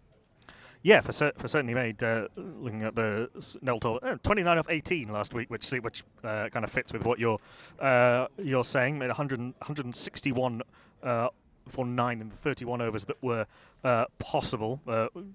We had rather a strange incident with one of those sixes he hit last week because he pulled the ball nicely into the pavilion at Richmond, and of course it went upstairs into the balcony, and because of the COVID rules it was quite difficult to actually get the thing back, so that took a little bit of time to retrieve the ball. A few times in the IPL they had to actually change the ball because it was an area of the ground that wasn't possible. We are now going to restart. The signal has come from the umpire. So here we go. 5th ball of the second innings as Abhishek Junjunwala is in, and this is blocked back to the former Bengal middle order batter by Neville Talbot, and there is no run. Slip in place, shortish extra cover round the bat as Junjunwala comes in. Last ball over the over. Down the track comes Neville Talbot and is... brilliant bit of fielding on the boundary. Outstanding work from the man at long on. He had to go round to his left. It was hit hard and flat. He got both hands to it and just about managed to flick it back inside the boundary before his foot intersected with the rope. Saved 6 runs, technically a drop catch, but that was absolutely superb. He could not do any more. He flew across to his left. He dived virtually full length, caught it, but realised he was going over the boundary and threw it back in. That was professional cricket played on a village green. High quality stuff, and a very, very impressive way to save 6 runs. I think they eventually come through for 2 off that last ball. They certainly should have done. No, only a single. So 3 runs off the first over of Abhishek Junjunwala. Neville Talbot on 2, Scott Newman on 1. What a dramatic start to the resumption of this game. Twickenham now need 248 more to win. I'd be interested to see whether Junjunwala carries on. I expect he will bowl a couple more overs, but they'll also be where he only gets 10. So yeah, I think there's some choices for Teddington to make here about when they bowl him. Yeah, indeed. Opening with spin rather than the twin seamers that Twickenham opened up with. You can get through a few overs early, if I suppose, in terms of getting a few quiet ones out of the way. It opens up a little bit of an option. Seam at the other end. Sam Harris, the tall opening bowler who survived the hat-trick ball at the end of the over, the half LBW appeal off his first ball, which is far too high to be troubling the umpires about that. And then a bit of yes-no calling as they decide whether they're going to go for a run. They decide that they are not going to go for a run. And so there is no run.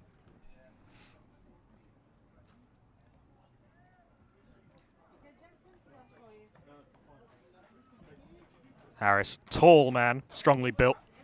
He took a couple of wickets last week in the defeat against Ealing. In he comes, and this is thumped to mid-on. There is no run off the bat of Neville Talbot, but I can see what you mean, Dan. He's certainly sort of anything length he's pretty much trying to seize on. Yeah, he'll play on length, and he'll either go over mid-wicket or he'll go pretty straight. In a way, it's not the most difficult thing to set a field to, but at the same time, if he hits it, then there's only so much you can do. 1 wicket, in fact, last week. Sam Harris, 1 for 41. As in he comes. This is slapped over the infield. That was really a length delivery, and with no mid-off, that was a pretty safe shot in truth. 4 runs off the flashing blade of Neville Talbot. A car is slowing down as well, Knuckle. I fear, as club secretary, I may have some diplomacy on the cards here, as that ball, I think, went first bounce over the boundary into the side of a car. There we go. Oh dear. Occupational hazard on Twickenham Green. I remember playing in a school game once where everyone was told not to park on the particular side street next to the... They never listen. They never listen. One of our number 4 batter, Richard Wilson, big man, hit a 6 straight through the sunroof, the open sunroof. He couldn't have done it again if he'd tried 100 times. Eventually they have got, I don't know if it's the ball, but it's a ball back anyway, hopefully with no bits of glass attached to it. Sam Harris might just need to pitch it up a little bit because those length deliveries, Talbot is really climbing into them. He's in past the umpire. That is full, and that's thumped down the ground. It's a very good shot from Neville Talbot. I think he was waiting for that fuller delivery and thumped it back past the bowler who couldn't field off his own bowling, and mid-off couldn't either. Back-to-back boundaries from Neville Talbot. This is very entertaining. Yeah, he's one of those guys who, as you're sitting on the sidelines watching it, it just looks so straightforward. He's just taking a foot down, putting his foot down the wicket, he's hitting through the line, and when he gets it, it flies away to the boundary. And if he bats for 10 overs, then it really will set the scene for us to be a long way ahead of the run rate. And on a day like today, that's definitely no bad thing. Not an especially high backlift, a bit of a bat waggle. He's gone over mid-on this time. It's gone quite high in the air, and I think it's plugged out there, but it will just have enough to clear the rope. 4-4-4 for Neville Talbot. He moves to 14 off just 9 deliveries with those 3 boundaries. And Twickenham all of a sudden are now 15 for none with 1 ball left of the second over. This must be very frustrating for an opening bowler because you're bowling opening bowler type lines and lengths, but there's very little sort of respecting of that going on from Neville Talbot. In limited overs cricket, you can only have a certain number of fielders outside of the disc, so you haven't got a lot of tools. Down the track, Brendan McCullum from Neville Talbot, and a big swing, reminiscent of, you remember Brendan McCullum being bowled by Mitchell Starc in the first over of the 2015 World Cup. It wasn't bowled because it went over the top of the stumps, but a fantastically entertaining over, 3 boundaries in it, and Twickenham race to 15 for none after 2. Certainly, I mean, it makes the... I do think that there is a great value in taking a chunk out of the target early, and just... It puts a lot of pressure on the opposition. They can't set attacking fields. They have to start thinking about runs. It's hard to deal with. I mean, for my sins, and at lower levels, I've captained enough sides to know that there are times when you're basically powerless, and you have to try and limit the damage and wait for opportunities to come. Because batsmen like Neville are brilliant to watch, but they will give you chances. And we saw that the last ball. You know, on another day, you could have bowled him. You've got to keep your nerve as a skipper. Otherwise, you're not doing your team any favours, really. Panicking is not going to get you any further forward. No, I'm sure there's going to be no panic. Teddington, champions of the league last year. Been around the houses, that's very true. Strong side as Junjunwala is in to Scott Newman, who's just been standing and watching all this carnage going on. Bottom of the arm ball, I think, Junjunwala.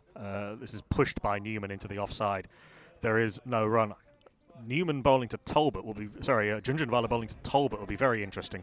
I suspect Nev may try and rein it in a bit there, because Junjunwala is a craftsman. Sure. He's not to be taken lightly. But next ball is pushed into the offside. There is no run. I think if I were... Well, I'll come to that after this ball from Junjunwala to the altogether more orthodox Scott Newman. A big LBW appeal, which is answered in the negative by umpire Matty Watton. Slid through quickly, probably just outside the line of off stump. Hard to tell from this angle, but...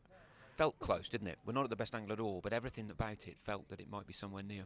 Possibly a little bit high as well. He's bowling pretty flat, Abhishek Junjunwala, not really trying to turn the ball. It tosses this up a little bit more, blocked into the onside. There is no run. But what I was thinking is that you might, if you're Abhishek Junjunwala, just toss it up, give it a little bit more air just outside off stump and see if Neville Talbot wants to have a go at it. He may do. He definitely may do. All these things. Although, having been a T20 bowler for a long time, he might just fire it through even flatter. But this is pretty flat, and it's just pushed into the onside. There is no run. It's been an innings of 2 halves thus far. Abhishek Junjunwala, 1.4 overs, none for 3. Sam Harris, 1 over, none for 12. as Junjunvala is in to Newman, who comes forward and blocks into the offside. A maiden after 3 boundaries in a row. 3 completely different styles of overs. One with 3 singles, one with 3 boundaries, now a maiden. 15 for none after 3. I think this is going to be an interesting hour of cricket, to be honest, Nicole, because both sides will know that they've got... this is going to be... This could well go down to the wire, and you've got to set a base if you're Twickenham.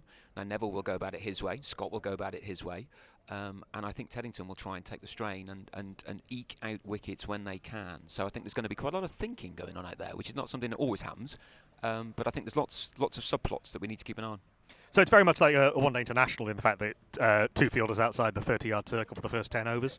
Correct. And then moving to 4? Yep.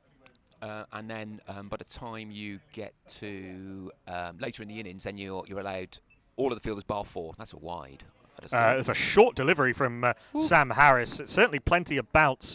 Talbot ducked pretty early. It was a very inoffensive bouncer in that it wasn't going to hurt anybody or do a great deal of damage. It was close to being a wide, not signalled as such by either umpire. So there is no run.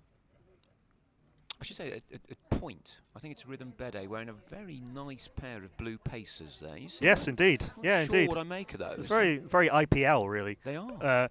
This is a shortish delivery, swung into the onside, and even though he didn't really get much of that, Neville Talbot, he's got it into the gap, and so it's another 4, this time through deep square leg. Can sense the frustration in Harris's walk back to the middle. That's 4 fours that Neville Talbot has hit him for. He didn't get that at all. As you said earlier, he probably wants to push it up a little bit. And Neville does like a drive, but I don't think that length is really winning for him. No, I mean it's you are hoping for a little bit of movement. There hasn't really been much all day, to be honest. There's been a little bit of bounce certainly, but nothing particularly off the seam sideways. Harris in again, bowls Fuller, better delivery really, and block back to the bowler. There is no run. That's the sort of length that he really think needs to be targeting on. It's quite particularly given the amount of moisture, it's a pretty true batting wicket so far today. We've done a lot of work on the wicket through the winter, and last year, and certainly the 3 or 4 years before then, it was very dry, it was very spin friendly, and you'd think with Monty Panesar coming on board we want to keep it that way, but through the winter we've really tried to make the surface a little bit truer, really. Harris is in, big swing that clears everyone, and I think that top edge has flown clean over the wicketkeeper's head and over first slip's head and down under the sight screen at this near end for 4. So we've had a couple of very nice shots down the ground, a pull through mid-wicket and then one directly back over his head. This will be a very weird looking wagon wheel, but 5th boundary for Neville Talbot. 22 he is off 14 balls. And he's banking on that wicket being true, isn't he? That's the way Neville plays the game. And I think we're conscious that there'll be more runs scored at Twickenham Green this year than there have in the last few years. And with people like Nev batting, you can sort of see why. Is that a kind of a reaction to top order struggles last year? Well, I think, to be honest, we've had a couple of changes of groundsmen, and groundsmen always do things their own ways. And the wicket changed in ways that were... As the bowler in comes Harris, and that's a full delivery, almost a Yorker, and driven out to mid-on, and they come through for the single. Made it look a little bit harder than it probably was, the single, but they've come through for that fairly comfortably enough. 9 runs off the over thus far. 1 ball left of it now to the left-handed Scott Newman, who's 1 off 8. It wasn't exactly... Scott Newman wasn't a blocker, really, at county level, but he's obviously just... happy to play second fiddle to Talbot. Far from it. He used to enjoy scoring quite quickly, and he has tried to do that for us. But with Nev at the other end, you're only ever going to be scoring slower as a rule because of the way Nev plays. Last ball of the over from Harris. Round the wicket he is to the left-handed Newman, who just defends it past his stumps off the bottom part of the bat. Slightly lucky. That one skidded through a little bit. He takes the single, moves to 2 off 9 balls. Neville Talbot, though, going great guns. 23 off 15 with 5 boundaries. And after 4 overs, Twickenham are, just have a look, 25 for no loss in pursuit of 252, which is a very tidy start indeed. It's a very different start to the first innings where Rashid managed to bowl 13 dot balls in a row at the start of his innings. Talk me through the rest of the batting line. You said that it's been strengthened today. Has the Twickenham batting lineup? Yeah, it has. I mean, we. Hold that thought as Junjunwala is in. Newman works off his pads but can't beat short fine leg. There is no run. We've been conscious that in previous years we've not done particularly well in the limited overs form of the game because the Middlesex League is 9 time games and 9 limited overs games. Junjunwala continuing round the wicket to Newman, who comes forward. There's a half LBW appeal as it comes off inside edge onto pad, and there is no run. So Gurjit Sandhu would have played today, and he's an extra bowler who bats, but of course he's unavailable, as we've mentioned before. And given that, the option was really to bring in a batter, and so Callum Goldthorpe was brought in. He'll bat in the middle somewhere, 6 or 7. In comes Junjunwala. A big LBW appeal from mid-wicket and no one else, which I think tells you pretty much the strength of it. It was definitely angling down leg off the pad into the onside. There is no run. Newman getting perhaps a little bit stuck against Abhishek Junjunwala, bowling these pretty flat, quick spinners. He's forward, pretty much propping onto that front foot immediately and just blocking back to the bowler. Maybe try and... I suspect Newman's strategy will be to see him off. He is one of the key challengers today, and with Never Talbot at the other end, Scott can just play him out. He's bowled him, skidded through between bat and pad and taken out middle and off stump. Scott Newman gone for 2. Abhishek Junjunwala strikes in his 3rd over. 2.5 overs, 1 maiden, 1 for 3. Scott Newman gone for 2 off 14 balls, and Teddington are 25 for 1. I'll take full responsibility for that, saying it was all set to block him out. Your first commentator's curse. Yeah. Apologies, Scott. But I think in terms of the batting lineup, yeah, we opted for the extra player to give us a little bit more room to play. If things go badly at the top, we've got batters ideally who can come in at 7 or 8 and still hopefully make a contribution. But we wouldn't want to be doing that from say 50 for 5. The idea is that everybody take responsibility and bat as long as they can. No, it's a bit of an occupational hazard of a lot of club teams who are you're in the first division, but you're perhaps not at the very top level of the first division. It's an occupational hazard for a lot of teams, is just by the nature of the pitches that we tend to play a lot of our club cricket on, sort of a microcosm or a mirror of the Test game and the county game, in that top order batting's not easy in this country. Exactly, yeah, and Junjunwala poses an altogether different challenge because it's a green wicket. We deliberately leave more grass on it, as I sort of inferred before. And for the first 15 overs, it's always going to be tough. And you've got to get through it. And if you were to offer me, 1 down with not that many on the board after 15, I'd always take it because you need to get that base. Patrick Dixon, the new man to the wicket, scored some runs last week. Top score with 41 off 62 balls last week in his first league game for the club. Pretty orthodox player. I would expect him to be the exact opposite of Nev Talbot.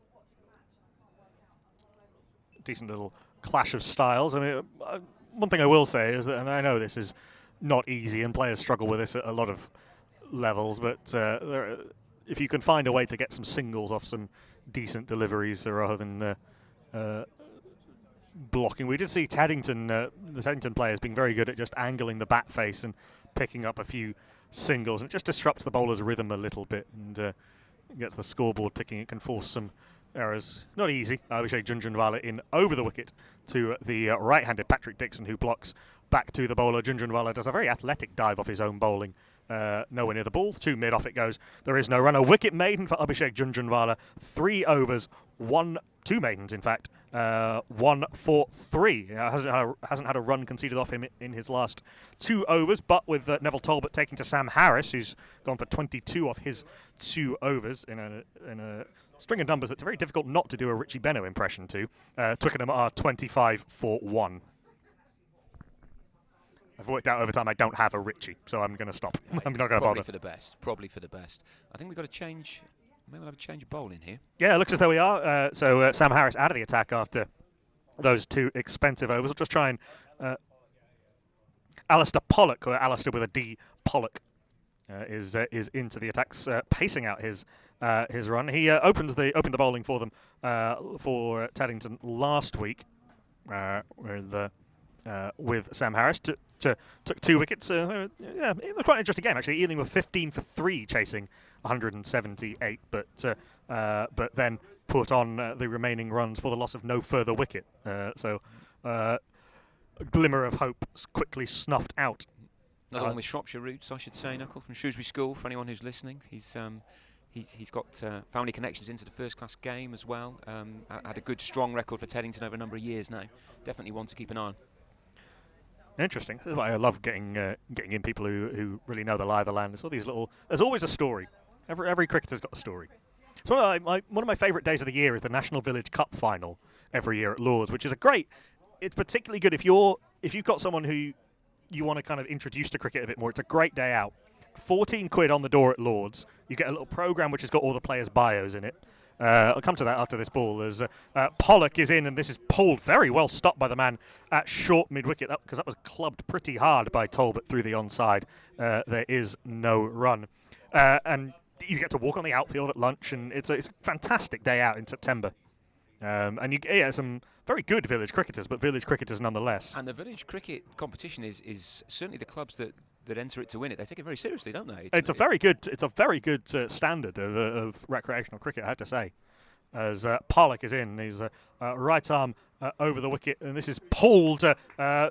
Very swift duck by the square leg umpire as it rockets away through square leg. That was onto the road before anyone could move. Fantastic shot by Neville Talbot. His 6th boundary. Very close to a car, it has to be said. Another one where the secretary shivered. In fact, it's one of the supporters' cars. It's Ali Vokes.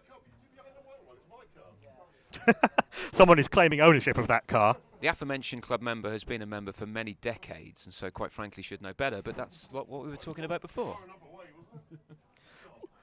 Would the gentleman with a cricket ball embedded in their car? As Pollock will try and respond to that. Down the track comes Neville Talbot, an authoritative, dismissive, down-the-track loft over mid-off, back-to-back fours. There were a couple of boundaries in the last over that were a little bit perhaps streaky, but there was absolutely nothing lucky about that pull shot and advancing straight drive combo. Fantastic hitting. He does like to go beyond the run of ball, and Teddington will know this, that they won't be surprised, that they will have expected it, and they'll just be keeping their powder dry. Keep your patience. You can't really do too much other than try and play a bit of percentage cricket. 31 off 18 balls with 7 wickets. I spent quite a lot of time over the last few weeks commentating the first part of the IPL, and this is a strike that would very much not look out of place even in the death overs of a T20 innings. The keeper's come up to the stumps now to try and stop Talbot advancing down the wicket. He stays in his crease and pushes into the offside. There is no run. I do always shiver when I see keepers. Oh no, he is wearing a helmet, thank God. I was going to say particularly to Pollock, you'd be a brave old boy standing indeed, up to yeah. him with that helmet. It's not a good idea. Top edges are dangerous things. Top edges and flying bails, not pretty. There's far too much risk involved in all that. But he is wearing a helmet. In he comes, does Pollock. This is driven, bat turns in his hand, so it'll just be a single to mid-on. The Teddington keeper Peter Daniel, who top scored with a very well-made 86, former South African under-19 player.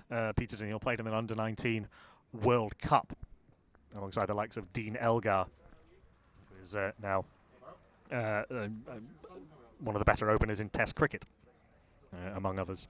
And Craig Kieswetter, who, of course, did lose his career to being hit in the face, a sharp bouncer that went through the grill a few years ago, part of the England T20 World Cup winning team in 2010. I think Dixon will deal with this differently. Dixon will definitely be looking to. There's a gap between point and cover that I think he'll look to use.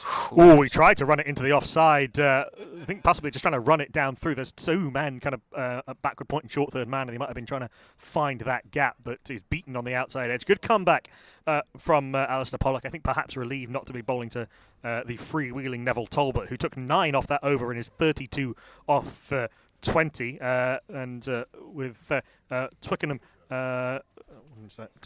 34 for 1 with Neville Talbot having made 32 of them. I nearly claimed my second victim there, Knuckle. Actually, I should be very wary about explaining what Twickenham players are going to do, because it's already ended up in disaster once. I think it shows an excellent reading of the game, to be honest. Thank you, I appreciate that. Remind me what you're drinking later. It's going to be Junjunvala continuing, bowling his 3rd over, 4th over in fact, 3 overs, 2 maidens, 1 for 3. I think there is a need to playing out a bowler is all very well, but that's not the same as blocking everything back to them or letting them or getting stuck in that sense. It's fine margins, of course. It's going to be Talbot on strike, which I think will be very, very interesting to Junjunwala. He's come round the wicket. He's left the field up straight. There is a man back at deep mid-wicket for the one that is dragged into the onside. There's no one back on the offside, although I think going inside out over cover from this angle will be difficult with him going around the wicket. I would imagine that this would be pretty straight. Junjunwala is in. Oh, he's beaten outside off stump. There's a stumping appeal from the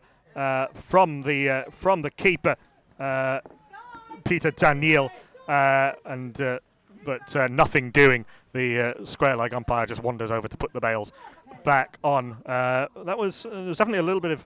That's the most hesitant that I think we've seen Talbot all day. Today he was kind of caught on the crease by it. He needs to be careful here. This is going to be a challenge, and it'll be a challenge for any player in this league. And much as Neville wants to hit the ball, sometimes you have to, appreciate the percentages and respect what's going on around you. So I think this will be a really interesting passage of play.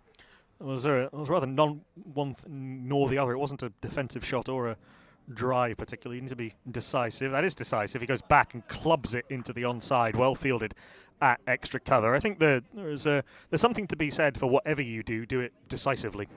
That's right. Positive in defence, positive in attack. As Junjunwala is in. This is pulled, it's up in the air, it's cleared the infield, so it's going to be 6, in fact, over deep square leg. I thought that had gone straight up in the air. It looked rather toe-endy, but it's not a... Yeah, he didn't get it, but it's not got it enough. Not an especially large boundary down there, so that's 7 4s and 1 6 for Neville Talbot, who's raced to 38 of 23 balls. You could say, in a way, that's your work done off Junjunwala for this over.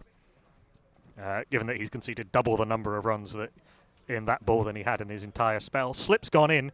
Junjunwala back over the wicket now on a sort of counter-attack. Goes back, does Talbot, forced back. Has he trod on his wickets? I think he might have trod on his wickets. I think Junjunwala was trying to unsettle him a little bit there. He went nowhere near his wickets. No, that was an odd bit of pageantry there, I think, that... perhaps the keeper just nudged into the bails, but there was a run on point at the wickets by a couple of fielders. This is short and pulled by Talbot. Not a great delivery from Junjunwala with no one at deep square leg, and that's pulled very powerfully away through deep square leg. Talbot is on a roll here and is powering Twickenham single-handedly. I'm saying nothing, Knuckle. I've got form already. I'm saying nothing. Which is not great for a commentator, I appreciate it, but he's looking okay. Damn. Fandom. He's on to 42 now off 25 balls with the 8 4s and 1 6. I make that. Yeah. But Junjunwala will keep coming at him, so Talbot has to be careful. He's a clever bowler. You don't bowl in the IPL without learning a few tricks. So keep focusing. Yeah, he was more of a batter in his professional days, Abhishek Junjunwala, but he did bowl a bit. That's very full and driven down the ground. I think there's just one bounce for, very close to clearing the long on boundary. That was hit very flat and very straight. The Twickenham fielders are absolutely, Twickenham batters are absolutely convinced that has gone for 6. To be honest, I couldn't quite tell you from this angle whether it did clear the rope or not. The Tutankhamun, the rise of Dracula signal for the change of signal with the arms crossed over the shoulders. It has been signalled a 6. That is one of the flattest 6s I've ever seen. Matty Watton, the umpire, won't enjoy that, having to rescind his original decision, but being the pro that he is, he's got it right in the end, and that's the key thing. It's interesting that you get to know the umpires.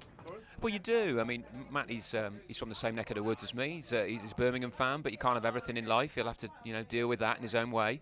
But yeah, he's one of the best umpires. Minor County is umpire, and we're lucky in Middlesex. Generally, the umpires are pretty good, and that's so reassuring as a player to know if they make a mistake, it's a genuine one, but they don't make as many as some others do.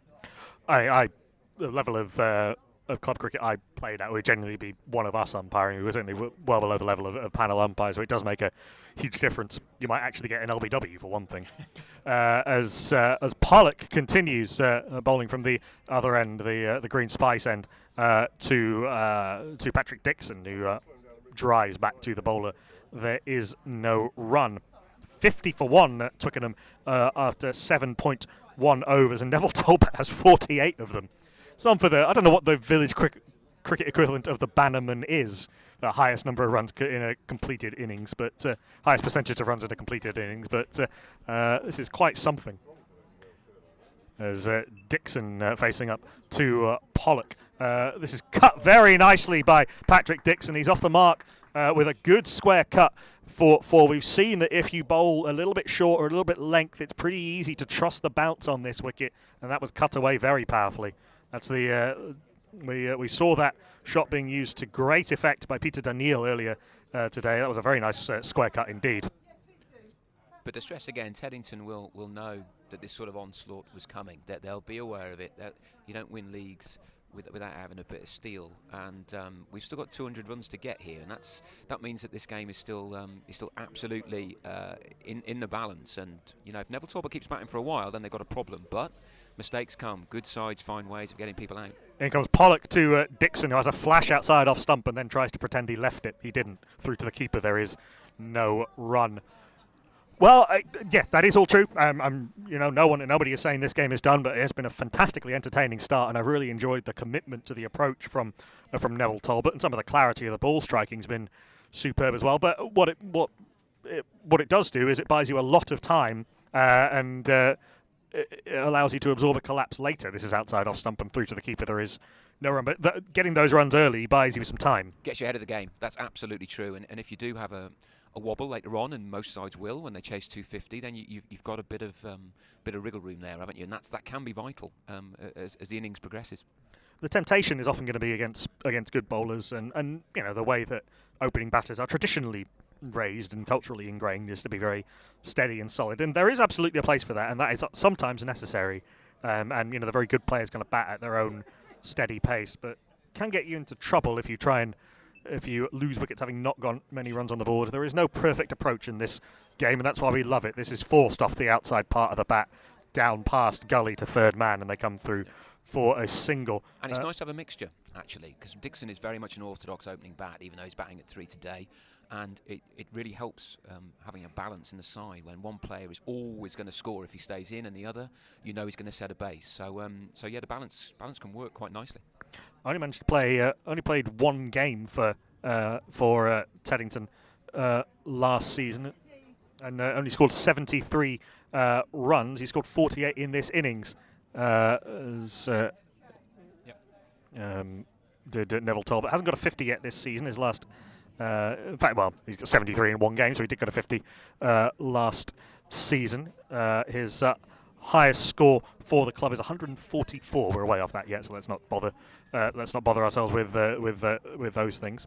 But he is batting very, very nicely. This is swung away into the onside for back-to-back boundaries, or 2 boundaries in the over rather, for Patrick Dixon. In fact, sorry, that is for Talbot, and that is 50. 52 of 27 balls, 9 fours and 2 sixes, just a shade under 12 runs and over. It has been a fantastic exhibition of attacking opening batting. Really pleased for Neville there, actually, because he joined the club last year. The stats that you're talking about there are in the Middlesex League, but he broke his hand when he played for us in his very first game, and he batted well. He got 70 odd. But, so I see. Yes, Enfield. Yes, that's right. Enfield, Stevenage, Moseley. He scored 70 odd against Ealing, and then of course suffered a fracture, and that was his season gone. So he played one game all year.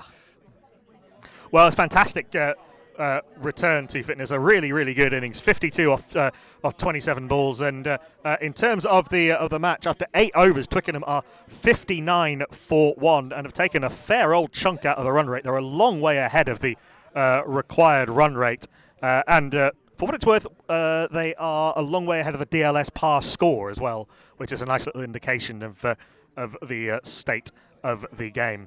It's going to be a change of bowling at the near end. Abhishek Junjunwala out of the attack after 4 overs, being saved for the middle and later parts of the innings. 4 overs, 2 maidens, 1 for 19. They brought on James Keatley here. Now, Keatley's been around for about 100 years, and he will wobble the ball. And one of those. Yeah, he won't bowl quickly, but he'll wobble the ball around. And so he will generally bowl 10 overs for 25 and get 1 or 2. So he's a totally different proposition to Junjunwala. Every team's got one. But actually at every level, every team's got one of those who sort of lives on the top of off stump. Correct. Yeah, and he does wobble it around. He'll be a challenge. I mean, I don't think Nev Talbot will have faced him too many times either. So again, let's have a look at how he deals with it.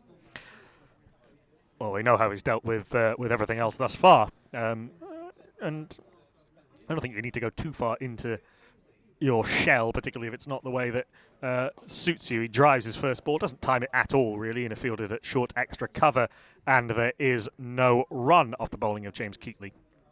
Yeah, Dixon's probably played in these conditions a lot, coming from Yorkshire, right? You've got Yorkshire roots yourself now. I do, yes, indeed. Wet wicket, surely par for the we course. certainly. I mean, we used to have a pitch where we used to ban our fastest bowler from bowling on it because it was just too dangerous. Dixon squirts this off the outside part of the bat, just sort of thick outside edge, really, down to third man, and they'll come through for a single. I see both long on and long off a back straight Yeah, away. that makes Keatley's sense. Taking no chances. It's almost it's kind of the field you'd set for a spinner, really. Makes sense. It's a logical thing to do. Yeah, indeed. Try and tempt him to go over those fielders. You suspect if he does hit it nicely, it doesn't really matter where the fielders are. This is not an especially long, straight boundary. The 60s he's hit have been over the leg side. I'm trying to see if there's anyone else back on the boundary. No, I don't think there is. Everyone else is up. The keeper standing up to the stumps. It's a big swing from Neville Talbot and misses. It wasn't really there for the stroke that he was attempting to play. There is no run. Good take, actually, up to the stumps.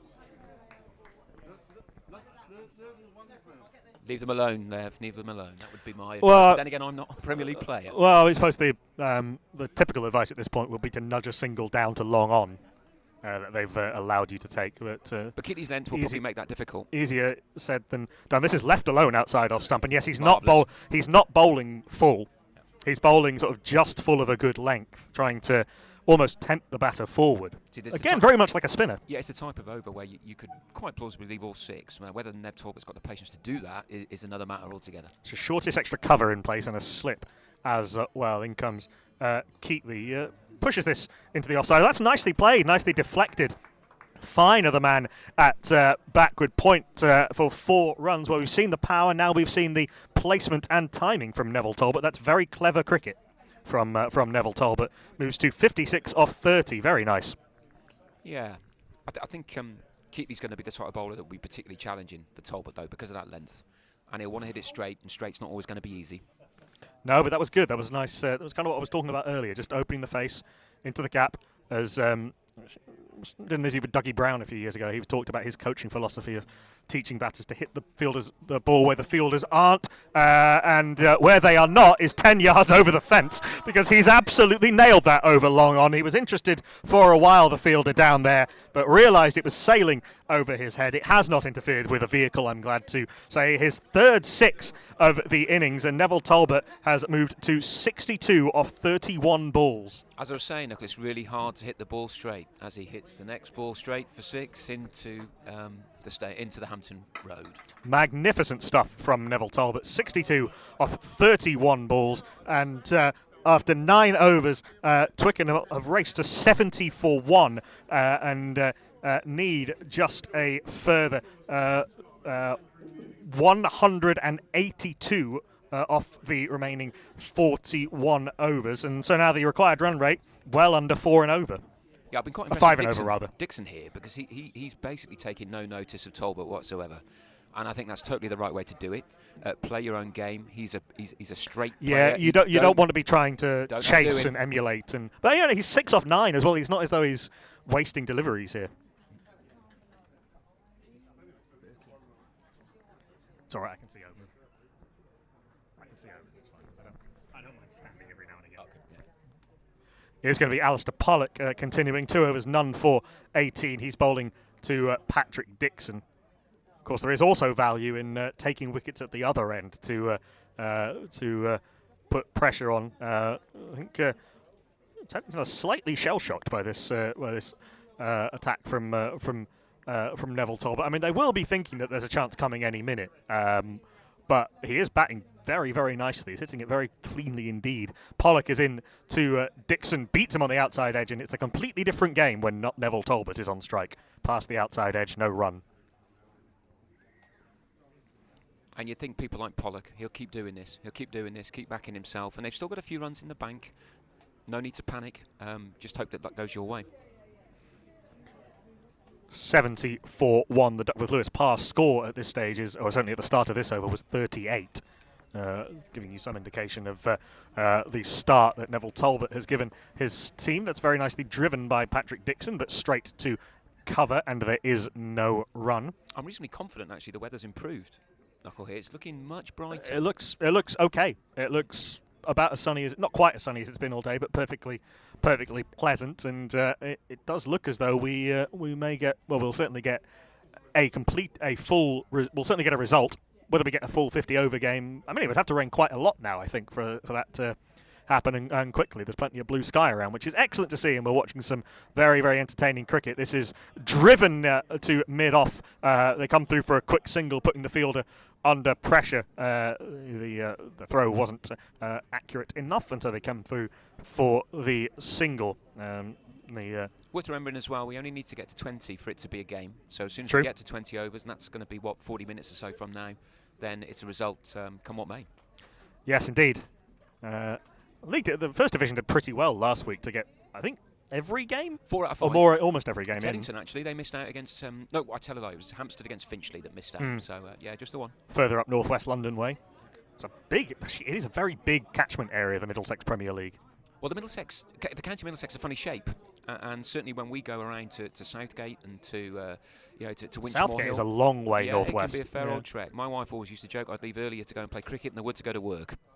That's almost certainly true. This is driven into the onside, the bat rather twisted in the hand, and so it's just out to deep mid-wicket for a single. I used to play at Brondesbury. Right. Yeah. Once I moved south of the river, it just became completely ridiculous to try and start playing at Brondesbury. Brondesbury, of course, with a former IPL player as well this year, Naim Doshi. Naim Doshi, yes. Yeah, entered the auction this year. He did, yeah, he's 43. Yes, so, he is. Yeah, he's still going strong. Yeah, indeed. One of the stars of the early years of the T20 Cup in this country, Naim Doshi at Surrey. When everyone thought spinners were going to be a non-event in T20, how wrong they were. Outside off stump and pushed by Dixon to point. There is no run. There's a problem there in the outfield. Whoever fielded that, not quite sure who it is, pulled up quite sharply and dropped the ball, which of course when it's a bit damp out there you wouldn't normally do. Let's keep an eye on that. He's just holding his hip a little bit, the man at backward point. Hopefully that's not too serious. Yeah, you can see him now just holding his hip lower back area. He's fielding on the AstroTurf really. So if there's a bit of a bobble there, that's not going to be very pleasant, or he has to dive on there. This is a full delivery, which Dixon tries to drive, doesn't time it at all. There is no run. 2 runs off the over. A bit of relief, really, for these Teddington bowlers who have been put to the sword in the opening 10 overs by Neville Talbot. He is 63 off 32 balls, 10 fours and 3 sixes. After 10, Twickenham are 72 for 1. In response to Teddington's 252. They need a further, as I try and do maths in my head, which is never a good idea, 150. 150,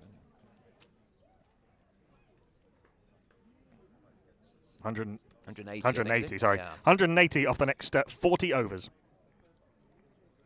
We're at a required run rate of exactly 4.5 and over, which is eminently doable.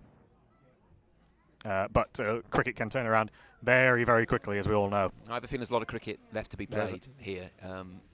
Things are going quite well for Neville Talbot at the moment, and long may they continue from my perspective. But Teddington will know that this can change, and you've got to keep your powder dry.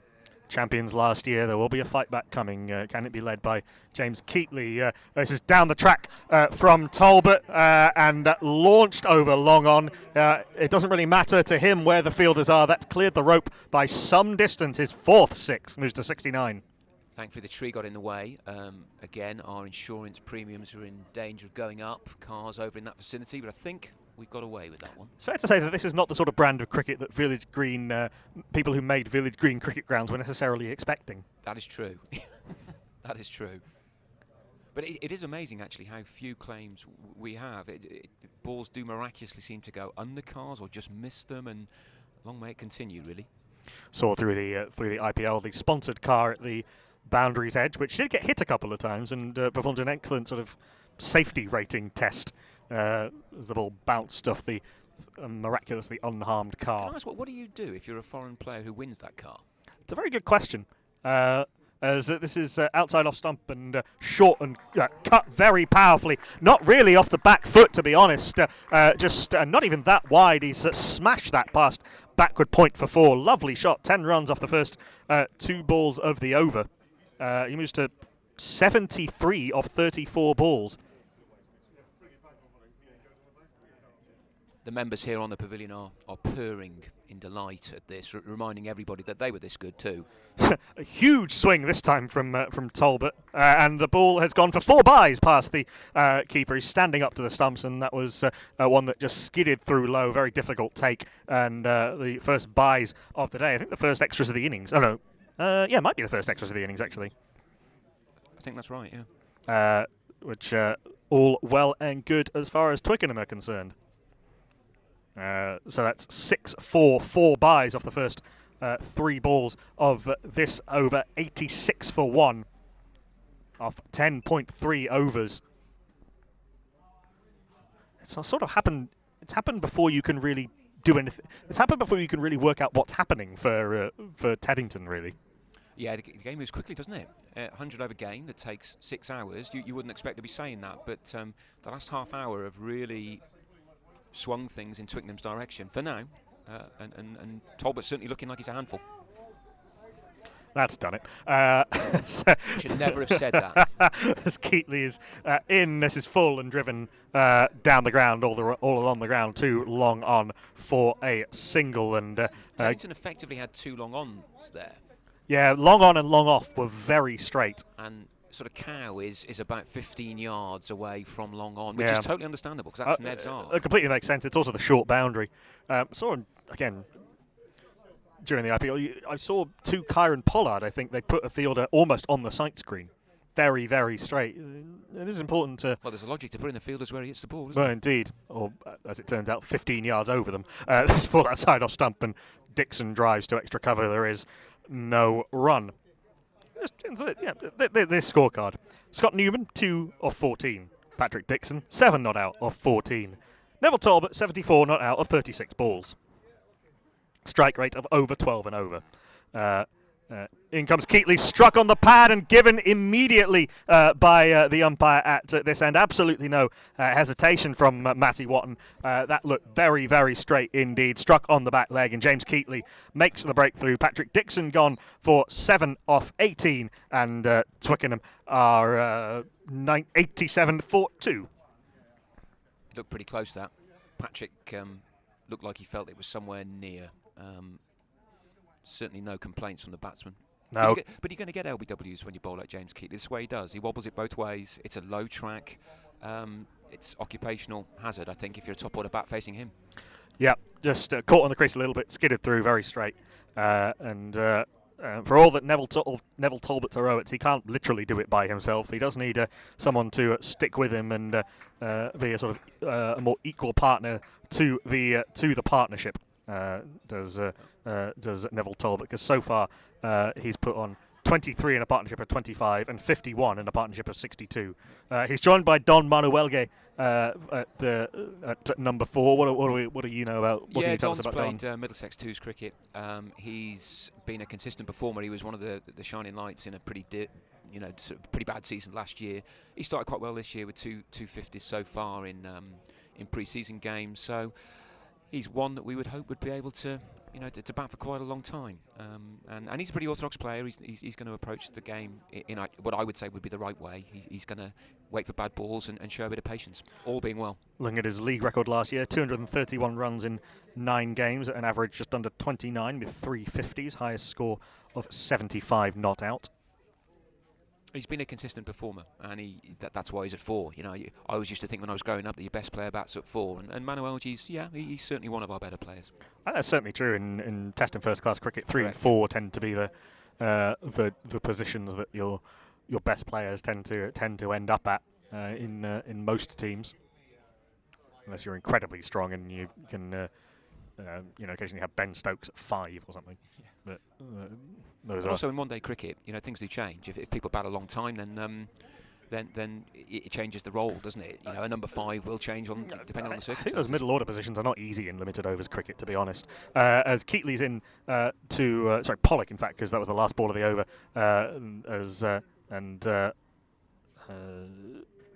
Talbot just pushing to the onside, fielded at mid-on, and they come through for a single. There's just a little spot of rain now developing. This is the other advantage of getting a quick start, is it puts you way ahead of the Duckworth-Lewis Stern part. Even with the fall of that wicket, Twickenham at the start of this over were 25 runs ahead of the Duckworth-Lewis Stern par score. I don't think we're in that territory yet, but there's just a little spot of rain. I find it very difficult to bat for that as well. I mean, if I was these two players, I would. You kind of have to forget it's happening. Totally, you have to bat with what's in front of you. Don't try and score a bit quicker or a bit. Well, Tobber doesn't need to, but bat every ball. Manuelge facing up to his first ball, which he leaves alone outside off stump. A good carry through to the keeper, and there is no run. It's so hard to do, though. I think it's helped me as a commentator. I think, having played cricket badly, I think it does help to remember how hard the sport can be. I think that's right. And I'm interested there. Don Manuelji's first shot is a big leave alone.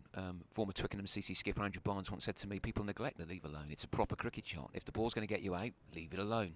And I'd expect Manuelji to be taking all the time he needs to have a good look at this. Blocks this back to the bowler. There is no run. Good full straight delivery. I mean, certainly I think that there's a curious thing where players, and I don't think this is just an English thing, but it is particularly noticeable. Players get criticised more for getting out playing attacking strokes than defensive strokes. But actually, if you're get out playing a defensive stroke to a ball that wasn't going to hit the stumps, that's not a percentage shot. You are better off leaving it. This is full and driven inside out by Manuelge into the covers, fielded by Junjunwala at short extra cover. There is no run.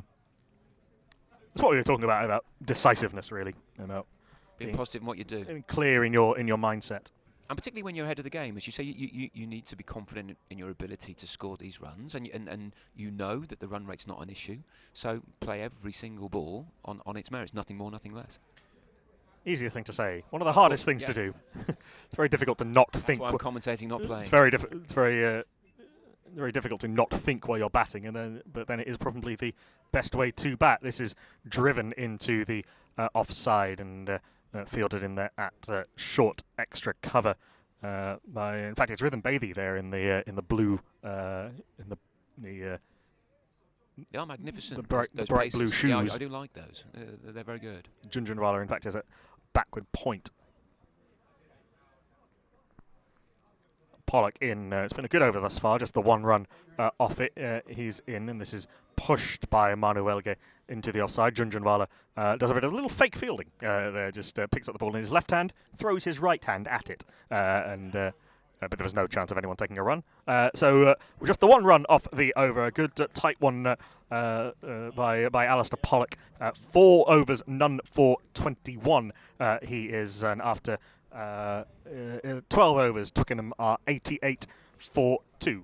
Knuckle, I'm going to leave you for a few moments, but it's been a great pleasure. I'll be back a bit later, and I'll keep up the good work. We'll see how we're doing in half an hour or so. Thank you very much. Thank you very much for your time, Dan. And we'll just take a little break here while the players are doing a little bit of hand sanitising.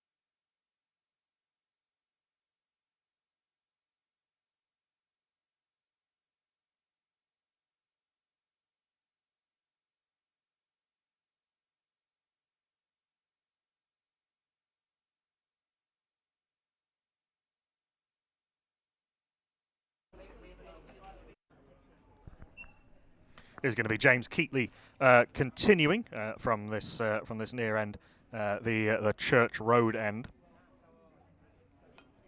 His first ball was just defended by Neville Talbot, and there is no run.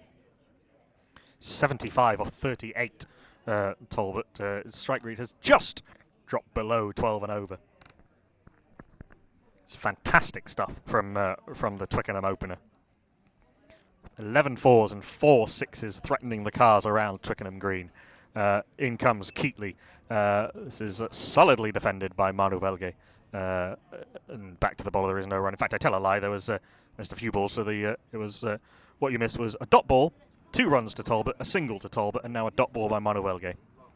So that's kept you up to date.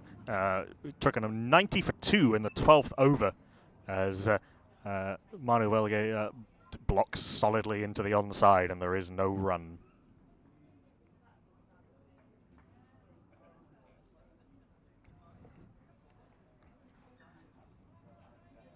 Continues to be a one-man show with Talbot 78 off 40 balls of the total of 90.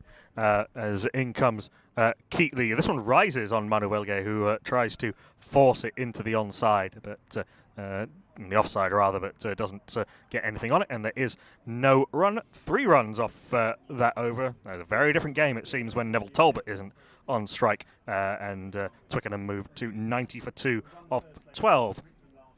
For what it's worth, the DLS par score at the start of that over was 66. I'm going to keep you updated on that because I have it in front of me, and if someone else has done the DLS work for me, why not?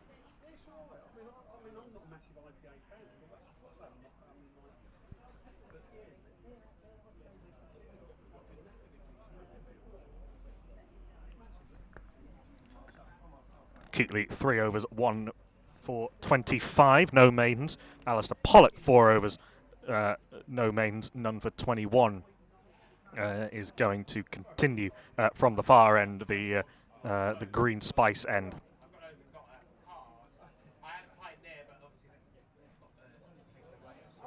Now we've had Junjunwala 4 overs, 2 maidens, 1 for 19, and Sam Harris 2 overs for 22. This is driven down the ground by Talbot. It goes too long on for a single, which I don't think Teddington will be too unhappy with, getting Talbot off strike. It moves to 79 off 41 deliveries.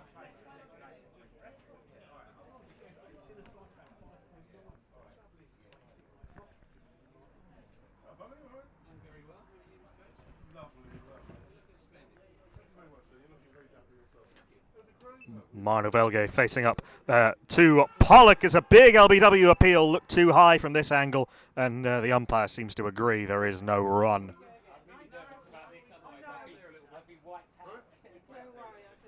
It was a big appeal, but mostly from behind the stumps. Bowler did join in, but it looked a little bit too high. As we've noted, there is some a little bit of pace and bounce in this wicket, which is. It's been a good cricket wicket. I think there's been something in it for the batters. The odd ones turned a little bit from Monty Panesar, get a little bit of turn, and there's some carry for the seamers as Pollock is in. This is driven back to the bowler by Manu Belge. There is no run. He's yet to score off his 9 balls. Neville Talbot 78 off 40 at the other end. Remarkable, as I keep saying.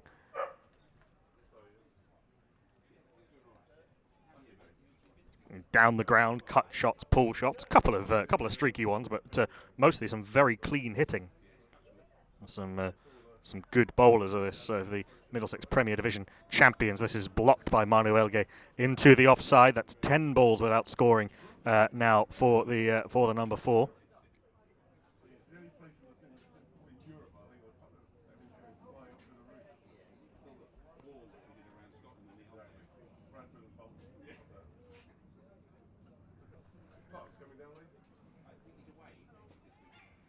Just a little check of the spikes at the far end by Alistair Pollock, and he's in again from the green spice end, right arm over the wicket to the right-handed Don. Manu Belge is a big LBW appeal.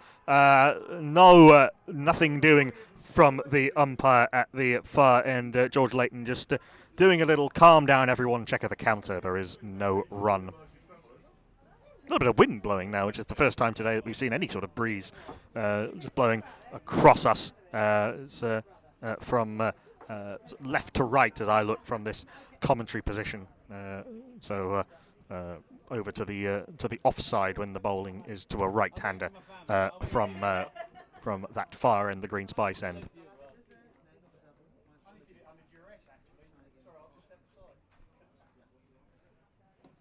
Turns at the top of his mark. Does Keatley, penultimate ball of the over. It's fended at by Don Manuelge, missed completely through to the keeper. There is no run. In fact, that was the last ball of the over. Just the one run off it. Manuelge on 0 of 12. And Neville Talbot 79 off 41. Who doesn't love a lopsided scorecard? 14 overs gone. Twickenham 92 for 2 in chase of 252.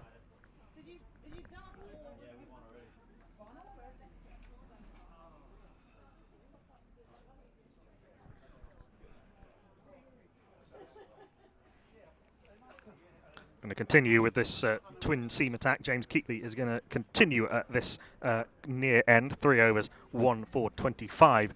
He is dismissed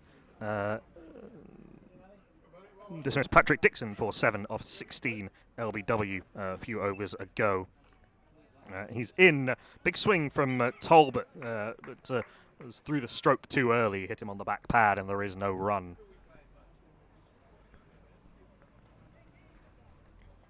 Keepers up to the stumps. There's a short third man, a backward point, a man at extra cover. 2 men at very straight long on and an orthodox mid on and a man back at deep mid wicket.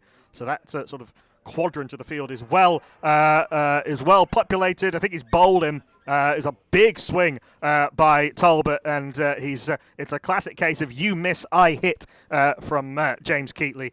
End of an absolutely wonderful innings by Neville Talbot. 79 of 42 balls, 11 fours and 4 sixes, and has done a huge part of the work of this excellent start by Twickenham. But that is the big wicket that Teddington wanted. The man who's been scoring all of the runs, who's been flaying the bowlers to all parts, is gone. End of a brilliant innings.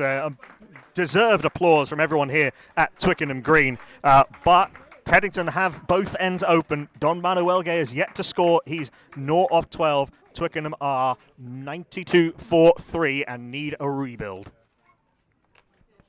All of a sudden, it's got very, very interesting. It's the skipper Carlos Nunes, skipper and captain Carlos Nunes. Didn't have the best of days behind the stumps. Did drop a catch, a tough catch, admittedly, and then fluffed a run out as well. But there's a game to be won here for Twickenham against their local rivals, the champions Teddington. The required run rate is not a problem at all. They need about 4.5 and over. The Drockworth Lewis par score is coming more into play, but with that fall of that wicket, 92 for 3. But more importantly, we've got Carlos Nunes about to face his first ball. Don Manuelge is none of 13 balls. How wonderfully quickly this game can change. There's quite a few people wandering behind the bowler's arm, which is rather putting the Teddington bowlers and the Twickenham captain off.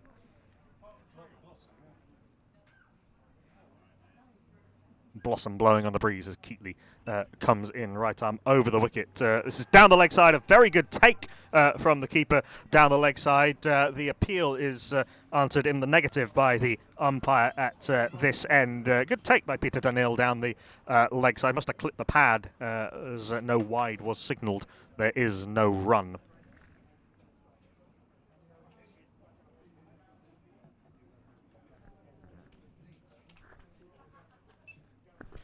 This is an attempted cut from Carlos Nunes, but misses and through to the keeper. There is no run.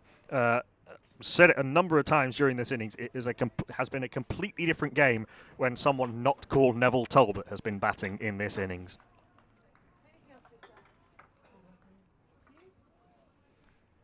In comes Keatley to the captain Carlos Nunes, who has a cut at it and misses again. Through to the keeper. There is no run.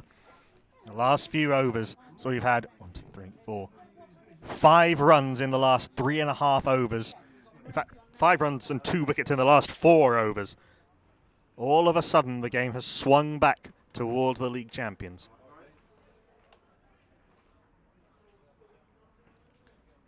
In comes Keatley, bowls on leg stump, half an LBW appeal from behind the stumps, but nothing doing. Another very tight over. A wicket maiden for James Keatley. 4 overs, 1 maiden, none for 22. Nunes is none off 2. Manuelge none off 3. In fact, Nunes is none off 3, I think.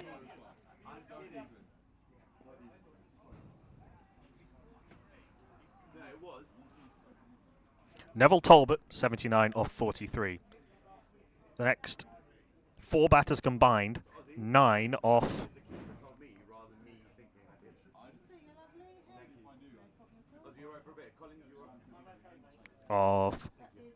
46. How is that for a lopsided scorecard? In comes Pollock from the other end, back of a length, and Manuelge in behind it, trying to see out this difficult period.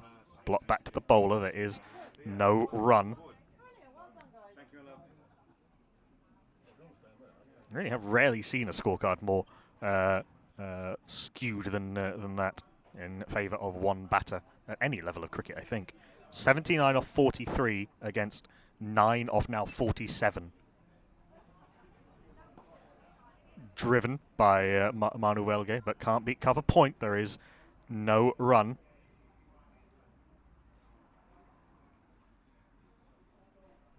The Twickenham worm, which was a near vertical line, has now completely plateaued.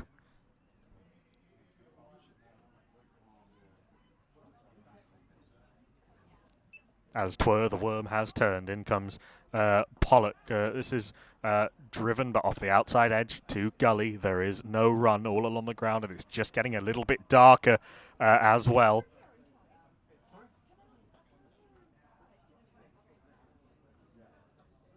And with the fall of that wicket, Twickenham might just have fallen behind the DLS par. They're just ahead of it as of the start of this over. In comes Pollock, squirted off the outside part of the bat. The first runs for over 3 overs. It's only a single off the outside part of the bat. Manuelge off his 17th ball is finally off strike. And off the mark.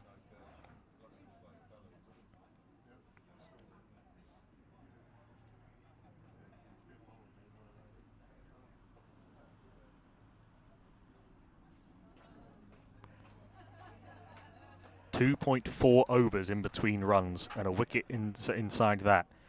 Then in the 2 and a bit overs before that, 4 overs and a wicket.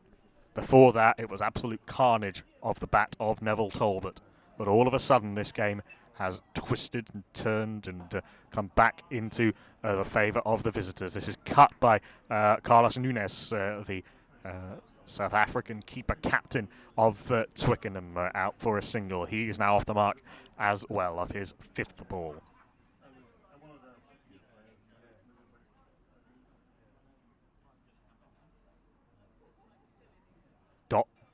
Dot 1-1 in this over from Alistair Pollock, who has done his job and put the brakes on alongside James Keatley. Comes down the track, does Manuelge. Can't beat cover, there is no run. Another very tight over, just 2 runs off it. 7 runs and a wicket in the last 4 overs. 8 runs and 2 wickets in the last 4.5 overs, in fact, to give you the full breakdown of that. Twickenham have fallen from 87-4-2 to now 92-4-3 in the space of 5 overs.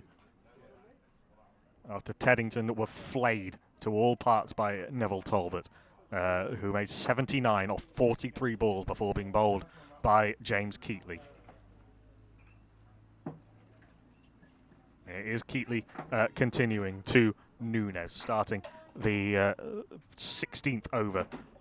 This is squirted off the outside of picking up the runs however they can, trying to re-establish themselves.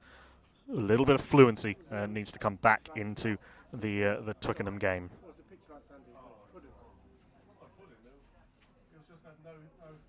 95 for 3, 1 ball gone of the 17th over. Very short run up, no more than 8 yards or so from Keatley from this end. 2, 3, 4, 5, 6, 7, 8 steps in fact.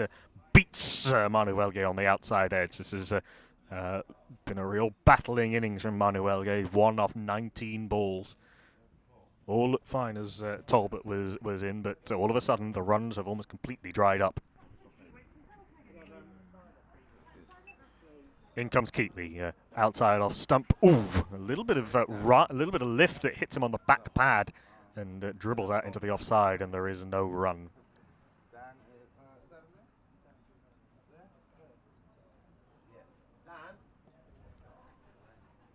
It has got very, very dark all of a sudden. Weather patterns have been changing remarkably quickly throughout the day. Beaten again on the outside edge is Manuelge. He is getting it to nibble as the gloaming sits in, and now it's raining, and the spectators scatter for cover rather, and huddle under the various gazebos erected hurriedly around this ground, hurriedly and inexpertly, and they're off. They've come off. The rain has come in all of a sudden, very, very quickly, with Twickenham 95 for 3. 4 balls gone of the 17th over. And I really want to see the Duckworth-Lewis Parr score.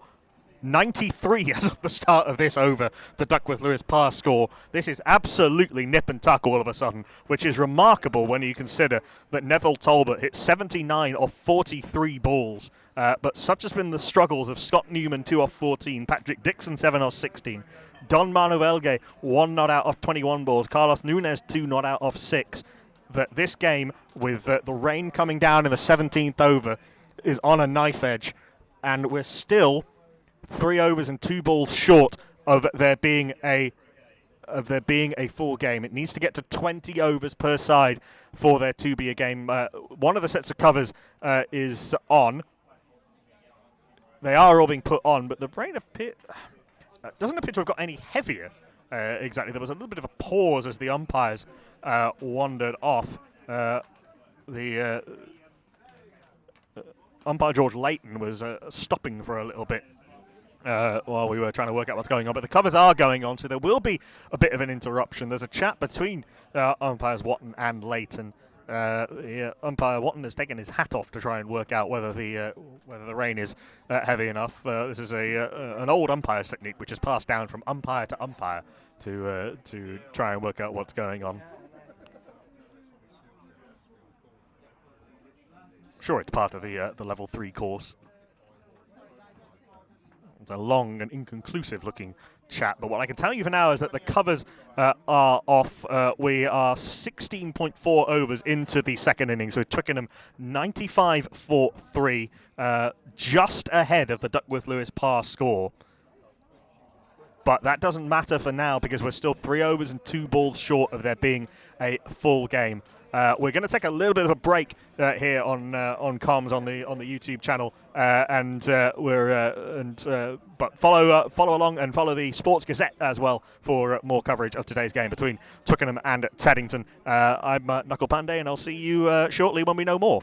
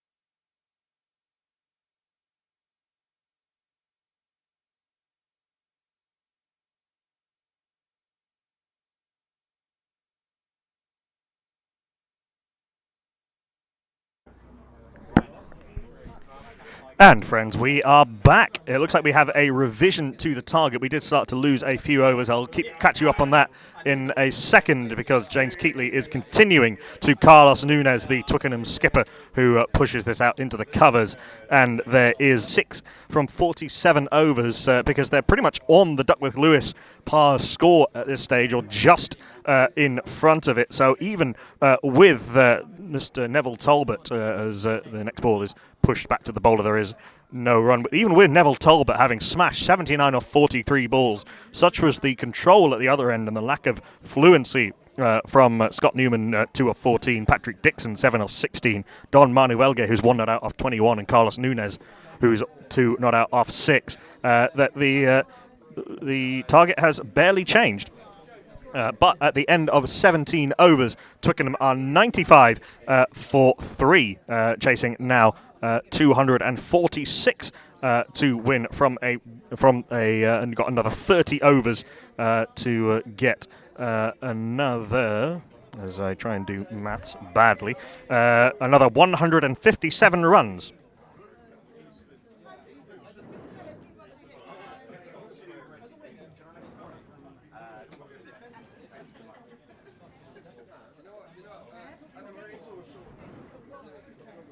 That's 151 runs. That can't be right. 157 runs required for victory for Twickenham.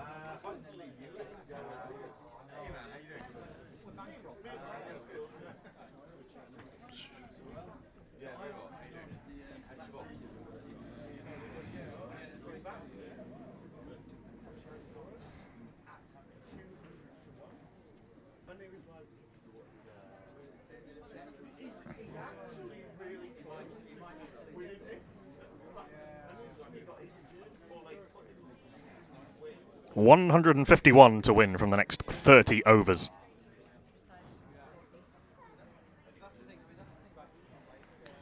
Strike rate of just over, or a required run rate of just over 5 and over, with a little bit of rain taking out a period of time, which means that we've had a revision to the target. Sam Harris is back into the attack, having been taken apart rather by Neville Talbot rather earlier. He's none for 22 off his first 2 overs. His first ball of his third is cut down to third man for a single by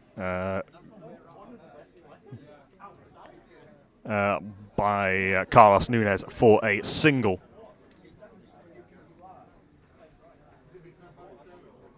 He's 3 off 7. John Manuelge is 1 off 23 balls. Sun has broken through rather nicely here, just over to my left, away to the left-hand side of the ground. In comes Sam Harris, right arm over the wicket. This is on leg stump and flicked into the onside. Might be a leg by. It is indeed a leg by, as out into the mid-wicket region. 97 for 3.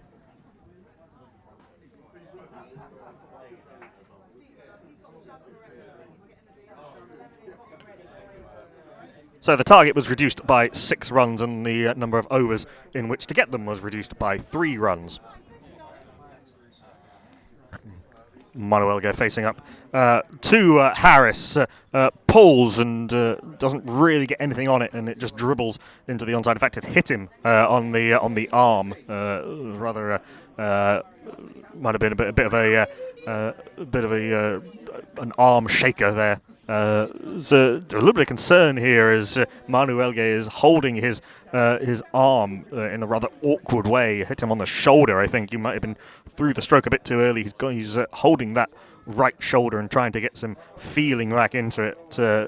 Look like a rather uncomfortable blow, and he's certainly in a fair bit of pain here, Don Manuelge. Worrying scenes as he goes down holding his right arm.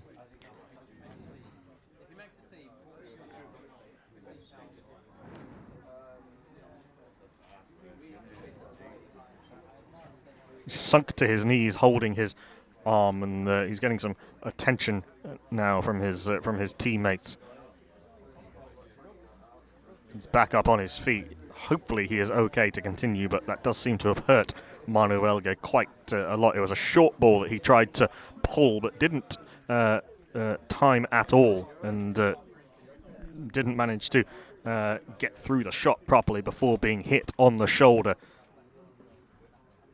He's moving that right arm rather awkwardly. This doesn't necessarily look good for Manuelge or for Twickenham, but he is going to continue, I think. He's certainly wandering back to the crease, trying to straighten his arm and make sure that he can bat on. He's wandered out of 24 balls and has looked rather awkward. In fact, apologies to Nunes, who's been hit the captain and keeper, who has been hit, not Manuelge. Apologies for the misidentification. He's 3 off 8.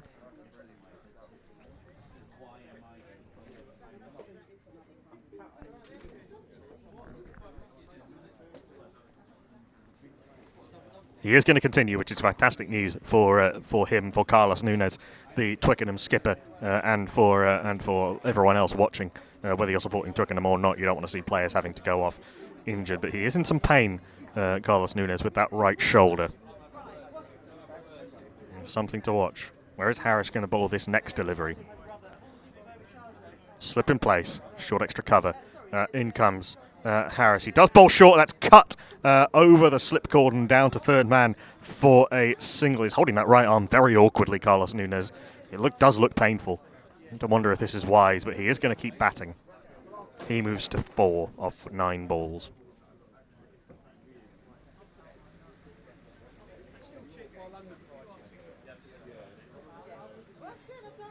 Two singles and a leg bye off the over thus far, and Twickenham 98 for 3 in chasing this revised target of 246.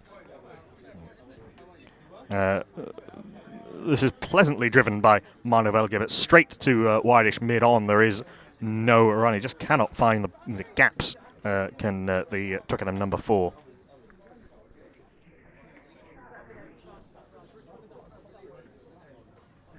Conversation between the the keeper and the keeper Peter Daniel and the slip,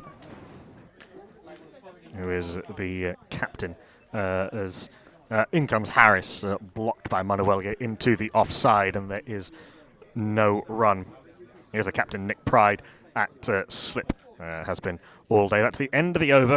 An interesting one and a rather painful one for Carlos Nunes, who took that blow on the shoulder. 2 runs and a leg bye off the over. Twickenham 98 for 3 after 18 overs of this rain-interrupted game. They are just ahead of the Duckworth-Lewis Stern pass score. Apologies, Mr. Stern, but only just. They're in fact 2 runs ahead of the Duckworth-Lewis Stern par score. They need a further 148 runs from 29 overs at 5.1 and over. There was some rain. There have been a couple of little spells of rain until we've lost over 40 minutes, so the target has been reduced from 252 in 50 overs to 246 from 47 overs. Big appeal as Keatley continues to Carlos Nunes, but nothing doing, says umpire Matty Watton. Through to the keeper, there is no run. Just jagged away from outside off stump and through to the keeper. Past, but crucially not hitting the outside edge.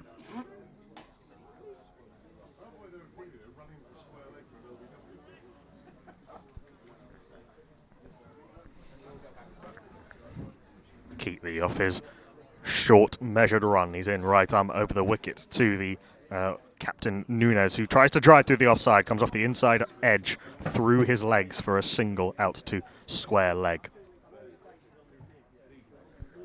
Guys, he can't see.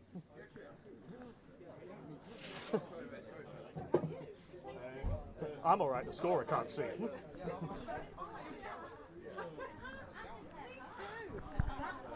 In comes Keatley. A little bit of sun now, long shadows. Down the track comes Nunes. The keeper's back, so it's perfectly fine to do so, and he leaves through to the keeper. There is no run.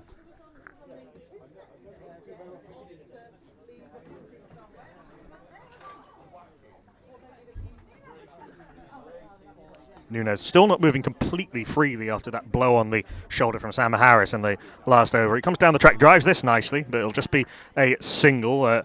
Misfielded by two fielders in one ball, which is quite the effort, and then the third comes around to field and they come through for a single. Nunes on 5 off 11, looking some way more fluent than Don Manuelge, but Don Manuelge 1 off 26 balls. Really has been a blocking brief. In fact, sorry, Manuelge 2 off 28 balls, apologies. Really has been a blocking brief.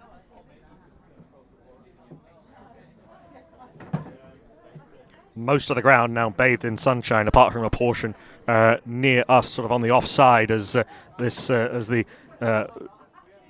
we look at it with the shadow of the trees. This is driven by Don Manuelge back to mid-off, and there is no run.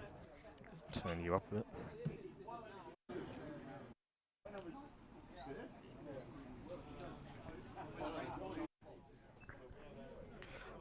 This is driven by Manuelge by Nunes into the onside. Does it have the legs to go for 4? Not quite. Nifty footwork by the man racing back from mid-wicket to chip it back to the man at mid on. A bit of relay fielding. They'll come through for 2. 2 it was, yep. Yeah, 2 runs to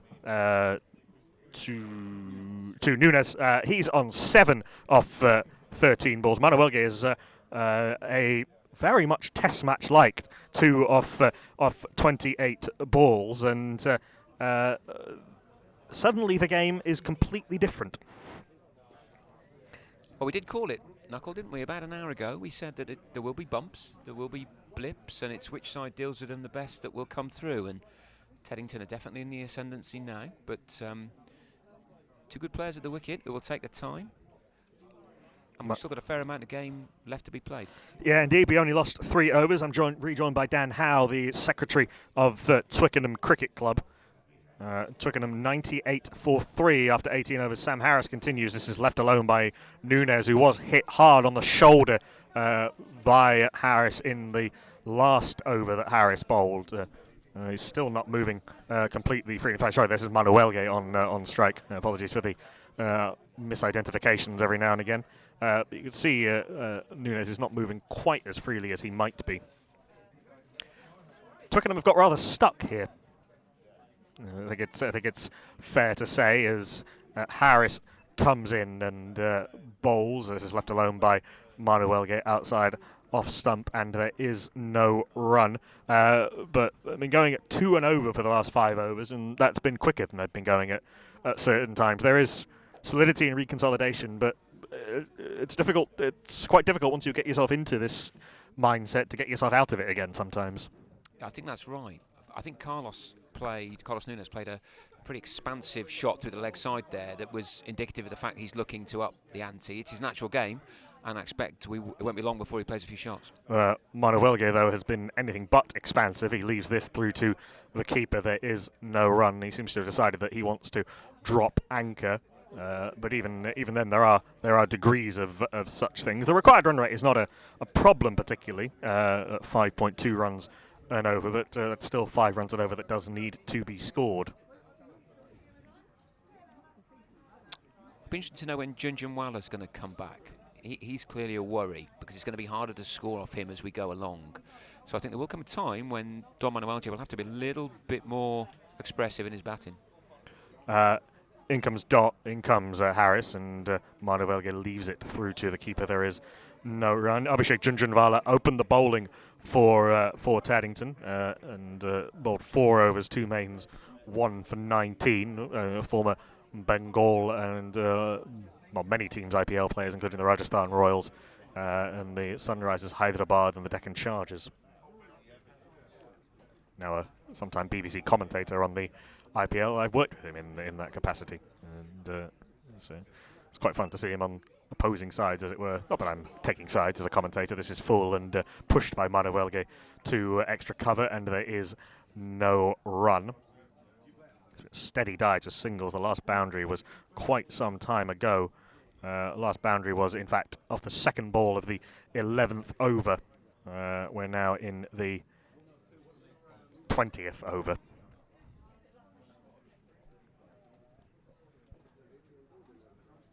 Neville Talbot's innings of 79 off 43 balls with 11 fours and 6 fours. Looks like it belonged to a completely different match. This is outside off stump, a cut shot from Manu Elge, which he misses through to the keeper. There is no run. It was just close enough to the stumps to be considered not a wide. Through to the keeper it went. A maiden from Harris from that top end, from the Green Spice end. And we have a game. And we do have a game. It is 20 overs done. We have a game officially. We weren't sure that we would at certain points through yesterday and today, but we have a game. 102 for 3 after 20 overs. We have a game. Excellent. 144 more needed from the remaining. It's not right. That doesn't sound right. 247. 100 yeah, just under 150 needed off 27-ish overs. Interesting contest. 144 of 27 remaining overs. The equation is still interesting, and that's what Neville Talbot's batting does for you. This is full, and it's pushed into the offside by Nunes as Keatley continues. It certainly does, but he's had absolutely no support. No, I think the run rate issue is one that Nunes and Manuel could be well aware of. That at the moment it's perfectly okay, and they want to be here in 10 overs time. This is full and pushed back to the bowler. There is no run. It is fine for now, but we do see that the runs have to be scored at some point. You do see that can easily get away from you. You don't want to end up chasing 7s and 8s for extended periods of time. So you need to keep the scoreboard ticking over. Not easy to re-establish yourself, particularly against a bowler as accurate as James Keatley. This is a drive from Nunes. It's skewed off the outside edge and fallen safely in front of backward point, and they come through for a single. Because if you don't keep the scoreboard ticking over, you're forced to take risks like that. Although I think there is a case for having, you've got 3 overs of Keatley left, and we know that he's difficult to score off today. He's looking challenging. There's a lot of playing and missing. There's a case for seeing him out and then declaring war, as it were. And I think that might well be what Manuelji's thinking. Could well be as Keatley pulls out of his run. He's not quite ready. Keepers come up to the stumps for Manuelge. You can't maybe play out one bowler, but with Junjunwala also having bowled well, you probably can't afford to play out 2. Interesting challenge for the Twickenham, for the Teddington skipper Nick Pride as to how he uses Keatley here, as he's in and a semi-LBW appeal as it strikes Manuelge high on the pad.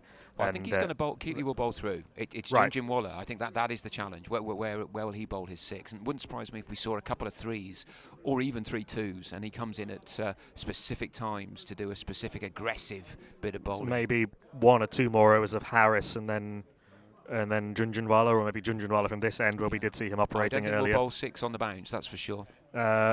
This is flicked into the onside. Nicely timed, but straight to the fielder. There is no run. He just needs a couple of those to miss the fielders, just start getting some singles and start moving his score on. He's been a long time on 2. He was a long time on 1. He was quite a long time on 0, Don Manuelge. It's a real test of character and patience for him. Now he has a flick at this, an LBW appeal, which never looked particularly convincing. Nice bit of acrobatics from the keeper as he tries to take a low throw in and ends up pole vaulting the stumps. The umpire's coming off. Quite fitting in a game that Monty Panesar is playing in, a player trying to and failing to vault the stumps. 21 overs gone, and Twickenham move to 103 for 3 in pursuit of this revised target of 247 from 47 overs. Matty Watton coming towards the boundary edge there to have a word with the spectators, who were all in their enthusiasm for the cause right in front of the scoreboard, so he hadn't got a clue what was going on. Right in front of the scoreboard, and I think also behind the bowler's arm. There's quite a crowd that's built up here. I think we've seen some games from elsewhere in the across the divisions and across the pyramid finishing, and all eyes on this game, which could be building up into an absolute thriller. Yep. Certainly Twickenham Falls are back. They played Brentham threes today and 7-wicket triumph, having Excellent. been 0 for 3 at one stage. That is an impressive recovery. Yeah, they've done well there. Threes called off. Haven't heard any update from the seconds as Sam Harris continues to Nunes. Big LBW appeal. It's a little bit of a twitch from George Leighton, who just as he checked his counter. It's probably drifting down, I think, but it's going to hurt the toes, that one. Yeah, he's been in the wars today, Carlos Nunes. It's not been his easiest day. He dropped a very tough catch, missed a presentable run out. He's been hit on the shoulder, now hit on the foot. Captain's in a battle here. Slip in place. Nothing has gone to slip all day, I don't think. As Harris is in. This one rises from a length as as Nunes tries to drive, and I think that's hit him. I don't think anyone's running to rub it better, that's for sure. Yes, I think that. Well, you can tell where that's hit him from the fact that we're not telling you where it's hit him. Oh, maybe not. He's upright, so just inside thigh, perhaps. Maybe. He's certainly taken it well, hasn't he? Went better than many others might have done. But this is a battle. The world looks completely different to it did an hour ago when Neville Talbot was hitting the ball to Kingdom Come, and it's one of the great wonders of cricket that it can change pretty quickly. Harris into Nunes. This is full and driven, but off the toe end of the bat, really, and it just dribbles to mid-off, and there is no run.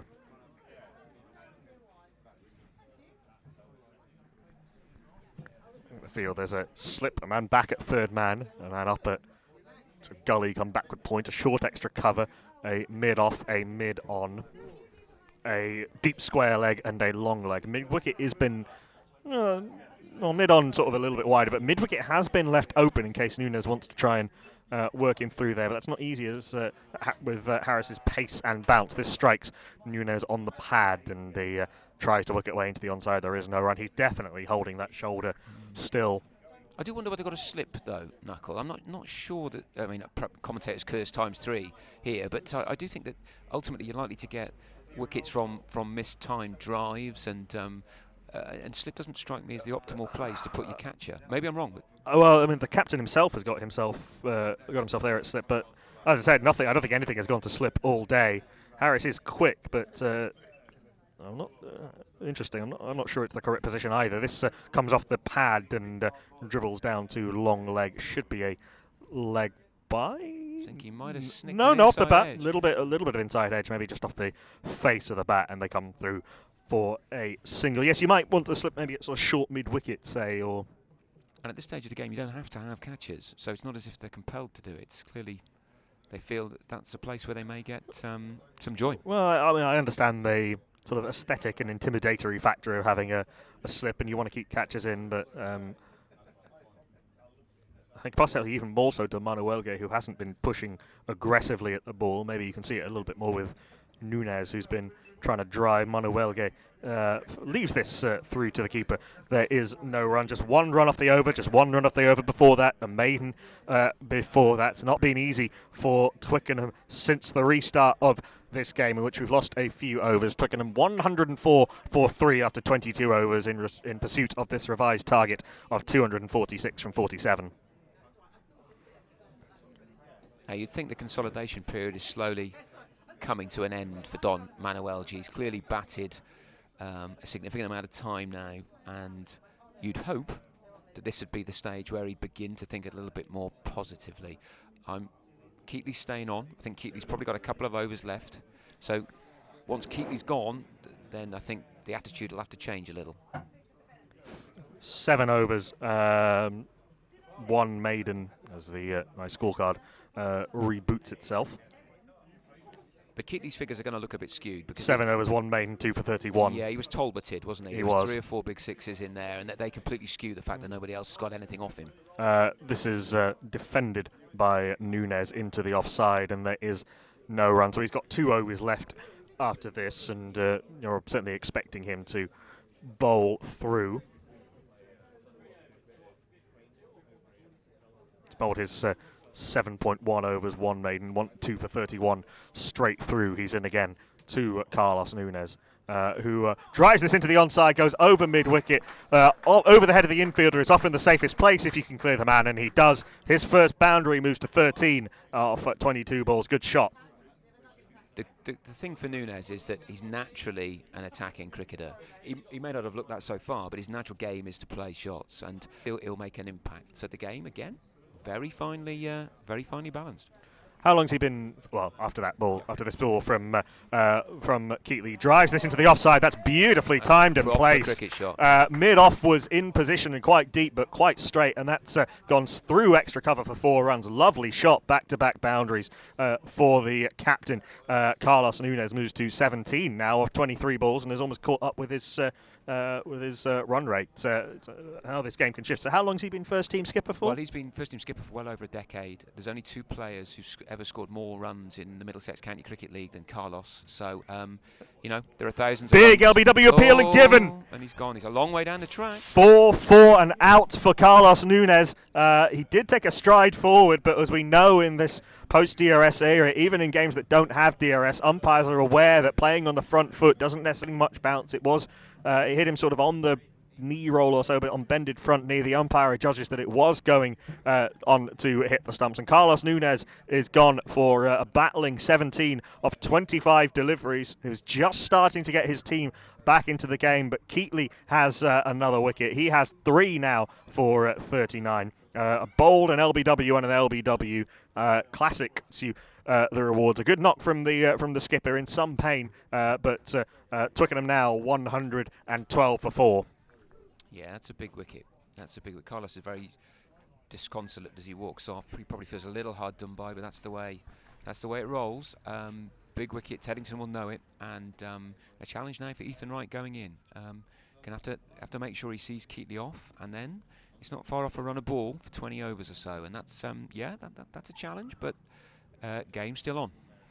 Have a look at how Ethan White did. Sorry, that's this game which I'm looking at. Yeah, he's come into the first team this year. Really, he had a number of games last year. He scored 60 odd in one of the warm-up games and looked very good. And he's the type of player I think who relishes a challenge, which may mean nothing whatsoever. If a good ball's got your name on it, then you're out. But he certainly will be going in there and wanting to make a mark. Hasn't made a score yet this year in league cricket. It's a small sample size. He made 2 last week against Richmond. Yep, And the week before was the friendly where he got 60 odd. Friendly's a different ball game, but at the same time, better to have some runs in the bank, no matter what the cricket is. But it'll be a challenge. The ball's wobbling around a bit. He'll have to knuckle down. It's probably a little bit easier to bat than it has been at certain points today. Certainly the light is a lot better than it has been at certain points today. Keatley finishing off his 8th over. He's got 2 balls left of it, and this is a full delivery which is blocked back to the bowler by Ethan Wright. Positive and there shot, is though. no run. Yeah, it was a decent defensive shot. stroke. Not a great stride, but got the full face of the bat on the ball. There's a slip in place, a backward point, cover, shortish extra cover, mid-off, mid-on, mid-wicket.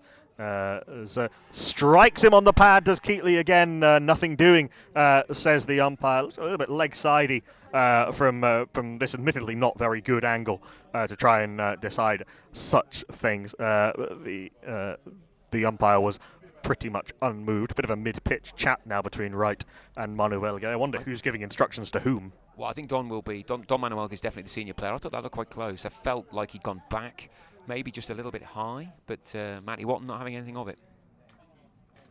No, he wasn't interested for a moment, was he? Well, we've seen both umpires have been very decisive in their decisions today. There's not been a lot of I'm not sure given out. But that is the end of the over.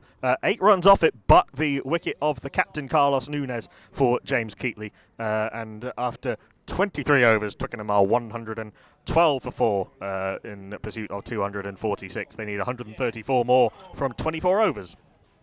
He's going to be Sam Harris continuing bowling his 4th over. It's been an excellent spell. 3 overs, 1 maiden, none flick from Manu Welge. Doesn't make contact through to the keeper. There is no run. I think it was a wide, so there was 1 for the score.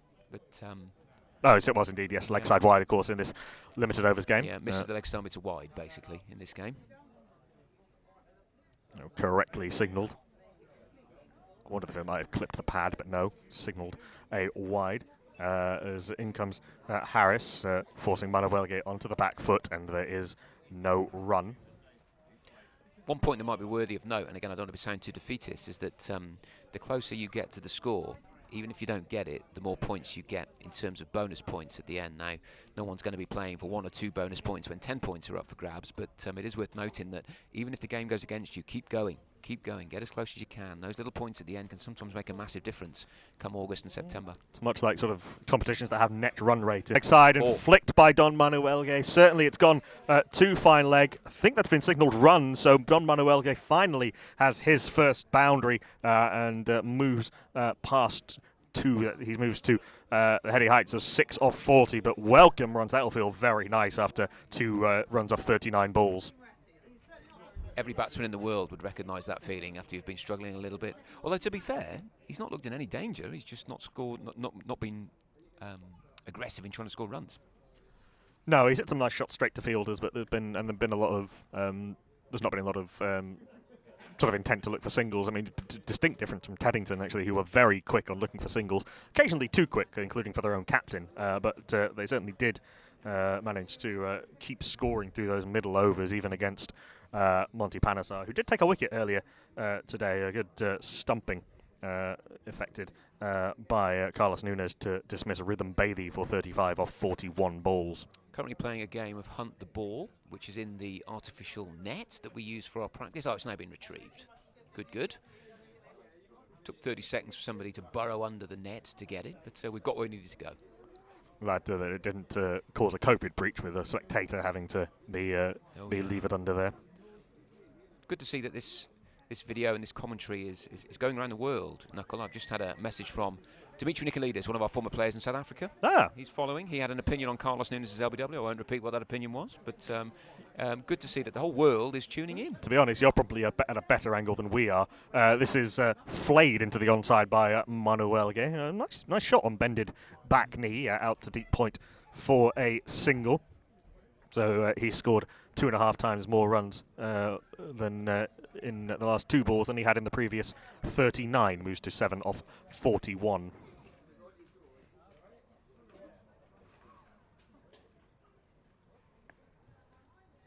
Ethan Wright on strike now. Wide .41 this over from Sam Harris from the top end has gone so far. It's the 24th over.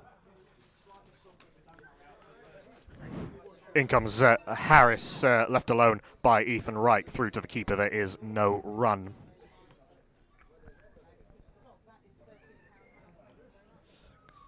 $118 for 4 Twickenham in the 24th over.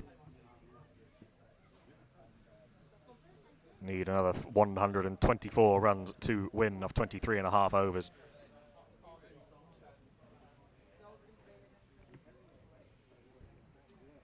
Run rate approaching 5.5 an over, which is about as high as it's been for a good 20 overs or so. As in comes Harris to right, left alone, rising delivery outside off stump, through to the keeper. There is no run. Marvellous sunshine now. Very nice late evening. The weather has changed. Very nice late evening sunshine. We're getting into the stage of low sun affecting the fielders now, I think, at this stage. Yep. I used to play at a ground near where I grew up in Swanland, where the nets faced into the sun. So as a spinner, it was fantastic. You just tossed the ball up in the late evening. They couldn't see it. It was wonderful. Marvellous. Lured one into a false sense of security as a bowler. As Ethan Wright is facing up to Sam Harris and blocks back to the bowler. There is no run. It's been an excellent second spell from Sam Harris.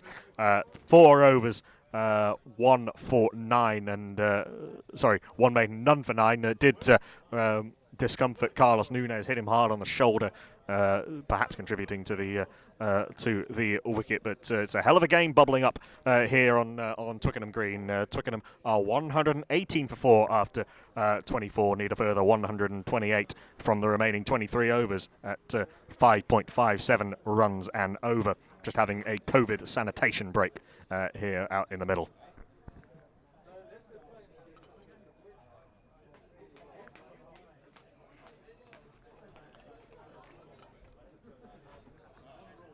I mean, you must have a fair Twickenham diaspora now all over the world.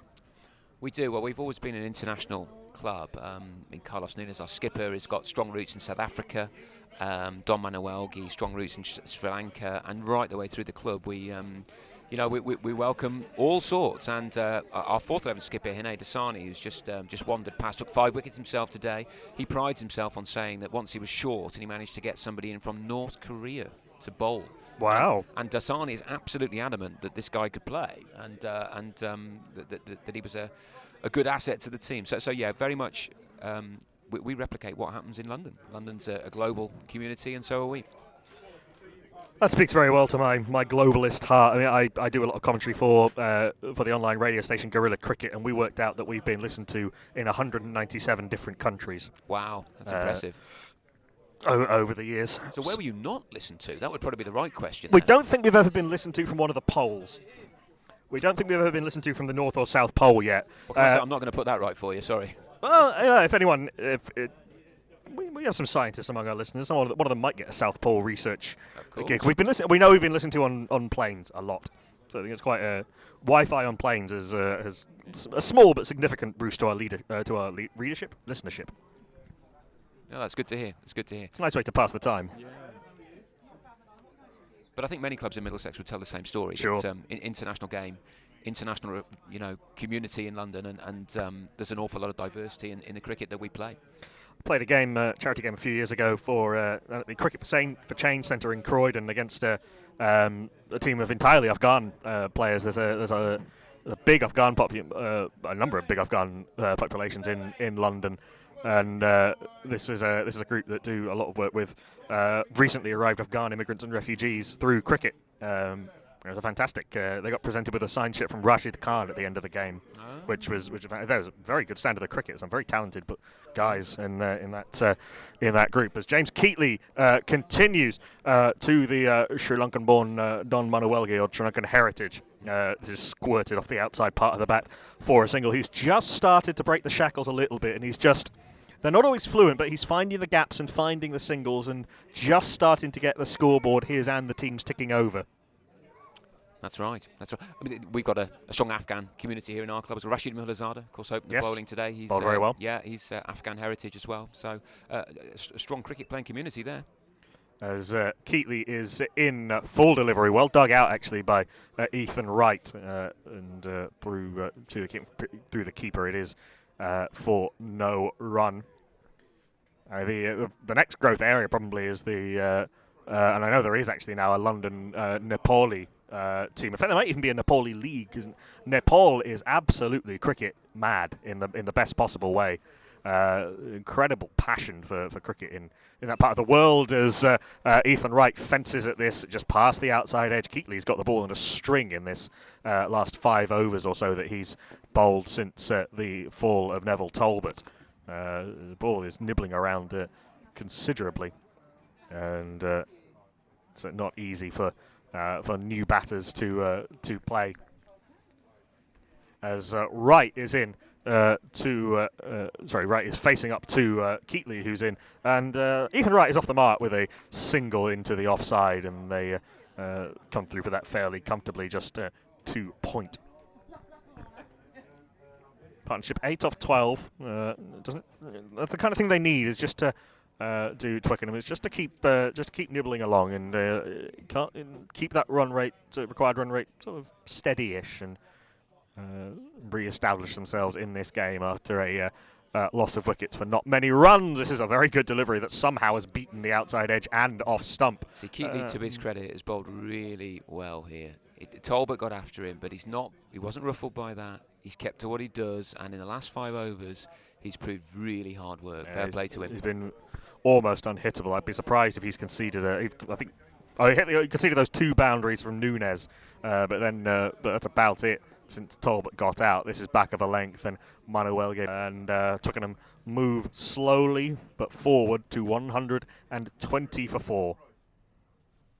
Off 25 overs, more than halfway through the innings now, with this shortened chase, 246 from 47 overs, after we lost an hour or so, cumulatively speaking, to rain.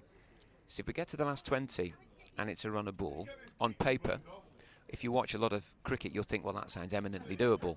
But pressure plays a bigger role, I think, in club cricket than people realise. And you've got 6 overs from Junjunwala. You've got other bowlers who are going to be bowling round him. I think this is getting Teddington a squeezing, and they're squeezing quite impressively, actually. Well, they have been for quite some time, and this is driven nicely into the offside, actually. Square of the wicket. Good, I was going to say good diving stop from the man at deep point, but he's only ended up parrying it over the rope. Ethan Wright has his first boundary, moves to 5 off 9 deliveries. Probably the first boundary off Sam Harris in this second spell of his, in which he's bowled very well from that top end. Nice shot from Ethan Wright. It's a nice drive, wasn't it? It's under control, open the face. Use the pace, use the carry. He is pretty new to first team cricket here at Twickenham. He's played quite a lot in Suffolk, but it'll be a challenge for him. Ethan Wright facing up to Sam Harris, who blocks off the outside part of the bat to cover, and there is no run. So far we've had, if I look at the right scorecard, it'd help. So far we've had 4 bowlers: Abhishek Junjunwala, Sam Harris, Alistair Pollock and James Keatley. Who else can we expect Taddington skipper to? They need to find a fair few overs from somebody else, and it's soon going to get to the stage where whoever that person is, they're going to have to bowl more or less unchanged at the one end so that everyone else can get their overs in. So blocked by right into the offside, and perhaps that has informed the strategy, particularly of Manuelge, but some of the other top order batters as well. If there is a sense that Teddington may not have a 5th and 6th bowler. Well, I think they do, but they're going to be 2 spinners, and that ball's probably not going to be the driest. It's definitely a wicket where... Might not have a 5th and 6th bowler of the same calibre, of the same quality. Which, to be fair, I don't think any league side has 6 bowlers of the same quality. But there is a saying, isn't it? The best side tends to be the side with the best 5th bowler, or the best, last bowler that you bowl. Short and cut over the man at backward point. Lovely shot from Ethan Wright, just again using the pace. 1 along the ground, square of the wicket, 1 over the man at gully. 4 runs to Ethan Wright, moves to 9. I think a lot of limited overs cricket is what you might call a weak link game, as the relative strength of those squad players. The guys in the middle order, the 4th, 5th and 6th bowler. So most teams have, even at sort of 4s level where I played, most teams had 1 or 2 pretty good bowlers. Well, Twickenham are a good case in point today. Gurjit Sandhu's absence is definitely noted, and he's one of our frontline bowlers. This is a full delivery, which just leaps a little bit from a length and strikes Ethan Wright on the splice of the bat. It dribbles out into the onside, and there is no run. Of course, missing Blake Cullen as well.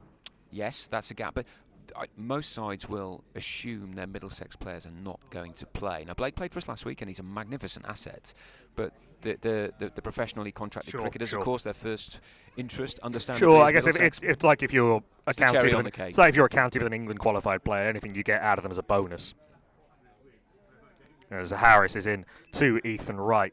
It's a short ball. This is cut again, not timed anywhere near as well as the 2 boundaries in the over. Just a single take and 9 runs off the over. It's a good one from Twickenham. Just needed to get that run rate going a little bit. Ethan Wright, all of his 9 runs in fact have come in that over. He's 10 off 14 balls. All but 1. It's 10 off 14 balls. Don Manuelge is 8 off 44. And after 26 overs, Twickenham are 129 for 4. I should say Knuckles been wonderfully assisted here by Danny Lingerman, who's sitting to our right. The right way to call us, is it really? But there's 5 people on the veranda, all ensuring that the live vision is working and giving us the material we need to talk you through the day. Yeah, and Eugene was here very early this morning to set up all the cameras. He was here from about 8:30 this morning, setting everything up. I often think he lives here, though. It does assure me he has a house somewhere else, but. Eugene Berger, the club chairman, and this is the sort of dedication that is needed to keep club cricket running and more accessible with streaming services like this. This is full and blocked into the onside.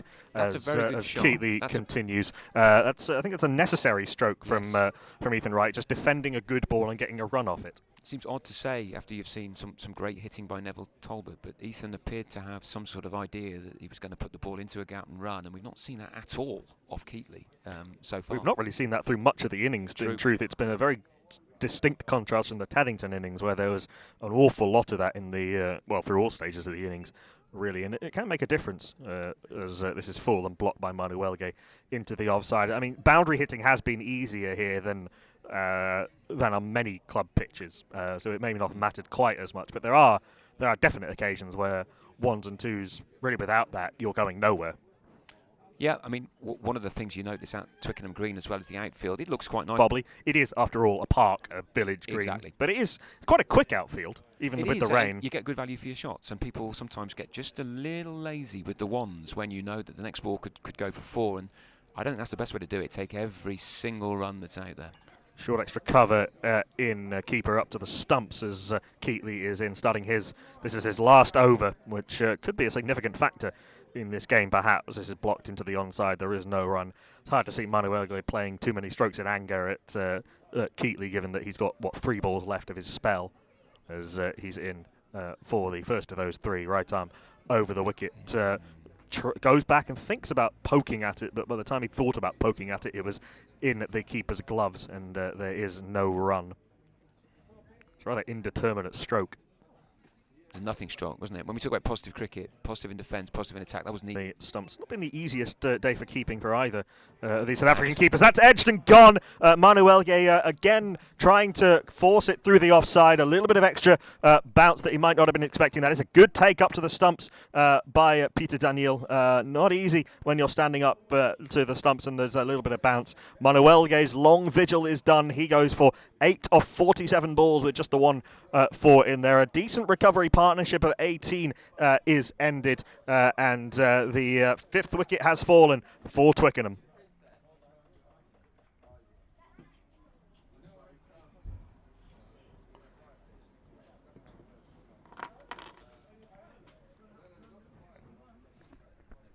$130 for 5. James Keatley with 3 of those wickets, and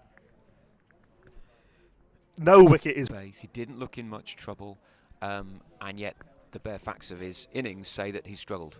And we now have a debutant, first-team debutant, Callum Goldthorpe. Another player is pretty correct. Interesting to see how he goes about this, though, because we do need to begin to think about runs. James Keatley has now bowled out. He's bowled out with figures of 10 overs, 1 maiden, 4 for 42.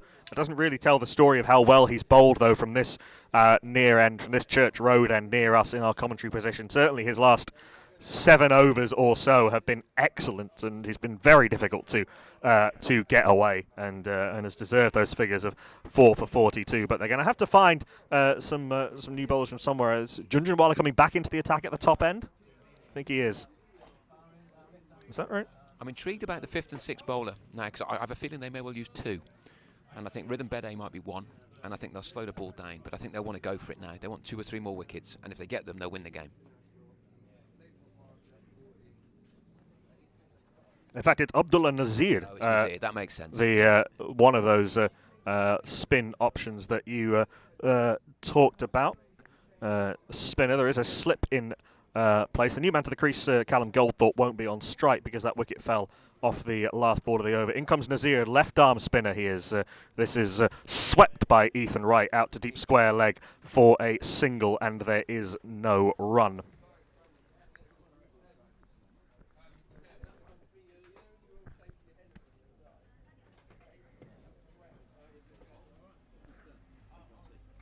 Callum Goldthorpe playing his I think his first game in the senior division of in the first division. In the top division. flight. He played last week for the twos. Did reasonably, got 20 odd. Looked quite coherent. Not a bad man to go in. Got a bit of stickability, but hard to score at 5.5 and over against good players.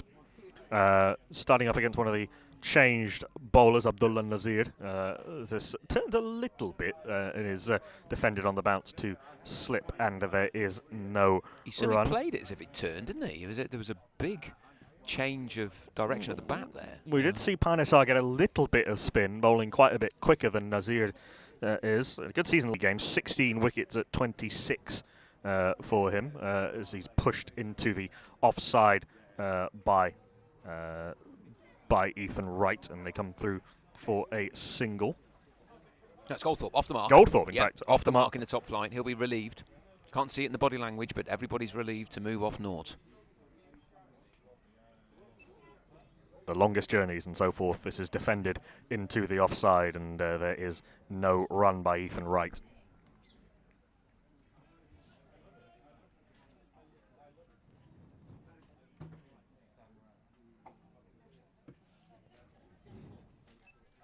The next ball is straighter and defended back to the bowler. There is no run. Tidy start to Abdullah Nazir's spell.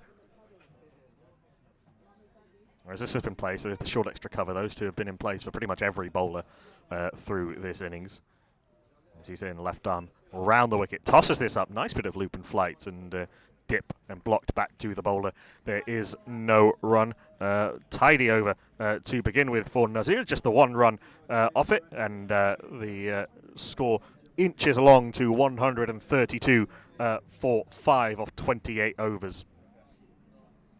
And the required run rate hovering now at just under a run a ball.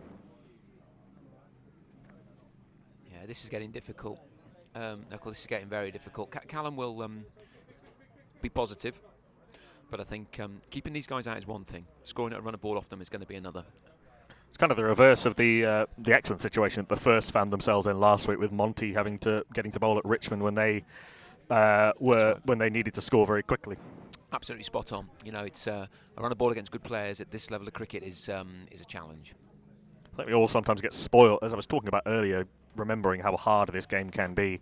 I think we sometimes get spoiled watching the very top level of cricket, and you know, a run a ball for 20 overs or so doesn't seem like much in one day cricket, but take some scoring.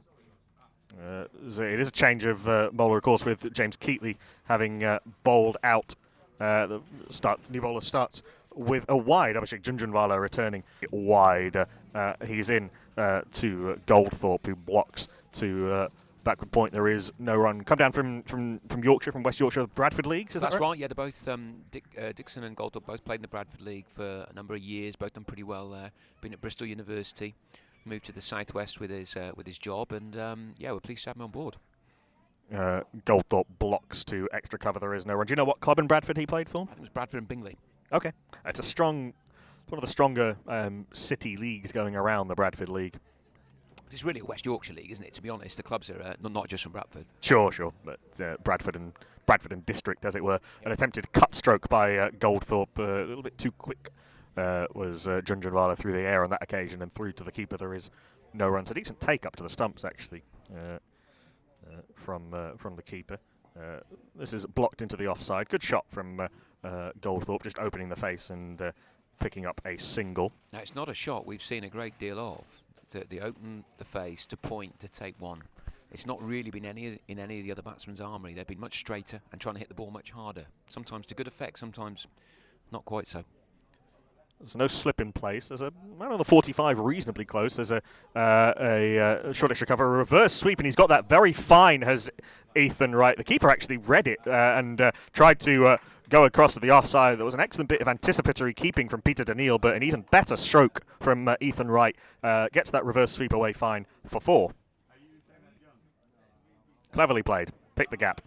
I think it's a brave shot, but I think that might well be my age. The reverse sweep is now a pretty conventional shot, and he played it very well indeed. Certainly looks like he practices it. I mean, you would hope so if you're bringing it out in a Premier League game, but certainly in a biggish game, as Junjunwala is in, bowls much fuller this time, and Wright slightly misses out on the scoring opportunity as it dips under his bat and hits him on the pad. There is no run. 6 runs off the over, including a wide. A little bit better for Twickenham. They move to 139 for 5 after 29 overs.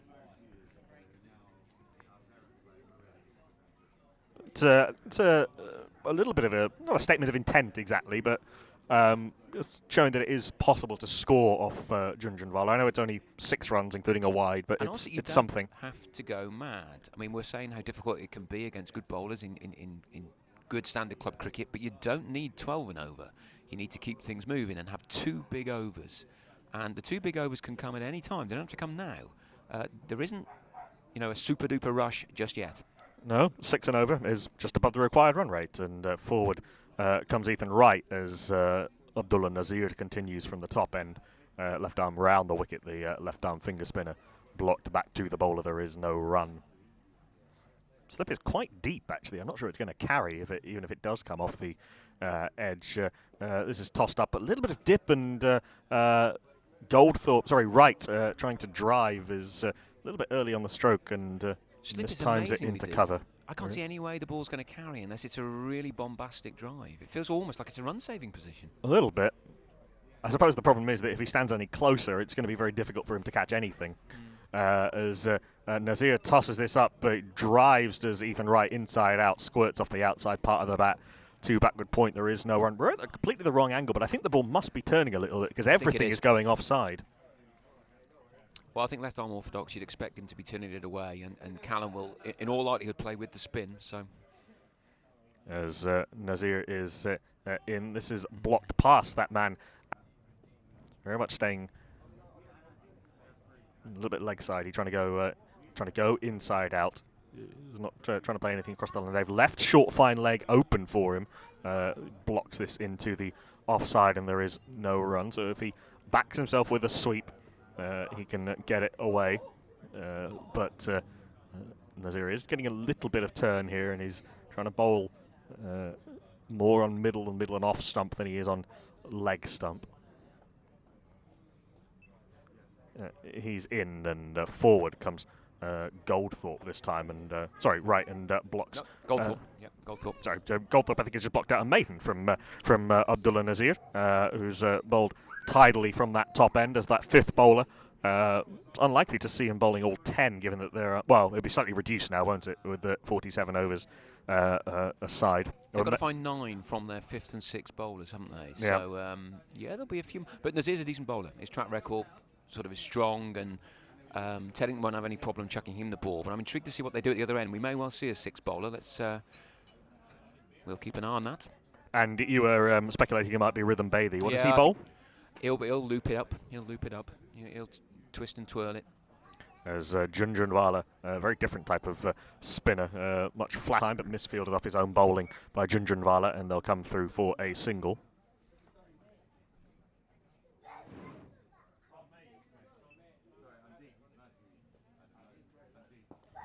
This is pushed into the offside for a single by Goldthorpe, and it's nicely played, and just come through for a single again, opening the face. It seems to be his tactic off both Junjunwala and off Nazir to stay leg side and open the face, find his singles that way.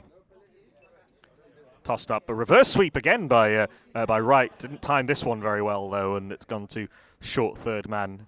It's good anticipation actually in the field, because we saw short fine leg come right the way round to third man as he went in for that reverse sweep.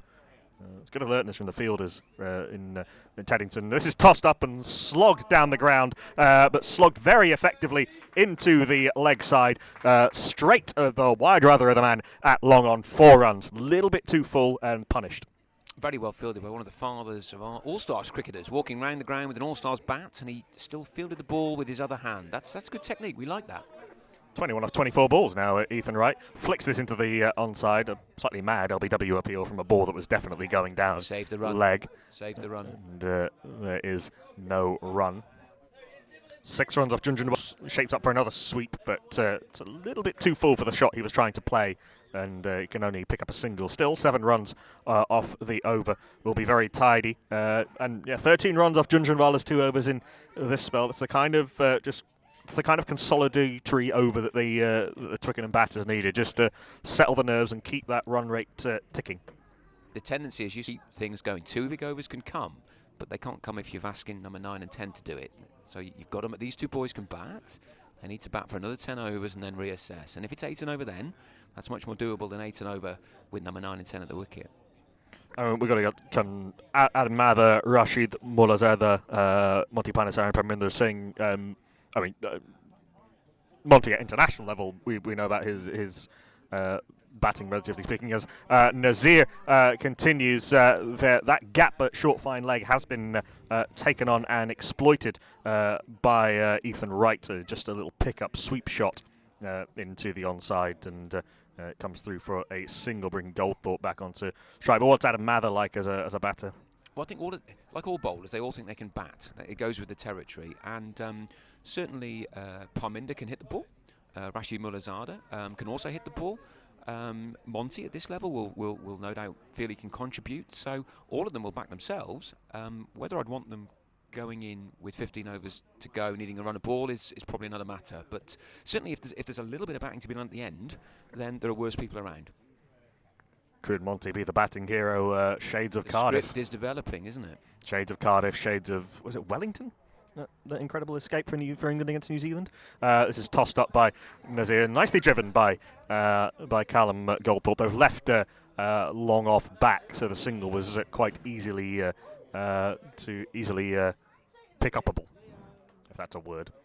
Single. If it's not, it should be. It's a good word. It seemed a little bit strange that you'd leave the long off back for someone who hasn't played an aggressive stroke yet. Right on strike. Has a big sweep at this, is way too early on the stroke and is beaten by it. Bale's whipped off by keeper Peter Daniel. Back foot wasn't lifted, so no chance of a stumping. Got a little bit carried away there, Ethan Wright. Some evidence that the ball's turning, though, I think. Wright's really tried to go for that, and he's missed it by about 6 feet. Nice change of pace as well from Abdullah Nazir. This is a little bit flatter. That bounced. Tennis ball bouncy from back of a length and took all the momentum out of Ethan Wright's stroke, and he defends to the man at deep slip, and there is no run. It's a very offside heavy field, actually. It's the paddle sweep of the type you might see off a fast bowler, really, but just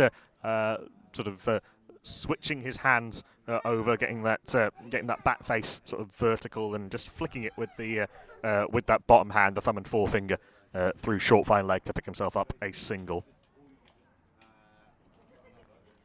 Good manipulation of the bat face, and picked himself up 2 runs there. So very good for a little dink around the corner. Has a swing at this through the onside. I don't know if long on has managed to pick that up, but no, he hasn't. He's hit hard into the gap by Ethan Wright, hard enough that the man at long on couldn't field cleanly. 4 runs, and that turned out to be a very good over indeed for Twickenham. 8 runs off it. Callum Goldthorpe is 4 off 14, but Ethan Wright is now 29 off 31 balls and has made quite the handy contribution with Twickenham 153 for 5. The target now required in double figures. Ethan Wright has quite quietly helped himself to a run of ball 30, and that without doing a great deal. Yes, it's a nice trick if you can pull it off, isn't it? Yeah. I mean, 1 or 2 boundaries, and been very inventive with his reverse sweeps and his little dill shans, and we'll really need him to keep doing this if we're going to get close to this total. And the game's still on. Junjunwala's off. A bit of pace on the ball might not be such a bad thing.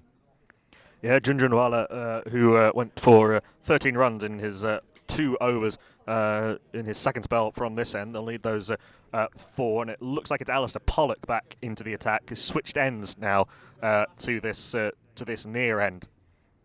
Excuse me, the Church Road end. Alistair Pollock bowled well earlier from the top end at 6 overs, none for 24. He and Keatley really put the squeeze on before and after the wicket of Neville Talbot, who's 79 of 43 balls feels like quite a long time ago now. Yeah, it's been absolutely crucial in Twickenham weathering what was a pretty bleak middle part of the innings. It's not as if we're in the box seat necessarily, but we're in it. And I don't think we would have been had Neville Talbot not produced what he did. Good delivery from Alistair Pollock first up to Callum Goldthorpe. A little bit of movement from outside off stump through to the keeper. There is no run. Goldthorpe definitely beaten on the outside edge.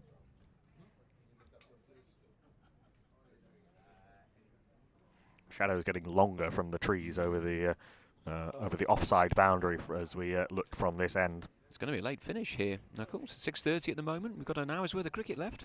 We've got the light, I think, at this time of the year. This is nicely driven by Goldthorpe out to the cover sweeper for a single. Just a little lean and push. Tall, strongly built man, Callum Goldthorpe, actually. Yeah, I think he knows his game. This is the key thing. He knows what he can do. He knows what he can't do, and he's going to try and tick it over. Ethan will play more expansive shots, but Goldthorpe will definitely want to be here at the end. If he's here at the end, then we won't be a million miles away. Oh, the 6 team are back. As in comes Pollock, back of a length, and Goldthorpe Wright awkwardly pushes back to the bowler, but gets plenty of bat on it, and there is no run. Do we know how they did? Not as of yet, although people are smiling, which is either evidence that the 6 have won, or they've been absolutely trounced. So it could be one or the other. I'll investigate.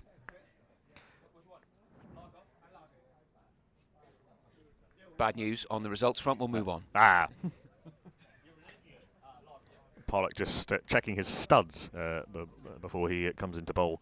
The fourth ball of his 7th over, the 33rd of the innings. Also, slight pause in play as we had a pitch invader. She was, I'd say, 3, maybe 2, and has now been removed by her mum. This is a short ball. That's very pleasantly pulled by Ethan Wright, but well set field by the skipper Nick Pride, and the deep mid-wicket fielder picks that up, and it'll just be a single.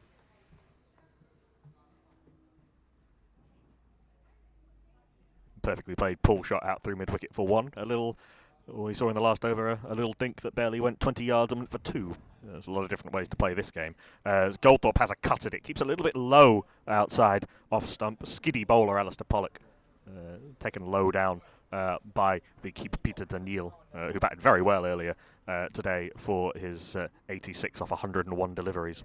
Wright's pull there was the type of shot where you hit it and you think it's got to be 4 runs. I couldn't have hit it any better, and then you see the fielder's right where he was, and you have to turtle down the other end. It's the kind you might think you should get 2 for, but you spent the first half of the run wishing it would, or sort of admiring it.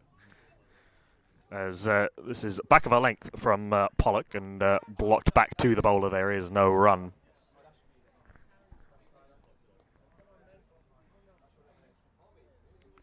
Good over from Alistair Pollock thus far, just the 2 runs off the first 4 balls of the over.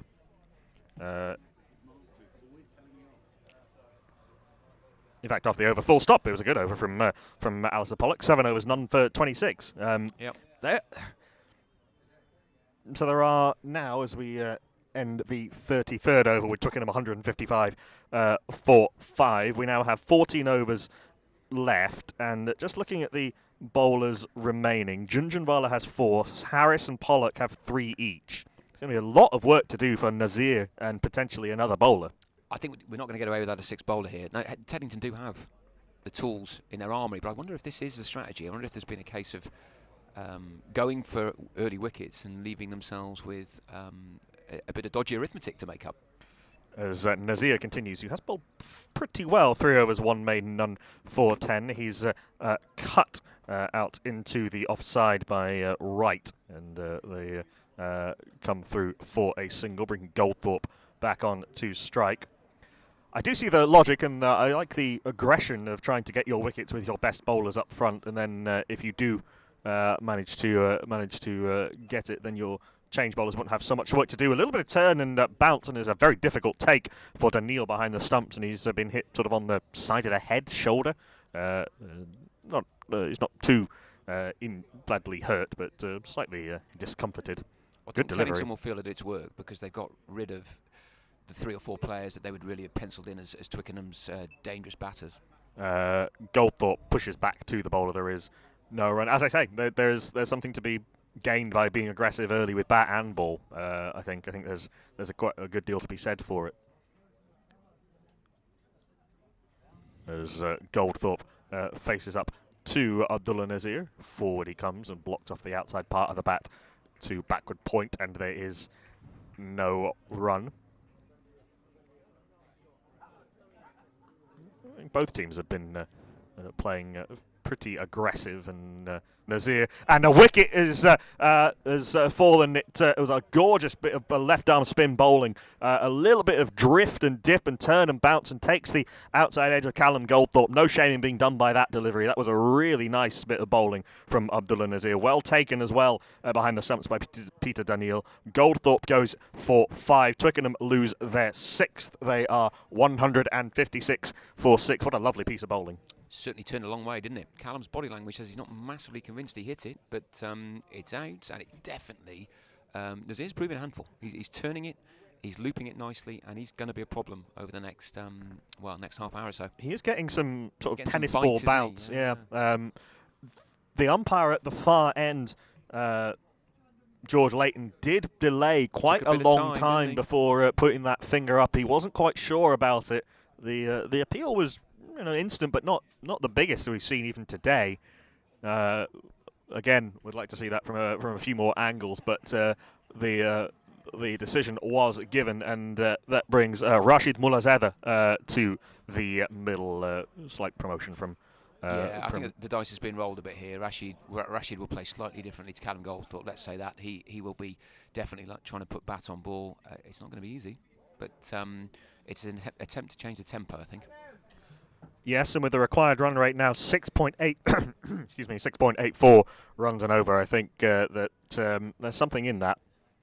Quick 20 or 30 here. Well, a quick 20 or 30 here will be gold dust, but a quick 20 here just does change the game just a little bit.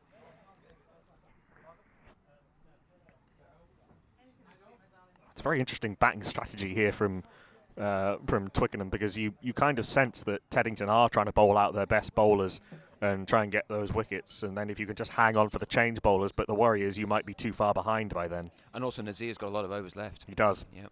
And he's bowling well. He's got a strong track record. It's the sixth bowler that interests me. I wonder if that's a strategy, although we may not find out if Nazir keeps doing his thing. 3.5 overs, 1 maiden, 1 for 11 for Abdullah Nazir, the left-arm spinner, who was the fifth bowler used today and has bowled very well from that top end, the green spice end.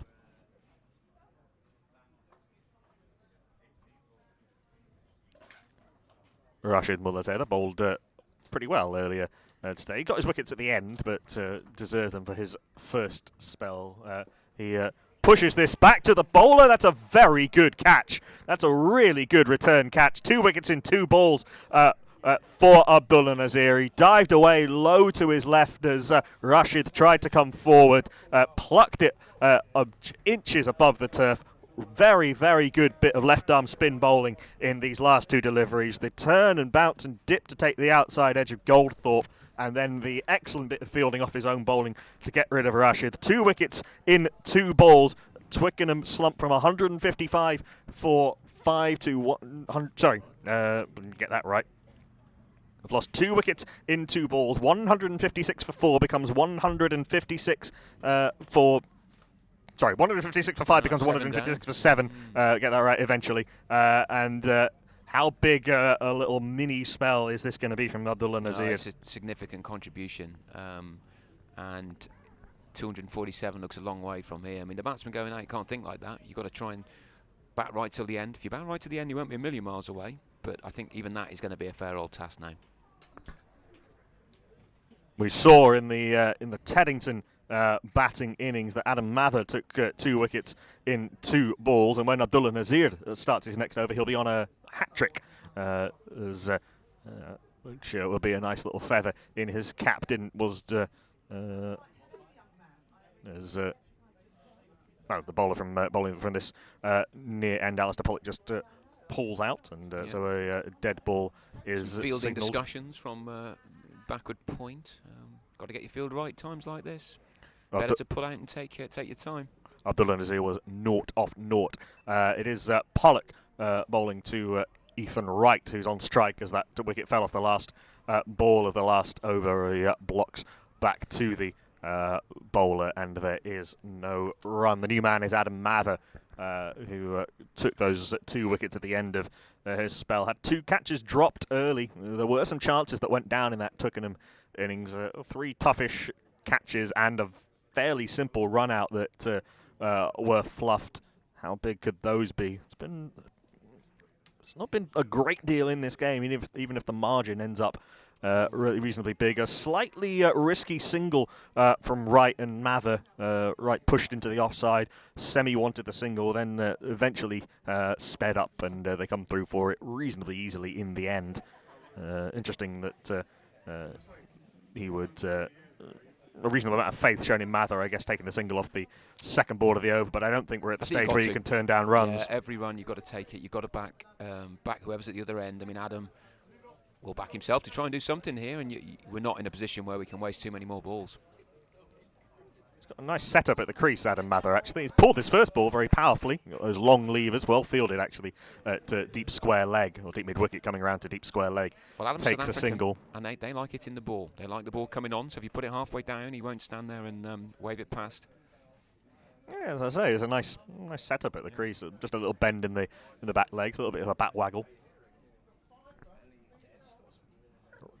Wright is on strike as Pollock comes in, driven, carved by Ethan Wright. He's found those angles backward and square really nicely today off spinners and seamers alike. Just opened the face and got it fine to the man at third man. 4 runs to Ethan Wright, who is keeping Twickenham in this game. He's 36 off 37 deliveries. That was a very, very cleverly played stroke.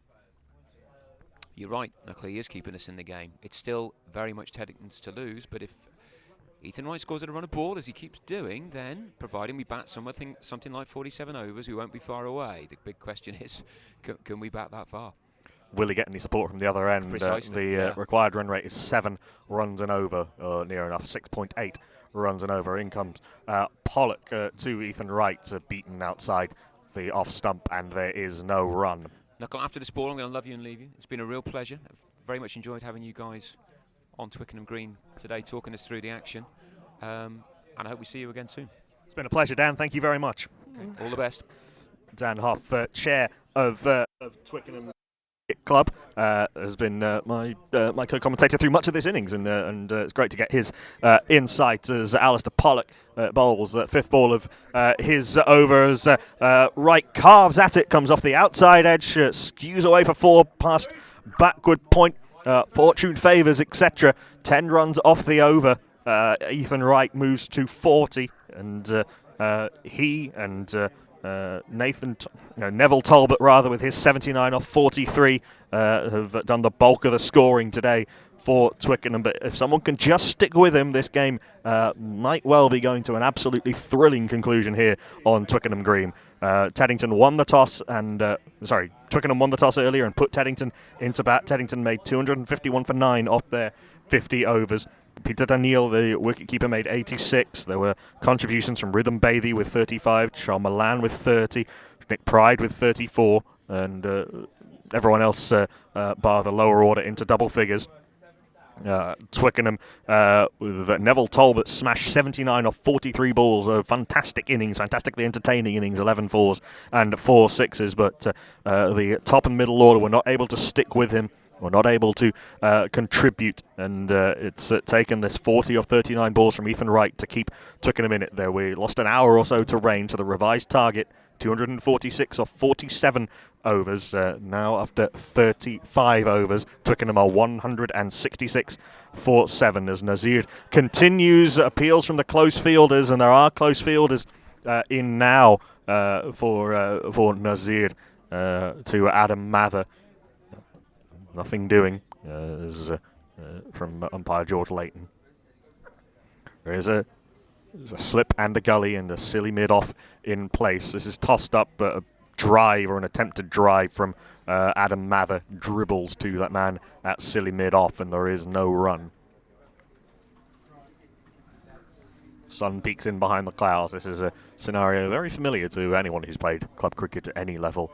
Light fading, spinner on, fielders round the bat. A drive from Mather, skews off the outside edge to backward point. They come through for a single. Field will change for Ethan Wright, who's on 40 now off 39 deliveries.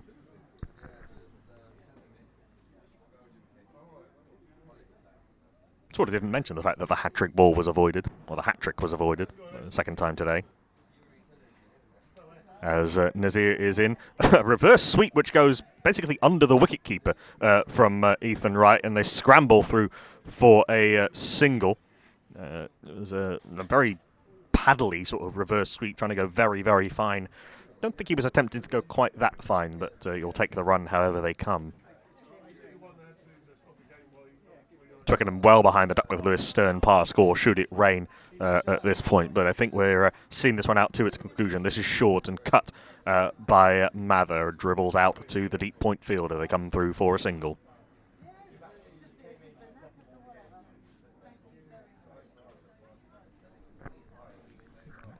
Dot, dot, single, single in this over.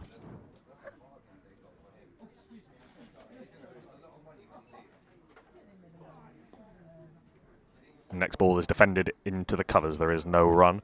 So the over goes dot, dot, 1, 1, 1, dot. And Adam Mather will be on strike. A decent over by Abdullah Nazir. Again, he's bowled 5 overs, 1 maiden, 2 for 14, 2 wickets in 2 balls. Those of Callum Goldthorpe. caught behind by Peter Daniel off Abdullah Nazir. A lovely bit of bowling that drifted and dipped and bounced and turned, and then a good caught and bowled off Rashid Mullazada, the powerful Afghan, very next ball.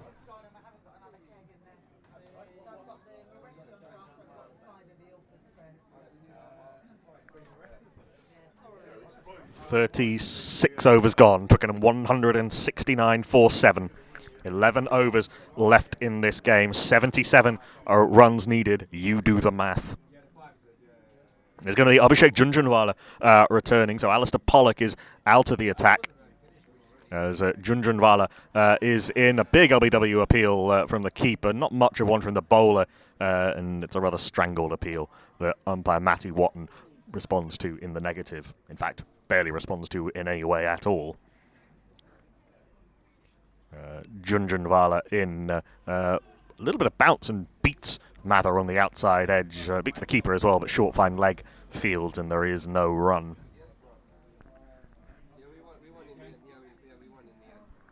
Into his 7th over, Abhishek Junjunwala, got 3 left after this. This is short and pulled by Mather, doesn't time it very well, and it'll just be a... No, it will go for 4. It'll beat the man at deep backward square. A valuable boundary for Adam Mather and his Twickenham side. He moves to 7 off 8.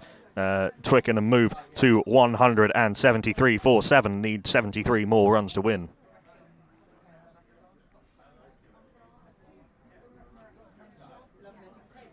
It's a good shot from Adam Mather, just waited for it, pulled it round the corner, beat the man.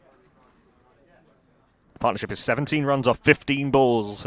Sprightly lower order partnership as Junjunwala comes in. A flick from Mather, which turns into a sweep. Signalled a wide as it turns down the leg side from Abhishek Junjunwala. He's not been as economical in his second and third spells as he was in his first.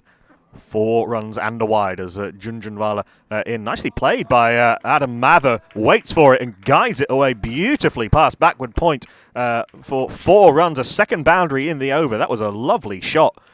Just guided away through backward point by Mather. He's on to 11 runs off 9 balls now.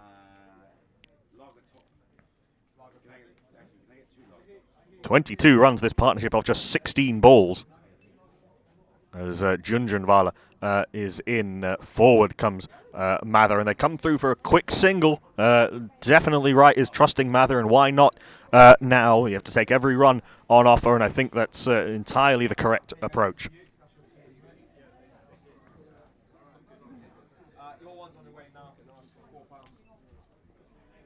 This is guided by Ethan Wright down backward of square. Or will it have the legs to go for 4? It will have the legs to go for 4. Signalled in classy and restrained manner by umpire Matty Watton with the left hand. And that's a very, very good over for Twickenham. 3 boundaries off the over, off the bowling of Abhishek Junjunwala, who started so well today. But Adam Mather with a pull and then with a cut, and then Ethan Wright with a little glide past backward square, past deep point. 14 runs off the over, 4 wide, 4 leg by 4. And after 37 overs, Twickenham are 182 for 7 into the last 10 overs of this match, which was reduced to, the target was reduced to 246 from 47 overs. Twickenham needs 63 off the last 10 overs. That over will have gone quite some way to just settling a few nerves on the Twickenham side and ratcheting up the tension on the Teddington side. Very valuable partnership between Ethan Wright and Adam Mather for the 8th wicket. Adam Mather 11 off 10. Ethan Wright 45 off 42 balls.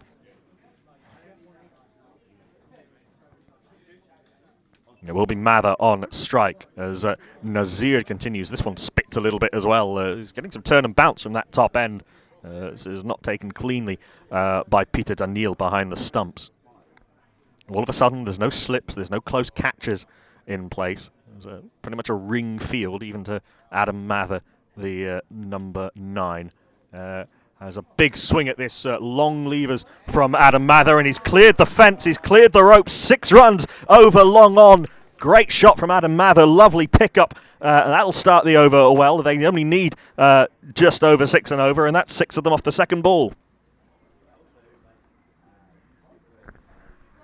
What a game this is bubbling up into. It was a real nip and tuck affair through the Taddington innings. Then in the Twickenham innings, Neville Talbot smashed 79 off 43 deliveries. Then there was a big collapse around him, but now Ethan Wright and Adam Mather have put on 27 off 19 balls. In fact, sorry, mate, that 33 off 20 balls. The next ball is pushed out into the offside, and there is no run. But Adam Mather 17 off 12. Ethan Wright 45 off 42 balls. Required run rate now under a run a ball as in comes Abdullah Nazir. Tosses this up, trying to tempt Mather to go for it. He has gone for the drive down the ground, but more or less along the ground, too long off, and there is no run.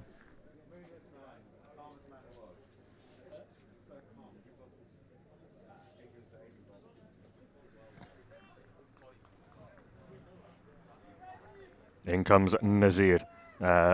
To Ethan Wright, who pushes into the offside. They take a quick single. Throw possibly could have gone to the other end because I think Mather was struggling to get to the striker's end, but Ethan Wright made it pretty quickly to the non-striker's end. They take the single.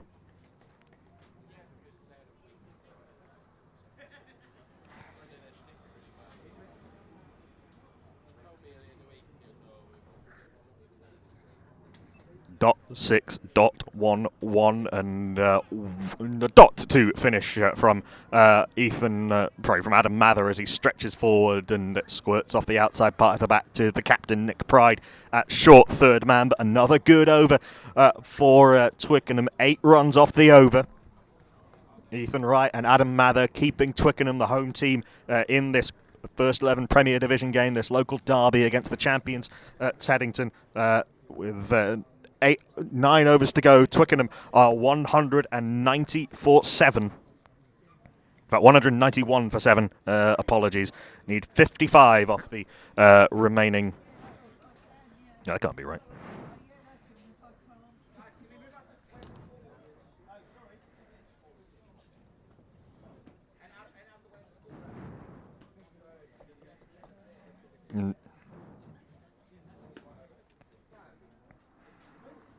Bear with me 1 second while I try and get my scoreboard to work itself and behave itself properly. It will be nice of it.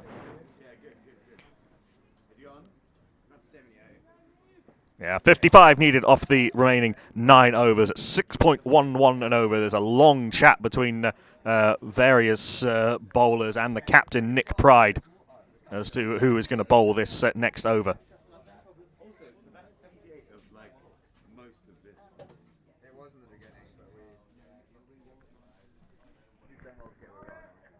There was a point where he scored 43 of the 45 runs. It was a bit ridiculous. How'd you get out?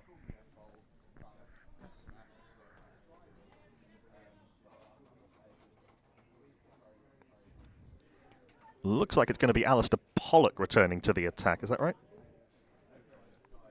Checking with my scorer, who's been doing fine work on the Twickenham scorer. He's not my scorer. What am I talking about? He's been doing fine work on the scoring laptop, as it is going to be Alistair Pollock. So Abhishek Junjunwala out of the attack after 1 over that went for 13 runs. Seam back into the attack. Pollock has figures of 8 overs, none for 36. He's only got 2 overs left.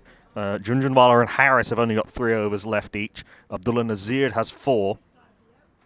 There are with 9 overs to go. There is a little bit of flexibility now. This is driven into the offside, well fielded from the man at cover, and there is no run. It's a lovely drive, actually, from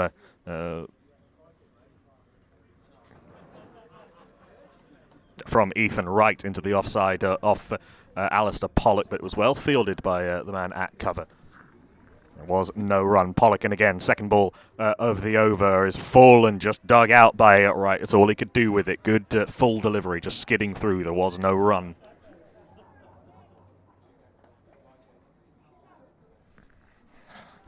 No slips now. We've got a backward point, a deep cover, shortish extra cover.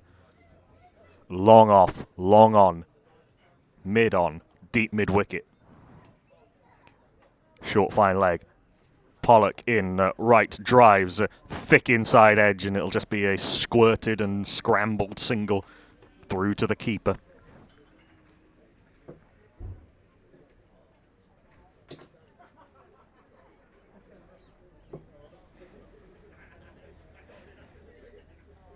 Right moves to 47.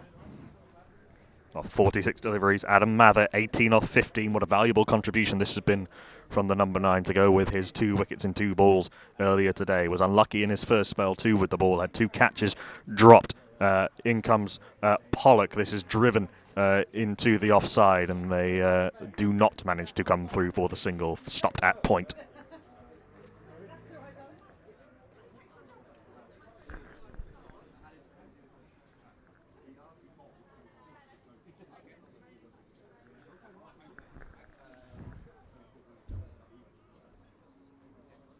Pollock turns at the top of his mark. In right arm over the wicket. Bowled him!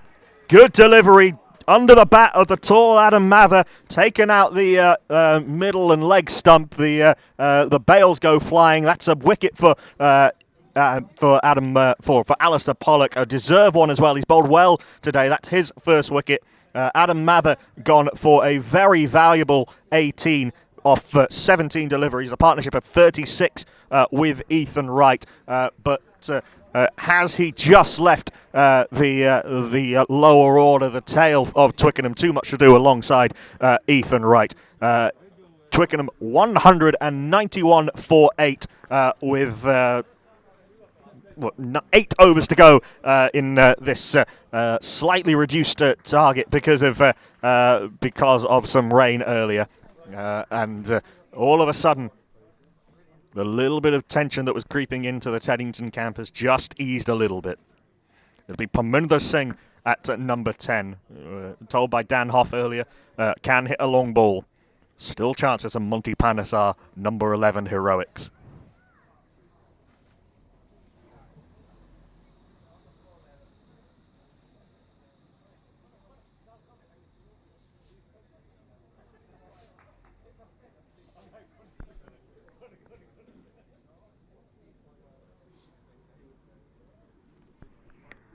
My scorecard gave that wicket to Abhishek Junjunwala.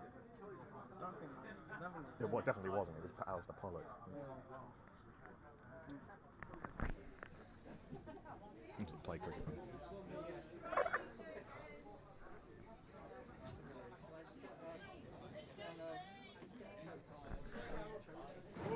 Alistair Pollock, 9 overs, 1 for 37.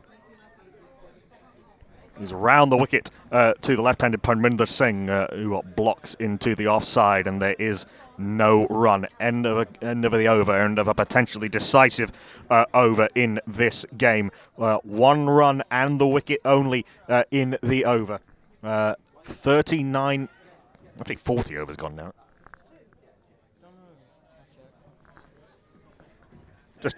Just checking with the scorers about the exact situation of this game, because it could be an exciting and important one. 39 overs gone. Thank you. Twickenham 192 for 8. Need a further 54 off the remaining 8 overs, with Ethan Wright on 47 off 46 balls. Panesar Singh 0 off 1, and Monty Panesar, former England bowler, hero of Cardiff, hero of the Great Escape in New Zealand, alongside Paul Collingwood and Ian Bell and Matthew Pryor.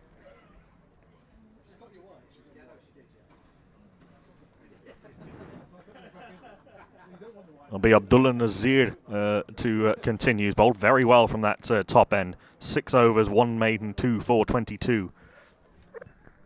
In bowling to Wright, who goes for the reverse sweep again, goes over the keeper's head. Third man will chase it back. There's a brave bit of wicket-keeping, actually, up to the stumps from Peter Daniel. Will just be a single. No sense of protecting the number 10 at this stage.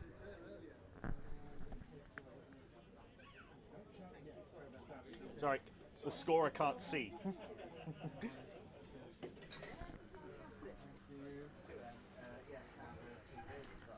The Abdullah Nazir bowling to Parminder Singh.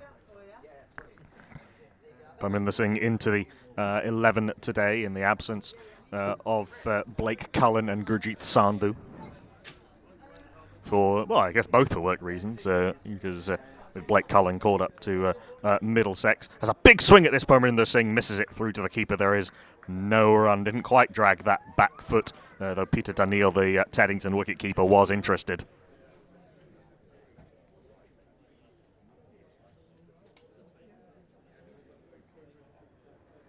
One dot in this over. Thus far, beaten on the outside edge is Parminder Singh. A little bit of turn as well. A good low take by Daniel behind the stumps. There is no run.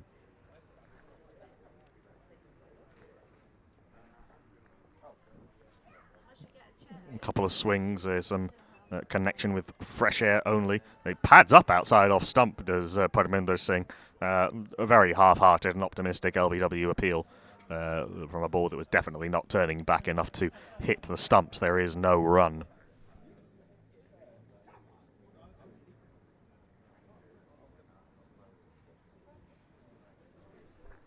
No close fielders, interestingly. As Nazir is in to Parminder Singh, who prods forward and tries to turn to leg. There is no run. It's been a really good over again from Abdullah Nazir. Well, very impressively from that far end, the Green Spice end. Single and 4 dot balls in the over thus far. Can Parminder Singh just ease the nerves a little bit and chip into that required target, that required run rate with a boundary? Peter Daniel's just slowing things down, just adjusting his gloves a little bit, making Parminder think about it. Down now behind the stumps as Nazir is in, left arm over the wicket to Parminder Singh, who leaves outside off stump. The bounce surprises Daniel actually behind the stumps. Really good over from Parminder, just 1 run off it. He's gone for just 23 off his 7 overs with a maiden and with 2 wickets in there, 2 big wickets in 2 overs, just to chip away at the support that was helping Ethan Wright get Twickenham that little bit closer. Ethan Wright's been rather starved of strike in the last few overs. He's 48 off 47. He's batted really well, really cleverly, intelligently. His placement's been very good, but he's running out of support and time. 40 overs gone. Twickenham 193 for 8. Need 53 off the remaining 7 overs. Alistair Pollock is going to bowl out from this near end. Oh, wait, no. Sorry, apologies. Sam Harris is going to come back into the attack. Much taller, quicker bowler. 7 overs, 1 for 40, Sam Harris. He's in right arm over the wicket to... no, he's not in right arm over the wicket to Ethan Wright. He doesn't let go of the ball, and the dot ball is signalled. God, he's tall. I can actually recognise.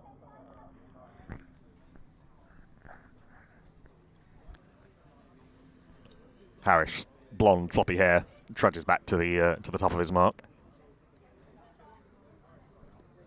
Short sleeves, one of few players wearing short sleeves out in the field. As he's into Ethan Wright, who stretches for this but can't stretch far enough, and it is signalled a wide by umpire Matty Watton. 52 required to win.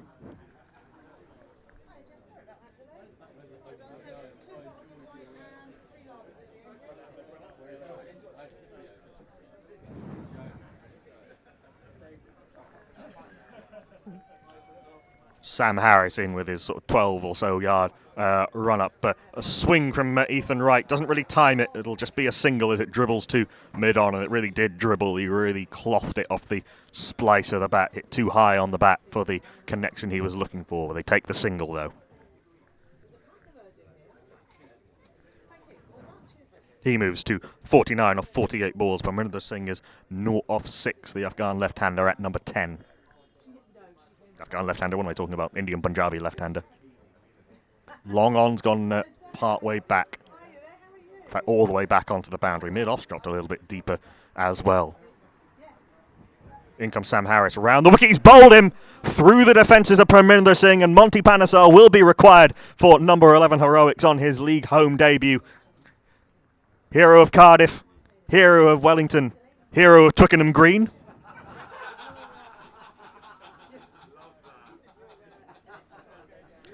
Very nicely bowled by Sam Harris, just round the wicket, angling in to Parminder Singh, beat his defences. He's gone for a 7-ball duck. Sam Harris has his first wicket. Twickenham are 194 for 9. They need 50 runs exactly. That's not right. Definitely got that right. They need 52 runs to win, apologies, off the remaining 6.4 overs.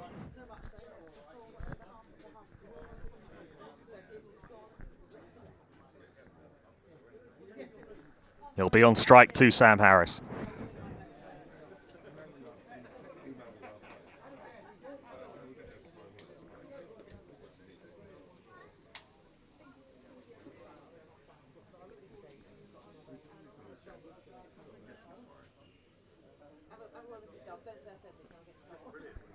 Highest first-class score of 46 not out. Highest test score of 26.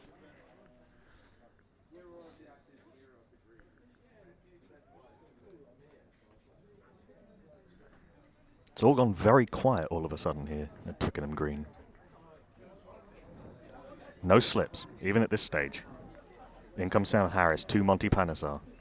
Right arm over the wicket, round the wicket rather. Here he goes. This is clipped off the hips. It will be signalled a wide. Attempted clip off the hips that he just missed. Strays down leg does Sam Harris, and right arm round the wicket to the left-handed Monty Panesar.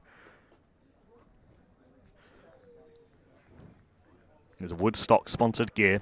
Comes down the track and just has a little prod. Can mention that because they're a partner of the club.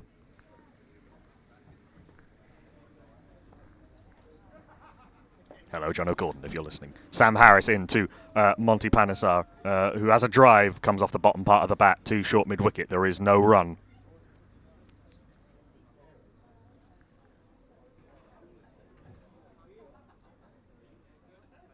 .195 for 9.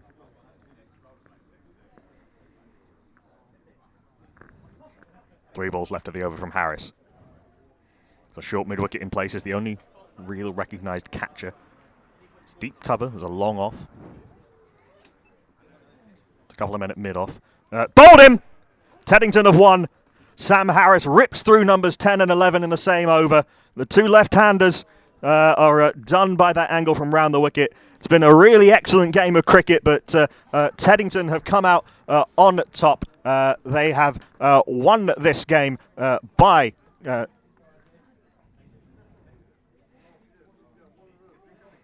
69 runs, and with contributions from Neville Talbot, who was superb with 79 off 43 deliveries, and Ethan Wright, equally superb and inventive with his 49 not out off 48 balls. Credit also to Adam Mather for his 18 off 17. Carlos Nunes, the next highest scorer, with 17 off 25, but with James Keatley taking 4 for 24, 2 wickets in the same over for Sam Harris, 2 wickets in consecutive balls for Abdullah Nazir, and a wicket apiece for Alistair Pollock and Abhishek Junjunwala. The score of 251 for 9 revised to 246 from 47 overs proved just too much, and Teddington come out victors in what has been a fantastic game of cricket. I have been Knuckle Mpande on your commentary stream, and we will see you again, hopefully, from everyone here at the Sports Gazette and at Twickenham. Till then, be thoroughly lovely to yourselves. Goodbye.